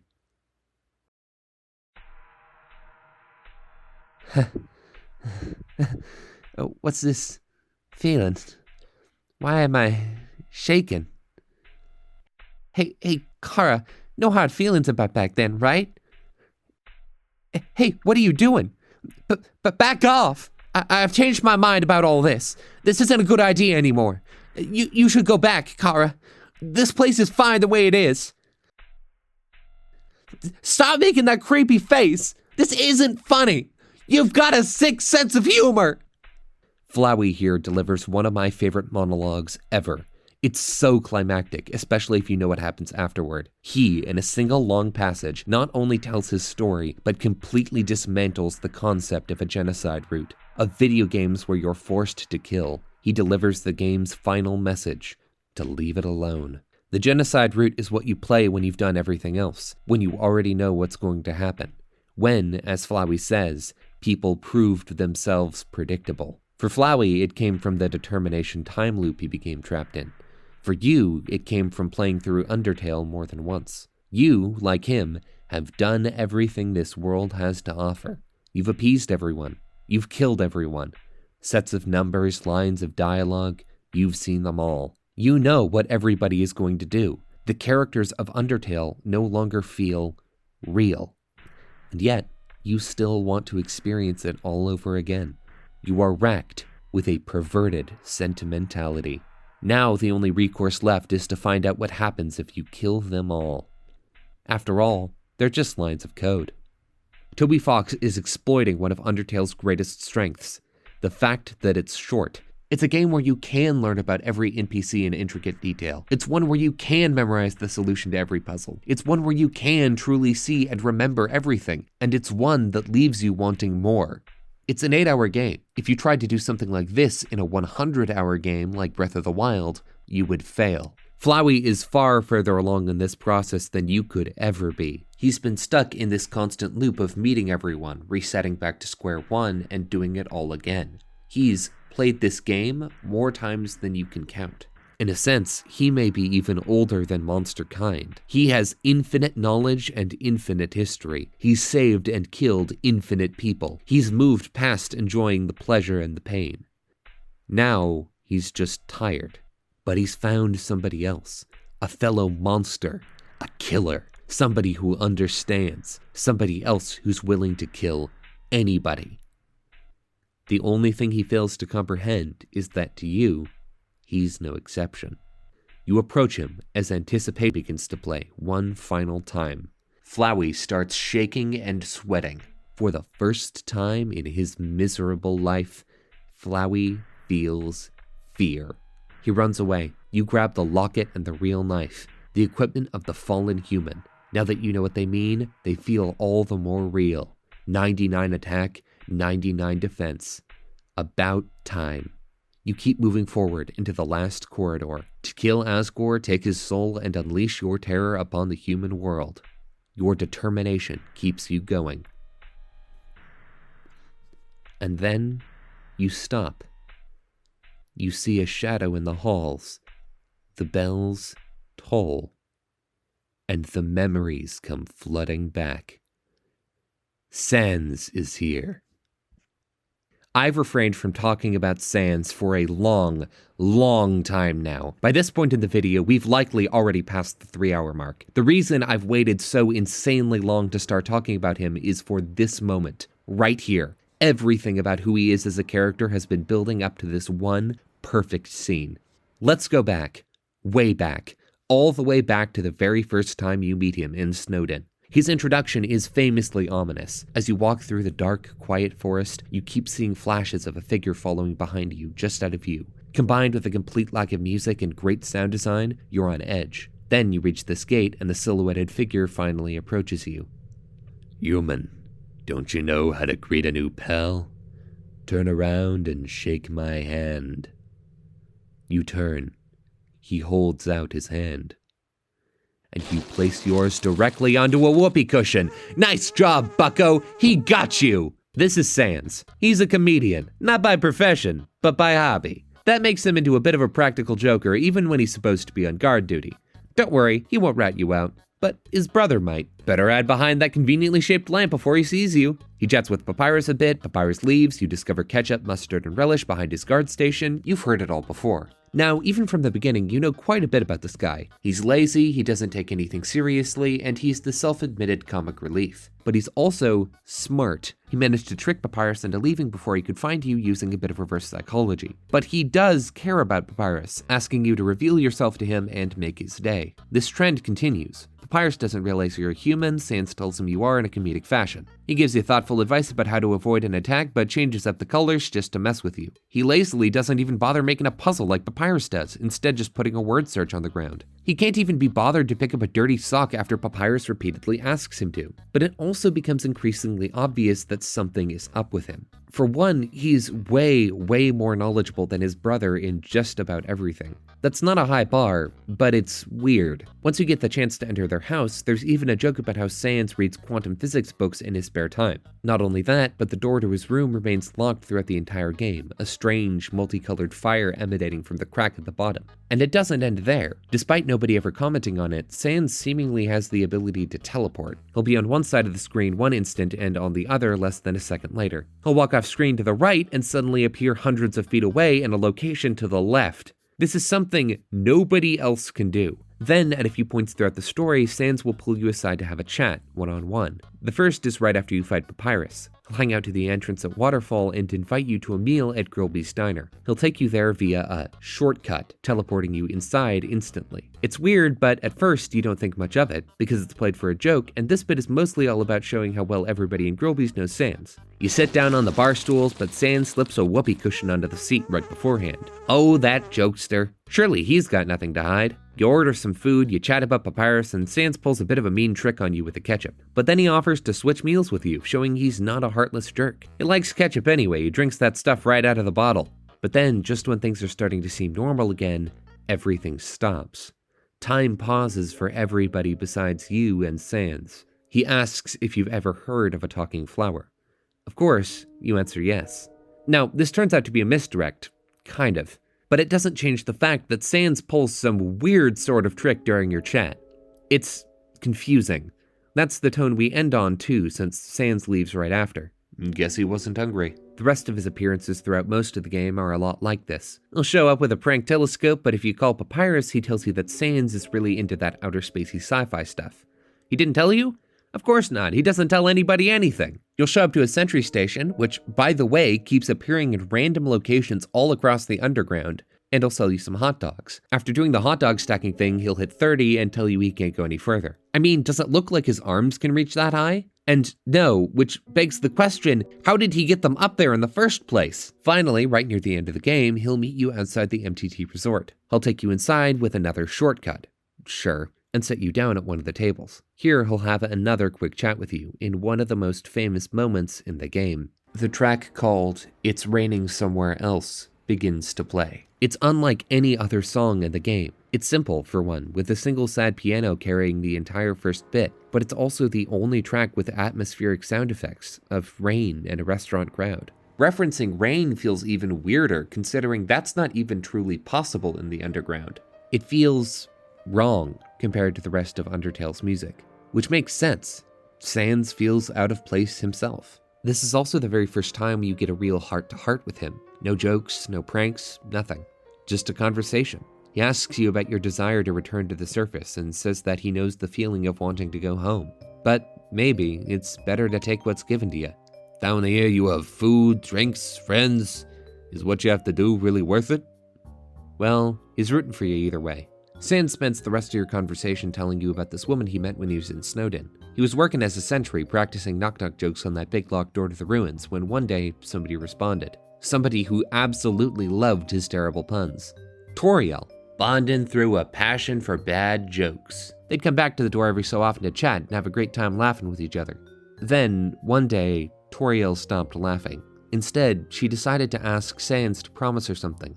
Protect any humans who come through this door. And against his better judgment, Sans decided to agree. Do you get what I'm saying? That promise I made to her. Do you know what would have happened if she hadn't said anything? Buddy. You'd be dead where you stand. This is the moment you realize he's not all jokes. He's not just the comedic relief. And all those weird powers he seems to have, those are not to be taken lightly. That bit right before you first met, when he was pursuing you in Snowdin Forest, that was him deciding whether or not to kill you. If he hadn't made that promise to Toriel, well, that black-eyed stare tells you all you need to know. This frame Toby Fox uses of Sans, completely pupilless, is burned into my brain. It's the perfect representation of the funny guy dropping the act. Combined with the sudden complete lack of music and text sound, it hits you like a ton of bricks. No wonder this line's become so iconic. The music comes back. Sans tells you to laugh it off, but, well, that's not exactly something you can forget. He gets up, never even having ordered food, then walks off to the left and disappears. He walked into an area of the resort with no exits and vanished. Great. Finally, right before your fight with Asgore, Sans shows up one last time to deliver your judgment. In this silhouetted golden hallway, he discusses everything you've done. And he knows everything. He knows every person you've killed. He knows about determination. He references game mechanics like EXP and love, and instead of speaking in Comic Sans font like he normally does, for a brief moment, he uses Undertale's normal font, just like he did in the hotel. There's one last secret. On the Pacifist route, if you reload his judgment several times, he'll eventually catch on to the fact that you can manipulate time. He'll give you a key, and for the first time, you can enter his room. After a prank and a joke about perpetual motion, you can sneak around back and enter his workshop, a location with a broken machine, a set of blueprints, and a photograph of a bunch of smiling monsters labeled, "Don't Forget." A place full of questions, but no answers. That's who Sans is for the neutral route of the game. He's a constant presence, but not one who really affects your journey. Just an observer. A bit of comic relief mixed in with a few poignant words. And yet, even after finishing the true pacifist route, it's not really clear who he is. He's a complete mystery. A scientific genius who doesn't take anything seriously. A comedian who hides his incredible knowledge in all but a few moments. A monster with abilities nobody else could ever dream of, who does little more than drink ketchup and scratch his butt. He never even fights you. He's one of the only two major characters who doesn't. But then, you begin a genocide run, and everything changes. You exit the ruins and meet Sans, but every interaction with him and Papyrus is different. The joy is gone. You were playing along before, but now your character will walk through every puzzle without even trying it, all while leaving a trail of dust in your wake. Finally, right before Snowdin, Sans confronts you and tells you that if you keep going the way you are now, you're gonna have a bad time. And then he vanishes for nearly the entire rest of the game. You kill every monster in Waterfall. You kill Undyne the Undying. You kill all of the monsters in Hotland, all of the ones in Core, and Mettaton Neo.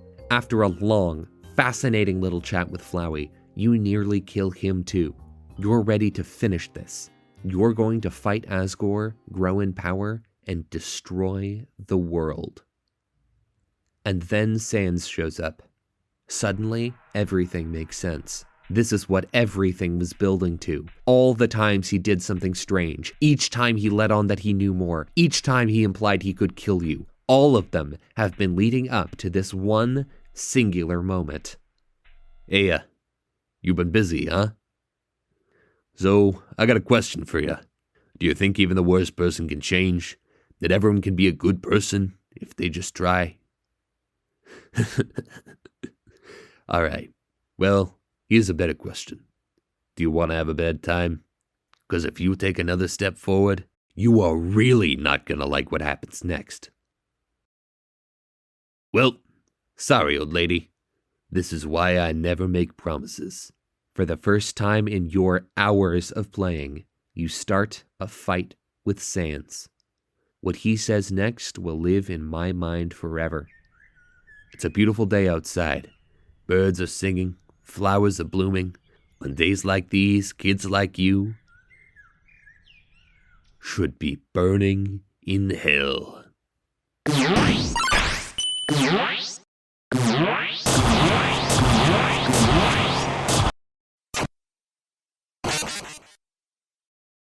This is how you start a fight.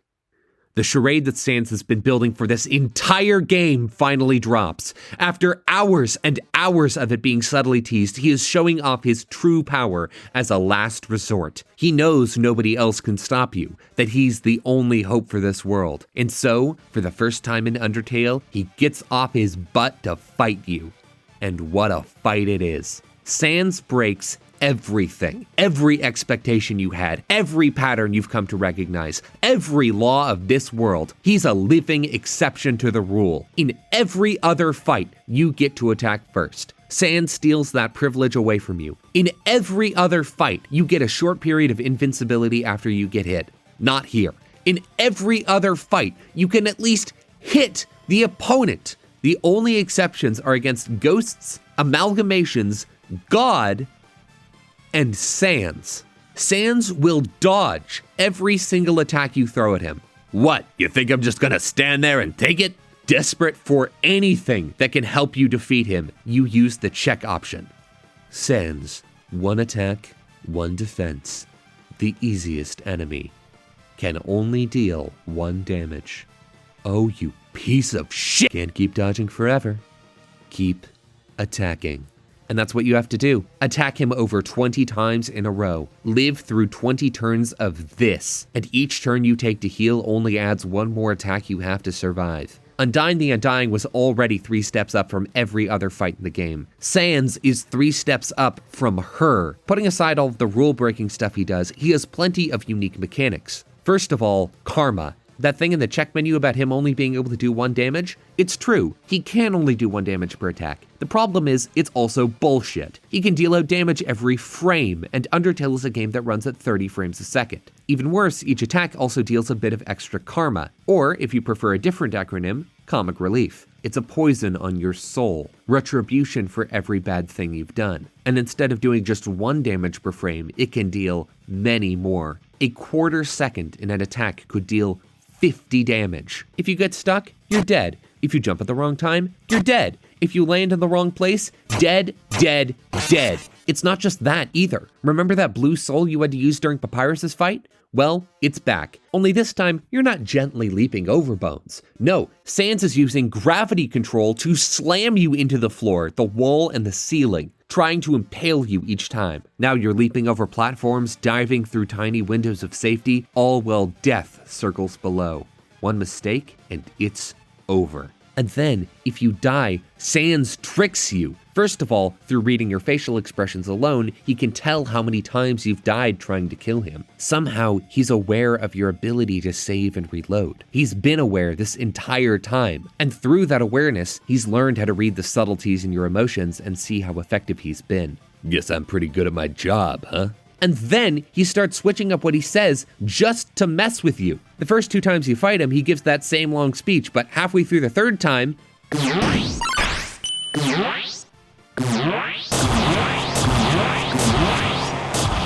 he does that. Anyway, as I was saying, it's a nice day out. Why not relax and take a load off? And then he tricks you again the 4th and 5th times. Finally, after a dozen turns of desperately trying to stay alive, more if you try to heal, Sans will stop. The choice begins to play. Sans is getting tired, and he doesn't really want to fight you either. And so he appeals to your humanity. Somewhere in there, I can feel it. There's a glimmer of a good person inside of you. The memory of someone who once wanted to do the right thing. Someone who, in another time, might have even been a friend. Come on, buddy. Do you remember me? Please, if you're listening, let's forget all this, okay? Just lay down your weapon and, well, my job will be a lot easier. Sans is sparing you. What will you choose? You're exhausted. You're done. And now you just want to see the end.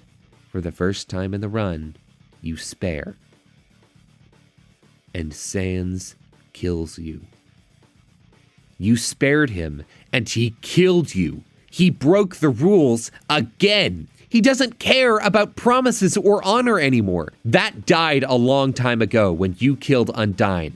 Now he just wants to watch you burn. The Sans fight is, to me, the perfect example of brains versus brawn. You are virtually indestructible. Not only do you have an enormous pool of health, but you can come back from death infinitely. No matter the hit, you can get up. On top of that, all you need is a single attack and Sans dies. And yet, winning feels impossible. Sans exploits every single advantage at his disposal in order to kill you over and over and over again. Each time you think you have him figured out, he comes in with something new, dodging your attacks, a trick in the opening, blue attacks, changing your gravity and killing you when you're most vulnerable. Eventually, he'll even start attacking you in the menu during your turn. You have no chance to breathe anymore, no time to take a load off. All of this makes Sans feel unstoppable, and more than that, an absolute genius. In the space of 10 minutes, he's become the smartest character in the game by a mile. Not even Alphys compares. Through magic, his knowledge of quantum physics, or something else, he breaks Undertale wide open.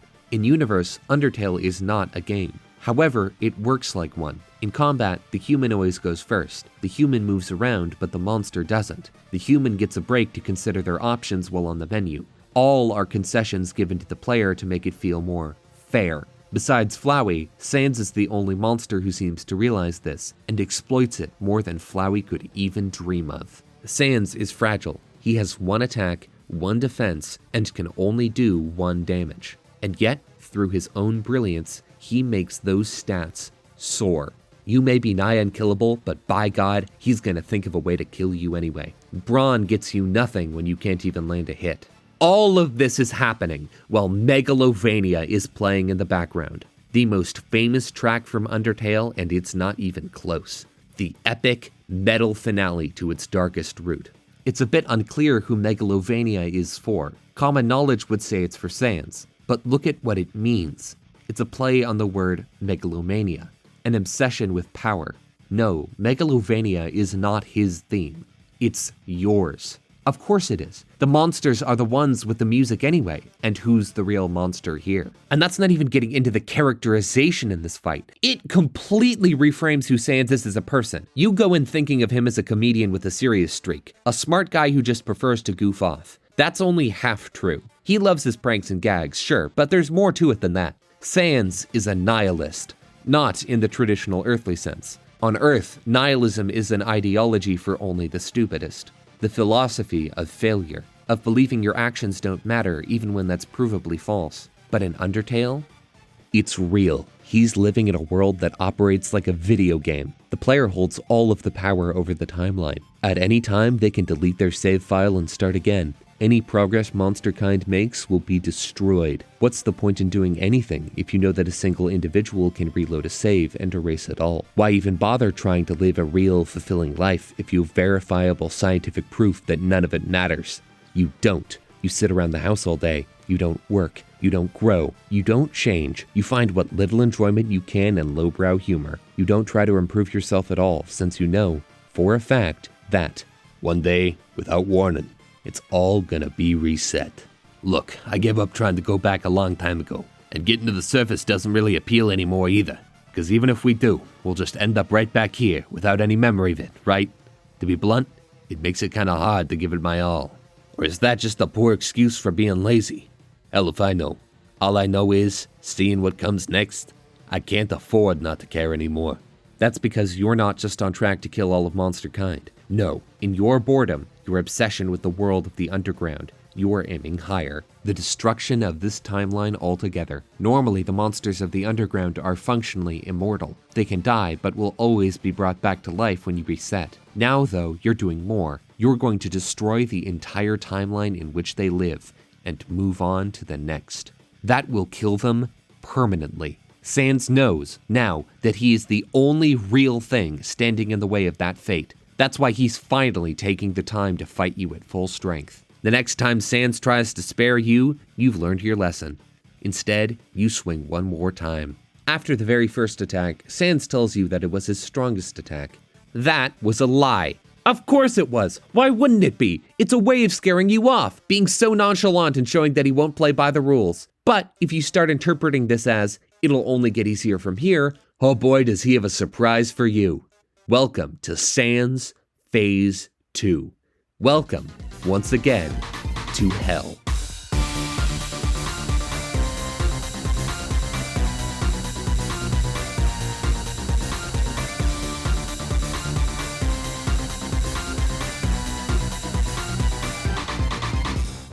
I always thought the Anomaly was doing this because they were unhappy. And when they got what they wanted, they would stop all this. And maybe all they needed was, I don't know, some good food, some bad laughs, some nice friends.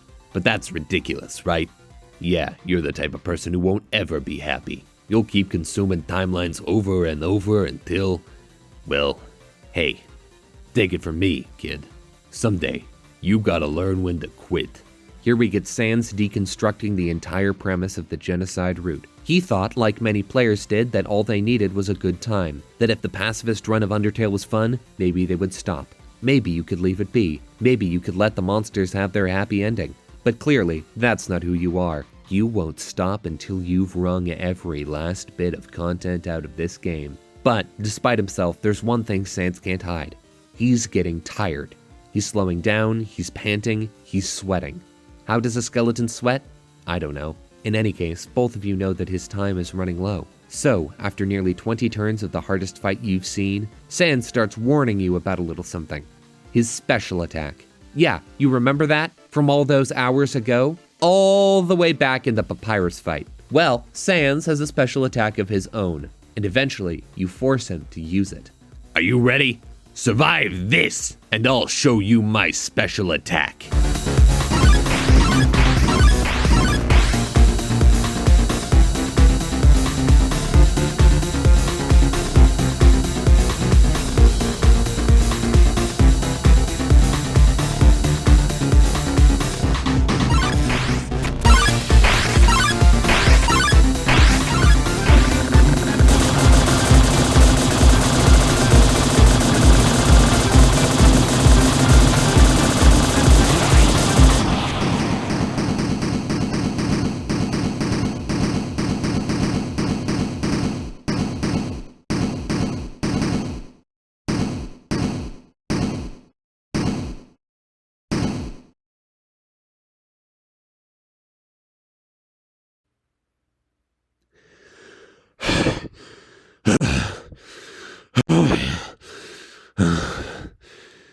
All right, that's it. It's time for my special attack. Are you ready? Here goes nothing.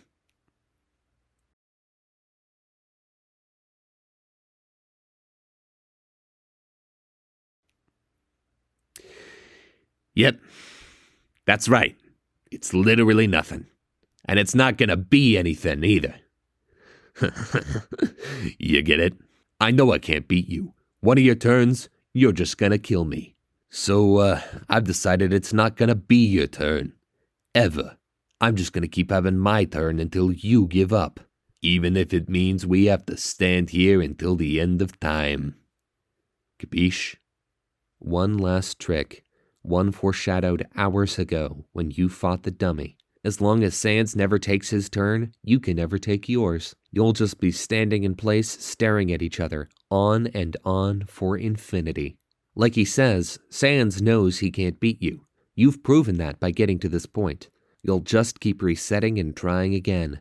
Instead, he's going to bore you. By waiting a long enough time, hopefully, you'll just reset. There is nothing left for you now. So, in my personal opinion, most determined thing you can do here is to, completely give up. And, do literally anything else.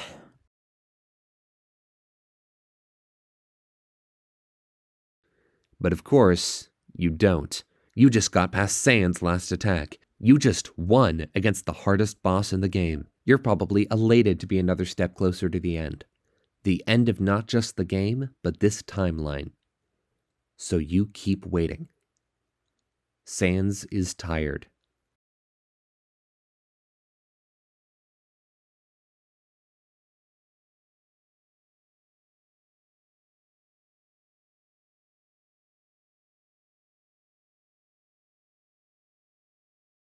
Sans falls asleep.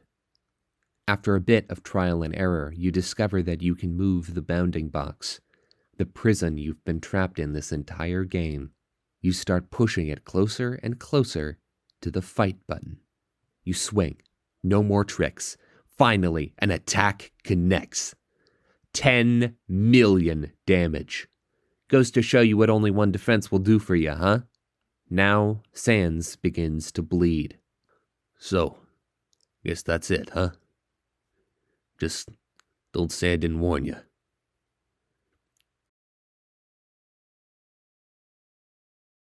Well, I'm going to Grillby's.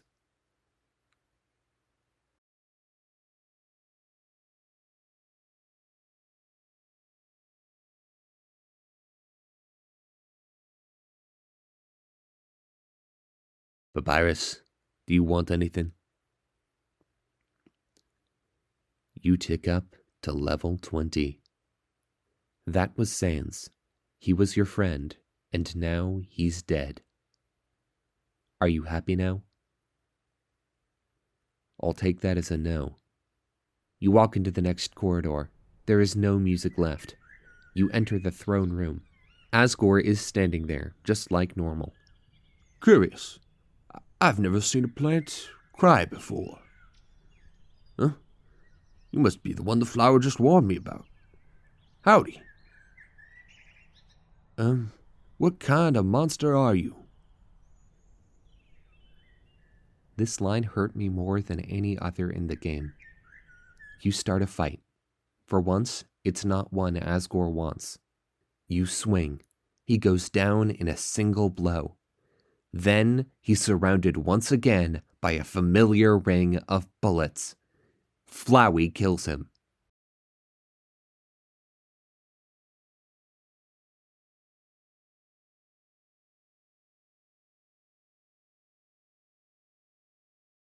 See? I never betrayed you. It was all a trick, see? I was waiting to kill him for you. After all, it's me, your best friend. I'm helpful. I can be useful to you.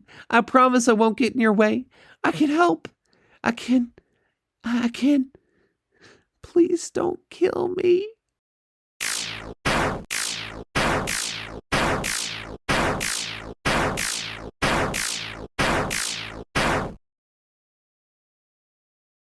The screen goes black. And then, for the first time, another human appears. The fallen human. The first one. Greetings. I am Kara. Thank you. Your power awakened me from death. My human soul. My determination. They were not mine, but yours. At first, I was so confused. Our plan had failed, hadn't it? Why was I brought back to life? You, with your guidance, I realized the purpose of my reincarnation. Power. Together, we eradicated the enemy and became strong. HP, attack, defense, gold, EXP, love. Every time a number increases, that feeling. That's me. Kara.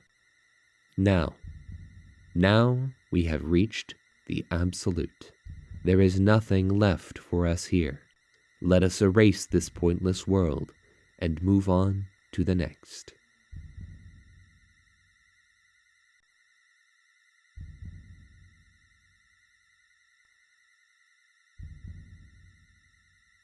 Right. You are a great partner. We'll be together forever, won't we?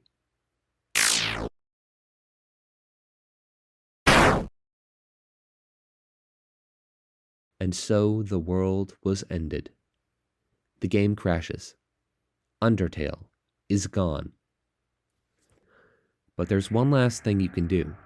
Boot up the game again. The screen is still black, and all you hear is a dry wind. For 10 straight minutes of waiting.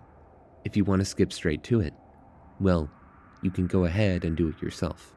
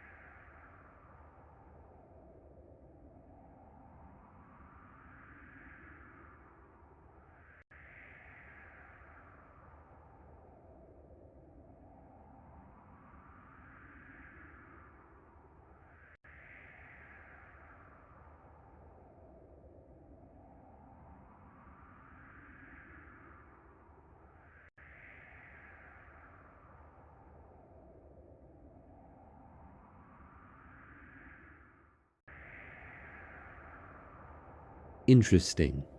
You want to go back. You want to go back to the world you destroyed. It was you who pushed everything to its edge. It was you who led the world to its destruction. But you cannot accept it. You think you are above consequences.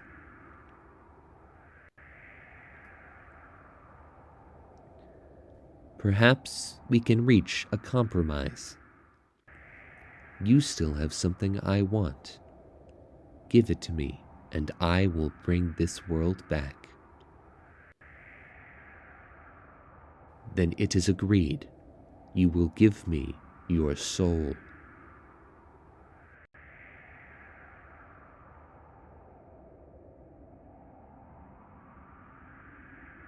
Then it is done. And that's the genocide route complete. But it leaves you with a lingering question. Who is Kara, and what do they represent? Well, of course, they're the first fallen human, but besides that, most things are intentionally left ambiguous. Most people think that Kara is evil, a monster in the true sense of the word, a psychopath. But many people also headcanon that Kara is Undertale's narrator, a ghost haunting the mind of your character. That, through every route of the game, Kara is the one translating what you see and hear into text on a screen. These are fundamentally incompatible interpretations. In the pacifist route of the game, the narrator is largely a kind and funny person. They'll play along with almost everything you do and only very rarely take control of your decisions. They make jokes like during the Papyrus and Alphys days. They'll talk about Greater Dog needing some TLC and question the historical accuracy of the books in Alphys' lab. They're sometimes mean, but they aren't evil. In all honesty, they seem pretty normal. It's only in the most murderous route of Undertale where their actions turn dark. In the pacifist and neutral routes, when you pick up the Worn Dagger and the Heart Locket, the language used to describe them is neutral and harmless. Even when talking about the dagger, a weapon which Kara owned in life, the narrator only describes it as being perfect for cutting plants and vines. This dialogue only changes in the genocide route of the game, more accurately matching what a crazed Kara might say. Kara was always a little off-putting. Even their family admits it later on. But they were not like this. They were human. I have always held that Kara is the narrator, that regardless of which route you took, your determination awakened them from death. But in the genocide route specifically, something changed. As Kara said, you acted as their guide. They realized the purpose of their reincarnation. Power. You were the one who made them a killer. Now, you have to suffer the consequences. You sold your soul in exchange for more Undertale, and once you decided that still wasn't enough, you sold it in a far more literal sense. Now your copy of Undertale is damaged. It will never be the same again. Even with the best possible ending, right after the credits roll, you will always be reminded of your decision to give up your soul. The ending images will not be of you, but of Kara, still in control. And if you do a second genocide run, you and I are not the same, are we? This soul resonates with a strange feeling. There is a reason you continue to recreate this world. There is a reason you continue to destroy it. You are racked with a perverted sentimentality. If you were wondering why I kept saying that, this is why. One of Undertale's messages is that you need to learn when to let go. You need to learn that at some point, all things end. Starting a genocide route at all was bad enough, but doing a second one? You enjoyed it. And now, you've come back for more. A nostalgia so deep and controlling that you would go through hell again just to destroy it all for a second time. In other words, a perverted sentimentality. This is the same sentimentality that Alphys suffered from in so much of the neutral route. Just like she got obsessed with her comics and anime, she became obsessed with you, a real person. She couldn't be content with enjoying your journey from far away. She had to insert herself into it, actively putting you through hell in the process. That is what you just did to the entire underground. You fulfilled the prophecy of the Deltarune, becoming an angel of death and emptying the underground of monsters, all to satisfy an unhealthy, one-sided connection. But it doesn't have to be this way. If you remember, there's a better path. It's been a long time since we've talked about it, but reach back in your memory and I know you'll find it. There's a route through the underground where none of this needs to happen. Let's finally finish this. Together. Let us ignore this pointless route and move on to the next. Once you complete the true lab, there's only one place left to go. As you enter the elevator to leave, you receive a short phone call from an unknown source, informing you that everything has fallen into place. This is the end. You exit the elevator back into New Home, where the door is immediately jammed shut with vines. You're completely locked into this area now.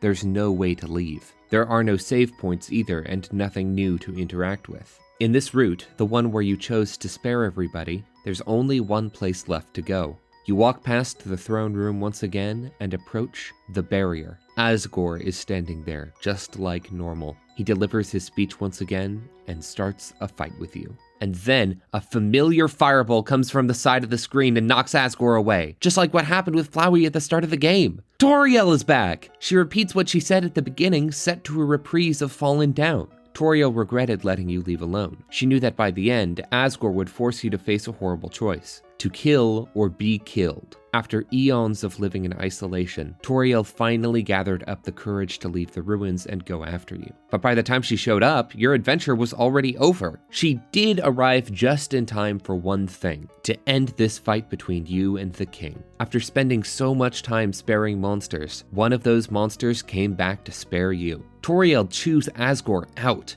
It's fascinating seeing these two finally meet in person after them alluding to each other so much. A lot of people take issue with what Toriel says here about how Asgore could have crossed the barrier with one soul, then gone to the humans and taken 6 more. Many fans criticize Toriel for calling this a peaceful solution. However, I'd like to point out that Asgore has 6 human souls just sitting in jars, perfectly unharmed. They've been like that for presumably centuries. It's entirely possible that when a human dies up top, the other humans work to preserve their souls for medical or scientific reasons. After all, a human doesn't have to be murdered for their soul to live on after death. Asriel took Kara's soul after they died from buttercup poisoning. Asgore could have gone up, taken 6 of these reserved souls, and used them to break the barrier, no murder required. It might have been difficult to do so peacefully, but it was possible. Or hell, he could have just gone up there and taken them if he wanted. He did say he wanted war. Instead, Asgore took the coward's way out. He chose to stay in the underground, hoping another human would never come, so he wouldn't have to commit to the war he declared. Toriel's getting on his case for chickening out, and then not even admitting he made a mistake. But then,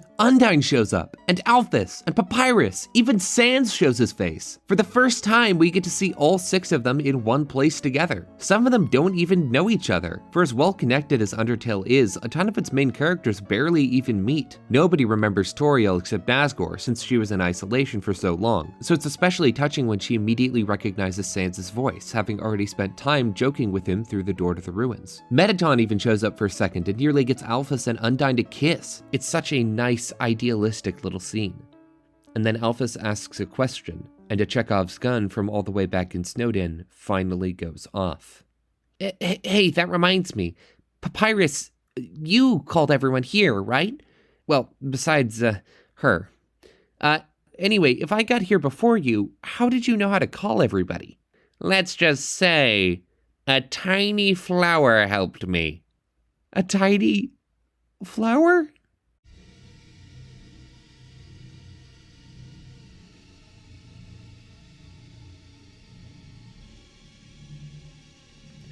You idiots! Before you even showed up in the underground, Flowey was visiting Papyrus, telling him things, building trust. Then, when the time was right, he cashed that trust in, gathering all those closest to you here. He's already absorbed all 6 of the human souls, and now your friend's souls are his too. With that power, he can finally achieve his real form. All after nearly making up with you after you beat him the first time? Only one question remains. Why am I still doing this? Don't you get it? This is all just a game. If you leave the underground satisfied, you'll win the game. If you win, you won't want to play with me anymore. And what would I do then? But this game between us will never end. I'll hold victory in front of you, just within your reach, and then tear it away just before you grasp it. Over and over and over. And sure, if you win, he'll promise a happy ending. But that won't happen. He's going to keep you trapped here, even if it means killing you until the end of time. He can't bear to let you go. It looks like we aren't the only one racked by a perverted sentimentality. A familiar ring of bullets surrounds you. Flowey hits you once, then twice, then 3 times before going in for the kill. And failing. Again. Toriel is protecting you. And it's not just Toriel either. Each of your friends is saving you. All of the monsters from the rest of the underground start showing up to help out until you're at full health. They're not gonna let Flowey get away with this. No! Unbelievable! This can't be happening! You! I can't believe you're all so stupid! All of your souls are mine! Of course it wouldn't be this easy. Of course we wouldn't be able to beat Flowey like that. What do you think this is, My Little Pony? The power of friendship isn't gonna do anything here. In the end, the side with the power wins. In the end, life is Machiavellian. In the end, it's kill or be killed. The screen fades to white as the sound effects surge before finally, at its absolute peak, it stops.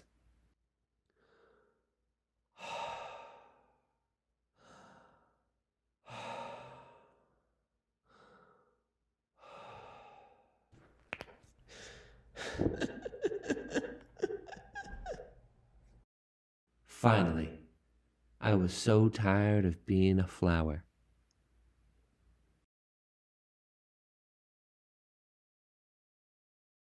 Howdy.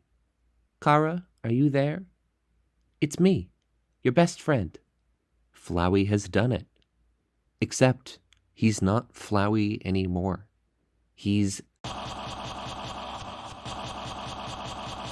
Prince of the Monster Kingdom, the angel who has seen the surface, this world's new god, infinite attack, infinite defense, a legendary being made from every soul in the underground. Time for him to show off his power, just on cue with the music, too. In a game where nearly every fight is pure black and white, in a game where nearly every monster stays perfectly still in battle, and in a game where nearly every battle is a small-scale threat, this is none of those things. This isn't some random citizen. You're going up against the god of hyperdeath. Why on earth is that name so edgy? Say it with me now, for the real last time. We'll come back to that later. Right now, we need to focus on the god in front of us. He's raining down hell from the heavens, monologuing the whole time. He doesn't even care about destroying the world anymore. With you here, he actually has a reason to live. He's going to repeat this whole process over and over again until the end of time. You'll get to this point, and then, after all the work you put in, he'll reset it all back to square one, just so he can keep playing with his food. And you know what's worse? He knows you'll come back. You'll try to beat him over and over, just so you can get a happy ending. Just so you can get closure. But guess what? You can't. Your determination is useless now in the face of this. Now to begin the process. It's time to purge this timeline once and for all.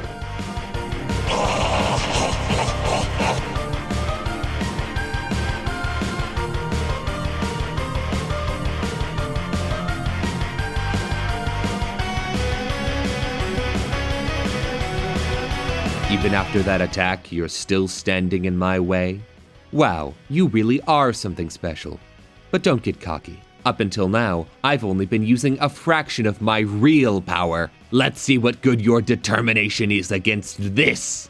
Whoa, fat Asriel? How will I survive? This is it? This is the edgiest thing I've ever seen. You've got to be kidding me. But would you look at that? He's in the shape of the Delta Rune. You remember? That symbol from so long ago? The prophecy? The angel who has seen the surface will empty the underground. Yeah, you remember that? In the Genocide run, that was you emptying the kingdom as an angel of death. In this route, though, the true pacifist route, it's him, Asriel. He's already absorbed every soul in the underground. It's been emptied. The prophecy has been fulfilled.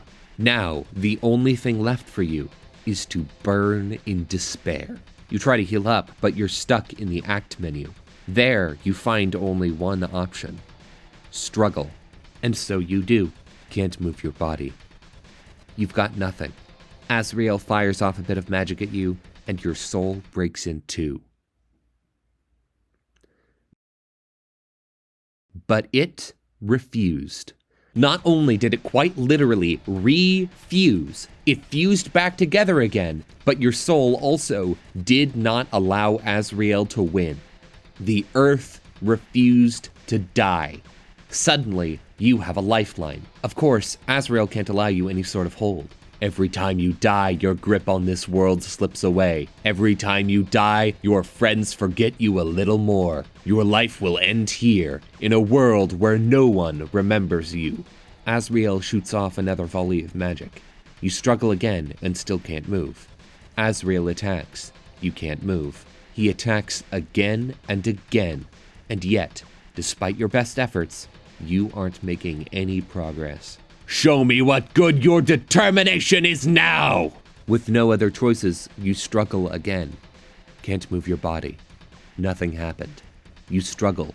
Nothing happened. You tried to reach your save file. Nothing happened. You tried again to reach your save file. Nothing happened. Seems saving the game really is impossible. But maybe with what little power you have, you can save something else. Save the World starts playing. You come roaring back, the act menu replaced with a brand new save menu. It's glowing every color of the rainbow, and the icon is that same friendly star you're so familiar with by now. You go inside, and what do you see but the names of your friends? The sheer bliss I experienced the first time this happened for me was unlike anything I had felt from a video game before. Finally, just when everything really did seem hopeless, even when your ability to save was taken away from you, you found a way to reframe that power. Through love, determination, and a bit of wordplay, you managed to get a win on God himself. If that's not the spirit of this game, I don't know what is. You choose to save Sans and Papyrus first. Let's be honest, they're probably your favorites. They're lost deep in the recesses of Asriel's mind, but you know that with a bit of prodding, you can pull them out. You try asking for a pasta recipe and help for a puzzle before making a bad pun. Suddenly, the memories flood back.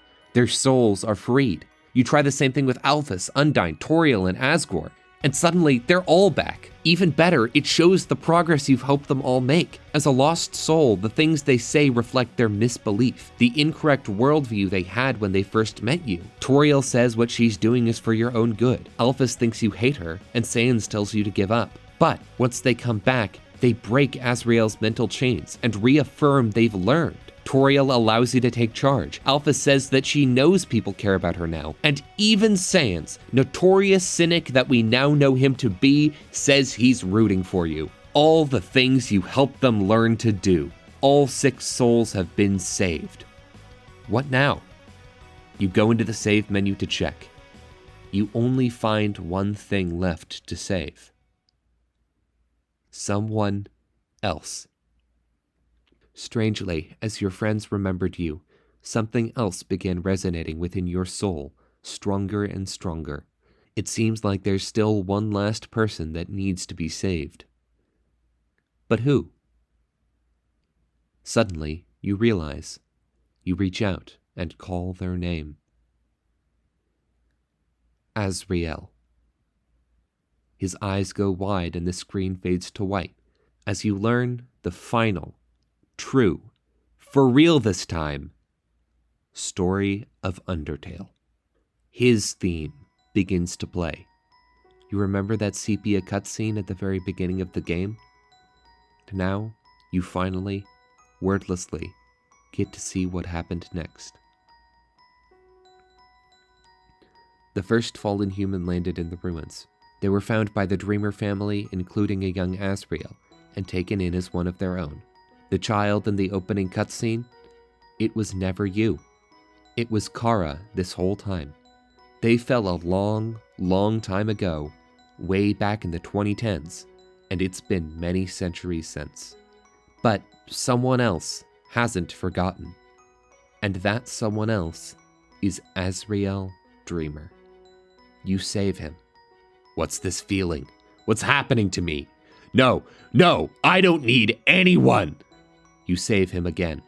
Stop it. Get away from me. Do you hear me? I'll tear you apart. You save him. Kara, do you know why I'm doing this? Why I keep fighting to keep you around? He attacks with Toriel's fire right from the beginning of Undertale. He's in denial. You save him. I'm doing this because you're special, Kara. You're the only one that understands me. You're the only one who's any fun to play with anymore. You save him. No, that's not just it.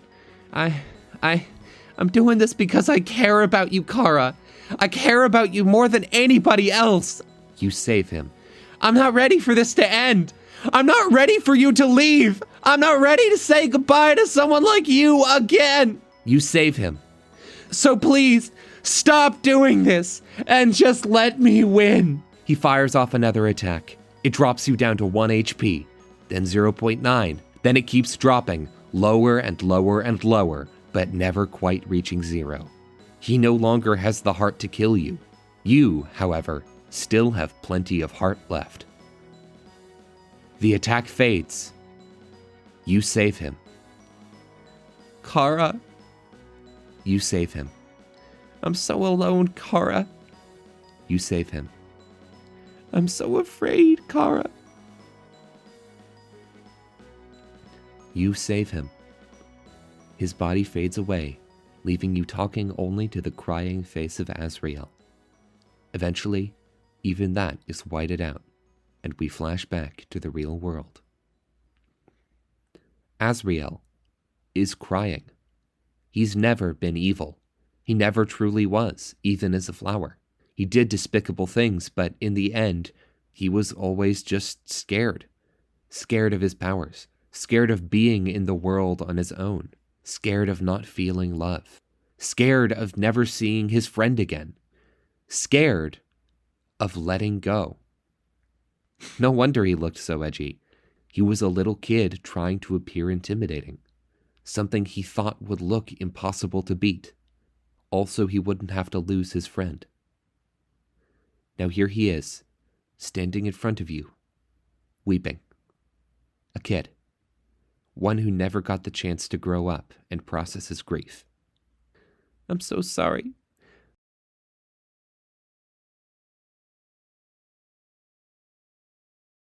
I always was a crybaby, wasn't I, Kara? And finally, he accepts what he's been denying this whole game. I know. You're not actually Kara, are you? Kara's been gone for a long time. What is your name? Frisk? That's a nice name. Frisk, I haven't felt like this for a long time. As a flower, I was soulless. I lacked the power to love other people. However, with everyone's souls inside me, I not only have my own compassion back, but I can feel every other monster's as well. They all care about each other so much. And they care about you too, Frisk. I wish I could tell you how everyone feels about you. Papyrus, Sans, Undyne, Alphys, Toriel. Monsters are weird. Even though they barely know you, it feels like they all really love you. Frisk, I understand if you can't forgive me. I understand if you hate me. I acted so strange and horrible. I hurt you. I hurt so many people. Friends, family, bystanders. There's no excuse for what I've done. You press forgive. What? Frisk, come on. You're gonna make me cry again. Besides, even if you do forgive me, I can't keep these souls inside of me. The least I can do is return them. But first, there's something I have to do. Feeling all of the love, regrets, hopes, and dreams of every monster in the underground, Asriel knows something must be done. Monsters must be free. He floats above the ground. The souls start to circle him in a massive ring. Hundreds of them. hundreds and hundreds of white monster souls, as well as 6 from the humans. Breaking the barrier requires the power of 7 human souls. But as we learned back in Waterfall, it would take the souls of nearly every monster in the underground to equal the power of 1 human soul. Asriel has them all. The screen fades to white. The barrier breaks. The prophecy of the Deltarune has been fulfilled for a second time. Asriel, the angel who has seen the surface, descended once more into the underground. Now, all of monster kind has been freed. Asriel lands back on the ground. Frisk, I have to go now. Without the power of everyone's souls, I can't keep maintaining this form. In a little while, I'll turn back into a flower. I'll stop being myself. I'll stop being able to feel love again.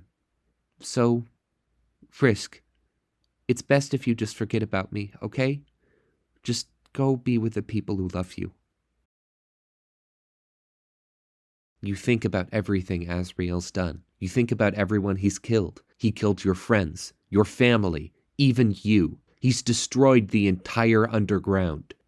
But he's also been trapped for endless lifetimes as a soulless, compassionless being. He's been alone without anybody who can understand him, anybody who he can confide in, or at least anybody who will remember it. He lives in an infinitely repeating world of regret.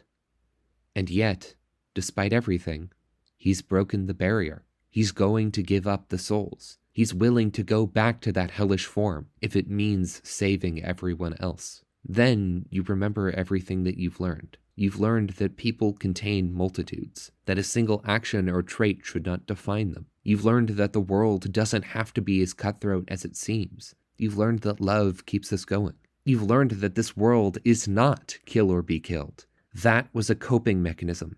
It was a lie Asriel told himself, an excuse he could go back to so he wouldn't have to care, a way for him to forget every day of his never-ending life that once, long ago, he was happy.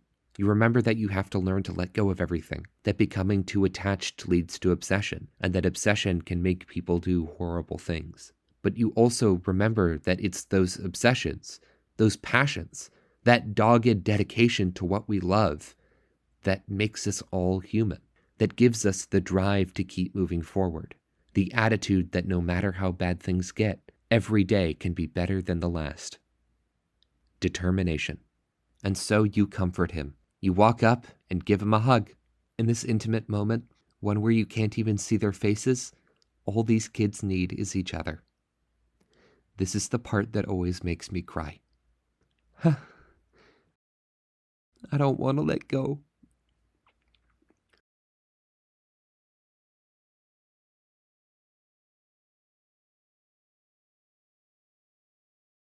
Frisk, you're going to do a great job, okay? No matter what you do, everyone will be there for you, okay? Well, my time's running out. Goodbye.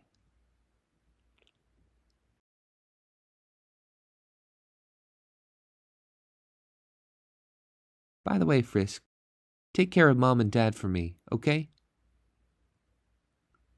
And then he walks away.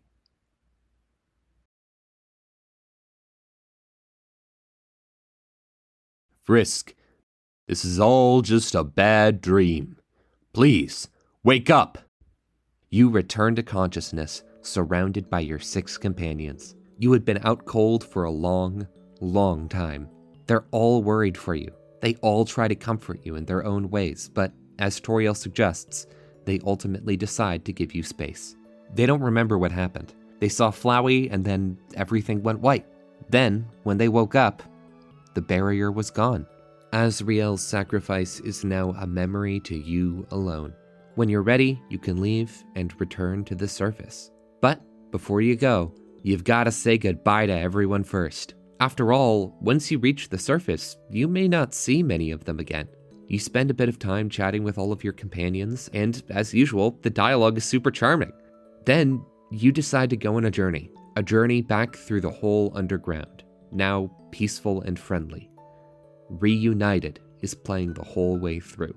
There's some pretty great bits here. There's a whole bunch of new dialogue with Gerson where you get to learn a bit more about Toriel, Asgore, and Undyne, including how Asgore got the nickname Fluffy Buns. Turns out Toriel called him that when handing him a mic, and she didn't realize it was still on. Asgore took the audience laughter well, and it stuck. Speaking of Toriel, for the first time since the ruins, she's calling you on the phone. She tells you about how well she's getting to know all your friends, and it's really sweet. Mettaton's also gone through some development. I always thought it was a little bit weird how he was left out of the final fight with Asriel, considering how important he is to the story of the game, but at least he got this bit here. He's gotten over some of his narcissism in a really touching way, and has started looking for other talented monsters to form a music troupe with him. Monster Kid has started idolizing Papyrus instead of Undyne. This bear here doesn't seem to realize that humans coincidentally have a near identical tradition of putting presents under a big tree. And right at the end, in the very first room of the game, you find Asriel, still in his child form. He tells you he's staying here to take care of the flowers. After all, he can't see everybody again. He's not long for this world. He's going to transform back into Flowey sometime soon. And once he does, he'd break everyone's hearts all over again. He asks you one final question. The only entrance to the underground was a cave in Mount Ebot, a mountain that famously nobody returns from. Why did you climb Mount Ebot in the first place? Asriel knows the reason Kara did. It wasn't to challenge themselves or prove the impossible. Kara wanted to disappear. They hated humanity. They wanted to just vanish from the world instead of dealing with that hatred. Maybe Kara was never the greatest person. You, meanwhile, you changed an entire civilization for the better. You channeled your determination and turned it to love.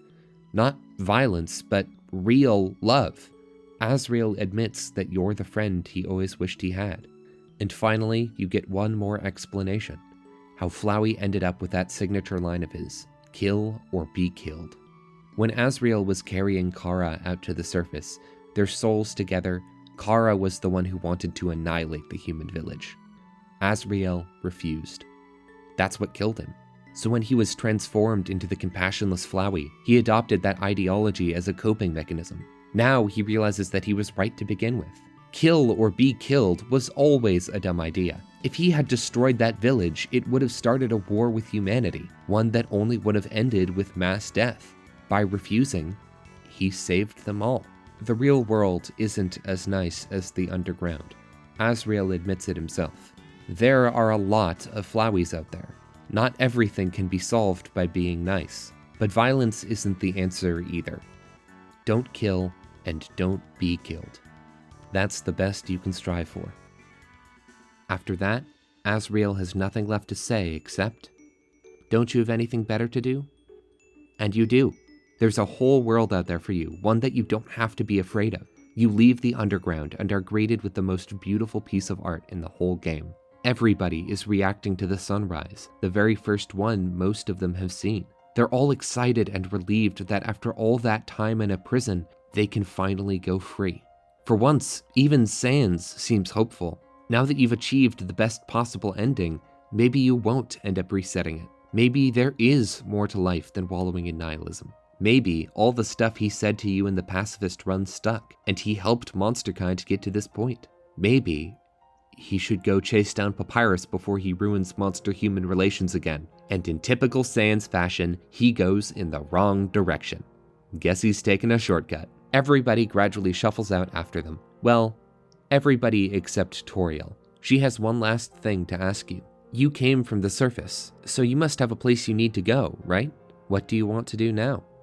I don't know about everyone else, but I always choose to stay with Toriel. There's a big, scary world out there, and we're going to need friends. We're choosing to leave behind the underground already, the place Frisk, the character, and we, the player, have gotten so attached to. Why not take a little piece of it with us? The credits roll. We get to see where the monsters ended up after the events of the story. Every now and then we get a quick cut to the main characters. Look at that! Papyrus is finally driving a car! I'm so happy for him. Undyne and Alphys are hanging out on the beach together, being all cute, and hey, check that out! An on-screen kiss! That's adorable. Mettaton's performing in front of an audience again, and he's got a whole new troupe with him. Even the Amalgamates got a happy ending, living with their families again. Asgore is living a middle-aged dad life, and look at that! He's even trimming a hedge in the shape of Papyrus's smile, just like Papyrus said he wanted 7 hours ago. Toriel is working at a school, just like she said she wanted all those ages ago as well. The screen scrolls, and we see that same shot of the mountain from the beginning again, only this time in full color. It fades back into sepia until finally we read,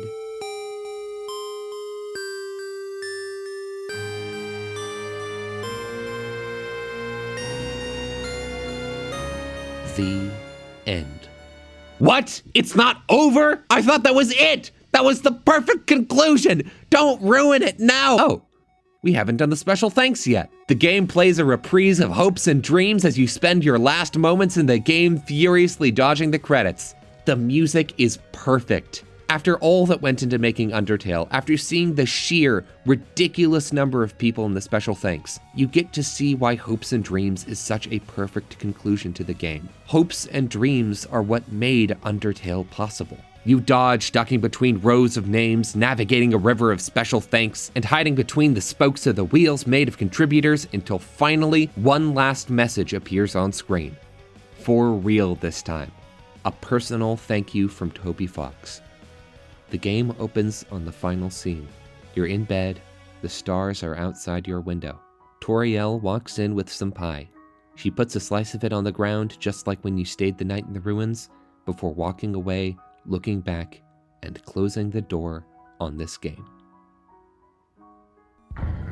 The title drops. The end. For real this time. And I got through the whole thing without mentioning Gaster once.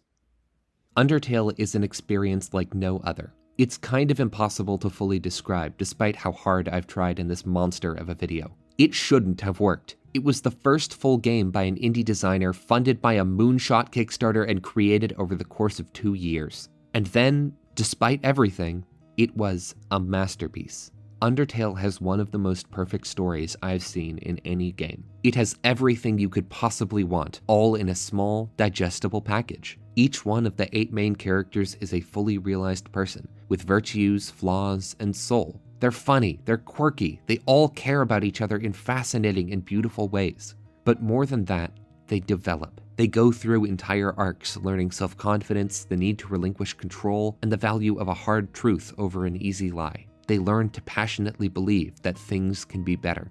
It also has better thematic writing than any other story I've read. Every single part of this world is perfectly crafted to build toward a few specific messages. Undertale's characters are more than just nuanced, interesting people. They're also conduits for the game's themes. Each of them has hidden depths, whether they be good or bad, which shows that people are far more nuanced and complex than they appear on the surface. They all have a spark of good in them, which helps push its message of pacifism. And they all have their own obsessions, good and bad, which lets Undertale say some fascinating meta stuff about passion and how fans and fandom engage with stories. So when all of these themes come together for each route's ending, they become unbelievably satisfying. That's not even mentioning all of the insane plot revelations that seem unrelated at first, but all start to connect until they finally link together by the end. Toby Fox's skills in setup and payoff are genuinely masterful. For example, finally realizing that Flowey is Asriel and that Kara is the first fallen human is completely unbelievable. But once you think about it, it fits in perfectly to the game's world and makes the ending feel like a culmination of everything that came before. Then, on replay, you see all the ways Toby Fox built up the reveal beforehand and how you can see the ending coming in retrospect, and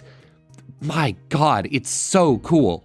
And that ending, Undertale's pacifist route, ends on one of the most heartwarming notes I could possibly imagine. It's a complete rejection of nihilism as a concept. Everybody told you that what you wanted to do was impossible. It was impossible to find peace with Asgore. It was impossible to save Flowey. It was impossible for a human to save monster kind. Your actions don't matter. They won't change anything. You may as well give up your soul now, while that's still a choice you can make. Fixing the flaws in society and the world is pointless. And you proved them wrong. Time and again, you showed them that with enough empathy, grit, and determination, things can genuinely improve. A happy ending is possible. Hope shouldn't be a fantasy. It should be a goal. It doesn't have to be some childish idea that everything will turn out all right. It can be a proud, brave statement that you are going to fix the world's problems. Undertale is a story I think we need right now. Toby Fox made this game back in 2015, before all this political division, before the pandemic, before all these modern wars, and back when climate change was a far more distant threat. Life's gotten a lot scarier in just the past 10 years. In the face of all of these massive problems, it's hard to think that you can have a positive impact. It's difficult to believe that your actions matter. But nihilism is a mindset of failure. And even worse, it's wrong. We have gotten wins. The pandemic is over thanks to all the work millions of people put into masking and distancing and creating a vaccine. While climate change hasn't been solved, hundreds of millions of people have been taking little steps towards that goal. Protests all across the world have been causing public opinion about those wars to shift. And just like they do, every soul in the underground helped a little bit to finally break the barrier. Undertale is a game about passion, about loving what you do, the people around you, and the whole world. It's about working hard for a happy ending. It's about trying to find the good in people and changing their minds, convincing them that what you believe in can be a reality. It tells us that even though fixing the world's problems seems impossible, it's often far more realistic than we think. It's refreshing, isn't it? The idea that you can do something about all that? I think so. That brings me to one final thing I want to talk about before I go. Seriously, this is actually the last one. That's Undertale's legacy. There's been a growing trend I've seen of fans being, let's say, dismissive of this game. Deltarune's been trending ever since chapters 3 and 4 came out, and that's led to an influx of people going back to play Undertale and feeling disappointed. I've seen a lot of posts recently about how old Undertale feels compared to Deltarune, and that Deltarune makes it feel bad in comparison. I disagree. This sentiment led me to make a pretty controversial statement in my video on Deltarune. I said that, as of now, I still think Undertale is better. Why is that?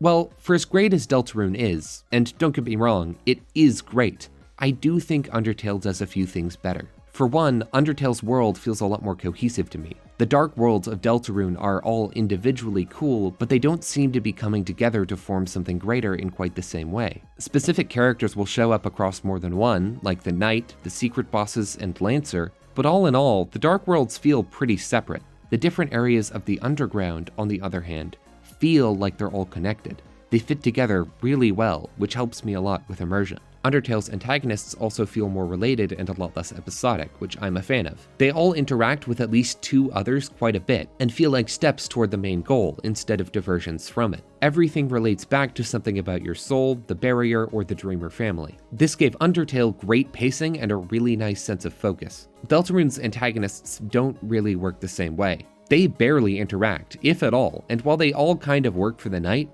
besides that, all their goals are completely unrelated. Queen wants to take over the light world with computers, Tenna wants to keep the main characters trapped in the TV world, and King just wants to be a tyrant. This could absolutely change, they might end up connecting more later on, but right now it feels a bit scattershot. Then there's the run button. Undertale doesn't have one. You can move around way faster in the Dark Worlds than in the Underground, and I've heard people say that this makes Undertale feel very slow. But I'd like to point out that most rooms in Undertale are also a lot smaller, and they tend to have a lot more in them. There are entire hallways in Deltarune that are basically empty besides a few enemies. Those don't really exist in Undertale outside of the ruins. Frisk moves slower, sure, but they also don't need to travel as far to find things. This difference also means that each individual area of the underground feels dense and alive. While I can't always say the same thing for some parts of the Dark Worlds. But a lot of it just comes from Undertale having an ending. Undertale's endings are so ridiculously good that they made half a generation of people into lifelong fans. When Flowey finally transformed back into Asriel, a dozen Chekhov's guns formed a firing squad and executed everything you thought you knew about the game. Then the same thing happened again with Sans, and Alphys and the True Lab. The payoffs to all the character arcs and mysteries were damn transcendent. They tied up everything perfectly, yet still left a few loose ends for people to speculate and ask questions. The simple fact is,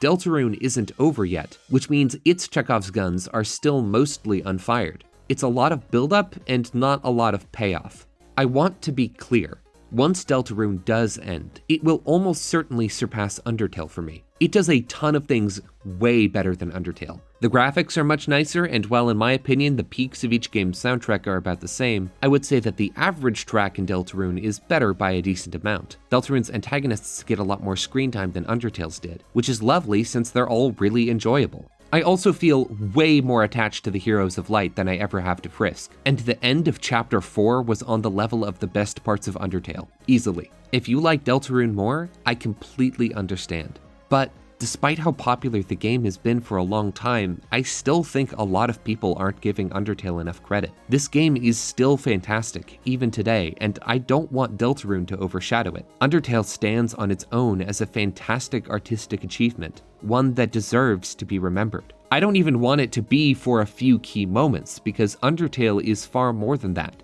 I want us to remember it for the incredible game that it is, from start to finish. For what it set out to do, it's one of the most flawless games I've ever played.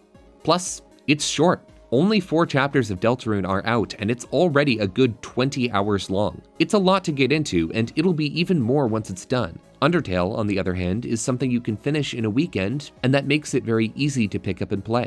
I think there's merit in that. But now what? It's difficult to know where to end when talking about Undertale. When it first came out a decade ago, I was young, and I loved it. I watched dozens of video essays, at least one full playthrough, and read hundreds of theories. Undertale is only about 8 hours long, quite short for a game, but I've seen more posts and videos analyzing every second of it than I can count. And hey, I even made one of them. But it's a lot.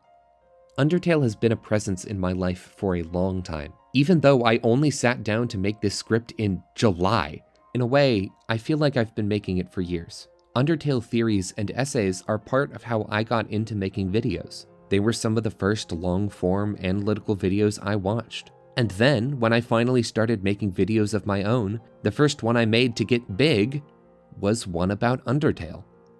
But now I've made this. I've analyzed this whole game. I've ended up with a video that's, let's be honest, outrageously long. And I don't feel like I can reasonably make it longer. Where do I go from here? I mean, I guess I didn't talk about Mad Mew Mew much. She's not just good trans rep, she's a great boss fight too. And speaking of ghosts, I barely even mentioned Nabstabluk. He's right there in the ruins, and I didn't even talk about him until we got to Waterfall. Oh, and Greater Dog, that was such a funny reveal. My god, I didn't even bring up Onion Sand through the whole video. Why didn't I? Hell, why don't I? Why not go through all that stuff? I may as well. Why not talk about how Papyrus is the only boss monster who never moves in his fight, or how the memory heads are a reference to the final boss of Earthbound, or how if you play one of Nabstabluk's songs, you can walk out into Waterfall and encounter an Aeron and it'll get really scared. I didn't even mention that MatPat gave a copy of Undertale to Pope Francis. Get ready, because I'm about to spend the next half hour ranting about how WD Gaster is actually an abstract metaphor for the futility of attempting to find answers where there are none. Ow, did you really have to hit so hard? But I know I shouldn't. One of Undertale's greatest messages is about learning when to stop. Loving something passionately is great, but after a certain point, you have to move on from the things you love. That was the whole meaning of the Genocide route, wasn't it? That if you couldn't let go of something that was important to you, you would end up selling your soul. You'd lose everything that made you, you, in the name of a perverted sentimentality. I don't want to fall prey to that. I don't want to miss out on other great stories simply because of my attachment to Undertale. I don't want to keep playing the same game again and again, unable to acknowledge that it's over. This is going to be my last video about Undertale for a very long time. Maybe ever. I'm definitely never going to go into this much depth about it ever again. Undertale is a game that's very important to me. It changed my life in more ways than one. But it's over now, and I need to accept that. I need to move on. Move on to another game.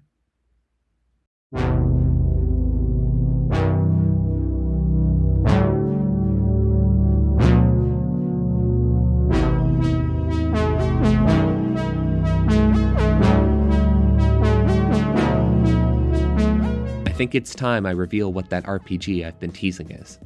Someday soon, I'm going to make a video about Lisa the Painful. Despite me not playing it until I became an adult, it stands alongside Undertale as one of the most important stories in my entire life. Lisa the Painful might just be the funniest, saddest, most beautiful game I've ever played. Yes, even more than this one. If it isn't, it's damn close. I'm only going to be talking about one character, the protagonist, Brad Armstrong. He's the most fascinating main character I've seen in a game. And yes, if you watched my last video, I did trick you, but I also never lied. I'll explain how when we finally make it to that Lisa video. But I'm not going to make that video yet. I'm about to go into a very busy period of my life, and I'm going to need to devote my full attention to other projects. On top of that, this video was absolutely massive, and I simply don't have enough juice left in me now to make another. And finally, as much as I love these little 2D pixel art games, I've talked about them a lot. I'm kind of tired of them. I have other interests, many of which I haven't really shown on this channel, at least not for a long time. I like science, politics, music, movies, art, and all sorts of other things. I'll still be releasing videos over the next few months, but it'll probably be a while before the next one comes out. I'm not going to leave this channel behind, but I do need to control myself. I'm going to take a short break from it. I'm moving on from a very long, important part of my life and starting another. In a way, this video is what I made to commemorate that. I'm leaving more than one thing that was very important to me for years behind. I'll still think about Undertale. I'm going to remember it for the rest of my life and carry a piece of it with me everywhere I go. It's a masterpiece. That's what they tend to do to you. But that era of my life is over, and I think I'm finally ready to accept that. I don't want Undertale to overshadow other pieces of art, but I want Undertale to be remembered for all the good it did for so many people. I want us to remember its genius writing decisions and charming characters. I want us to remember everything it did right, and to take inspiration from it by creating something even better. In other words, I want us to be determined to do the impossible. Undertale was a masterpiece, and this was why.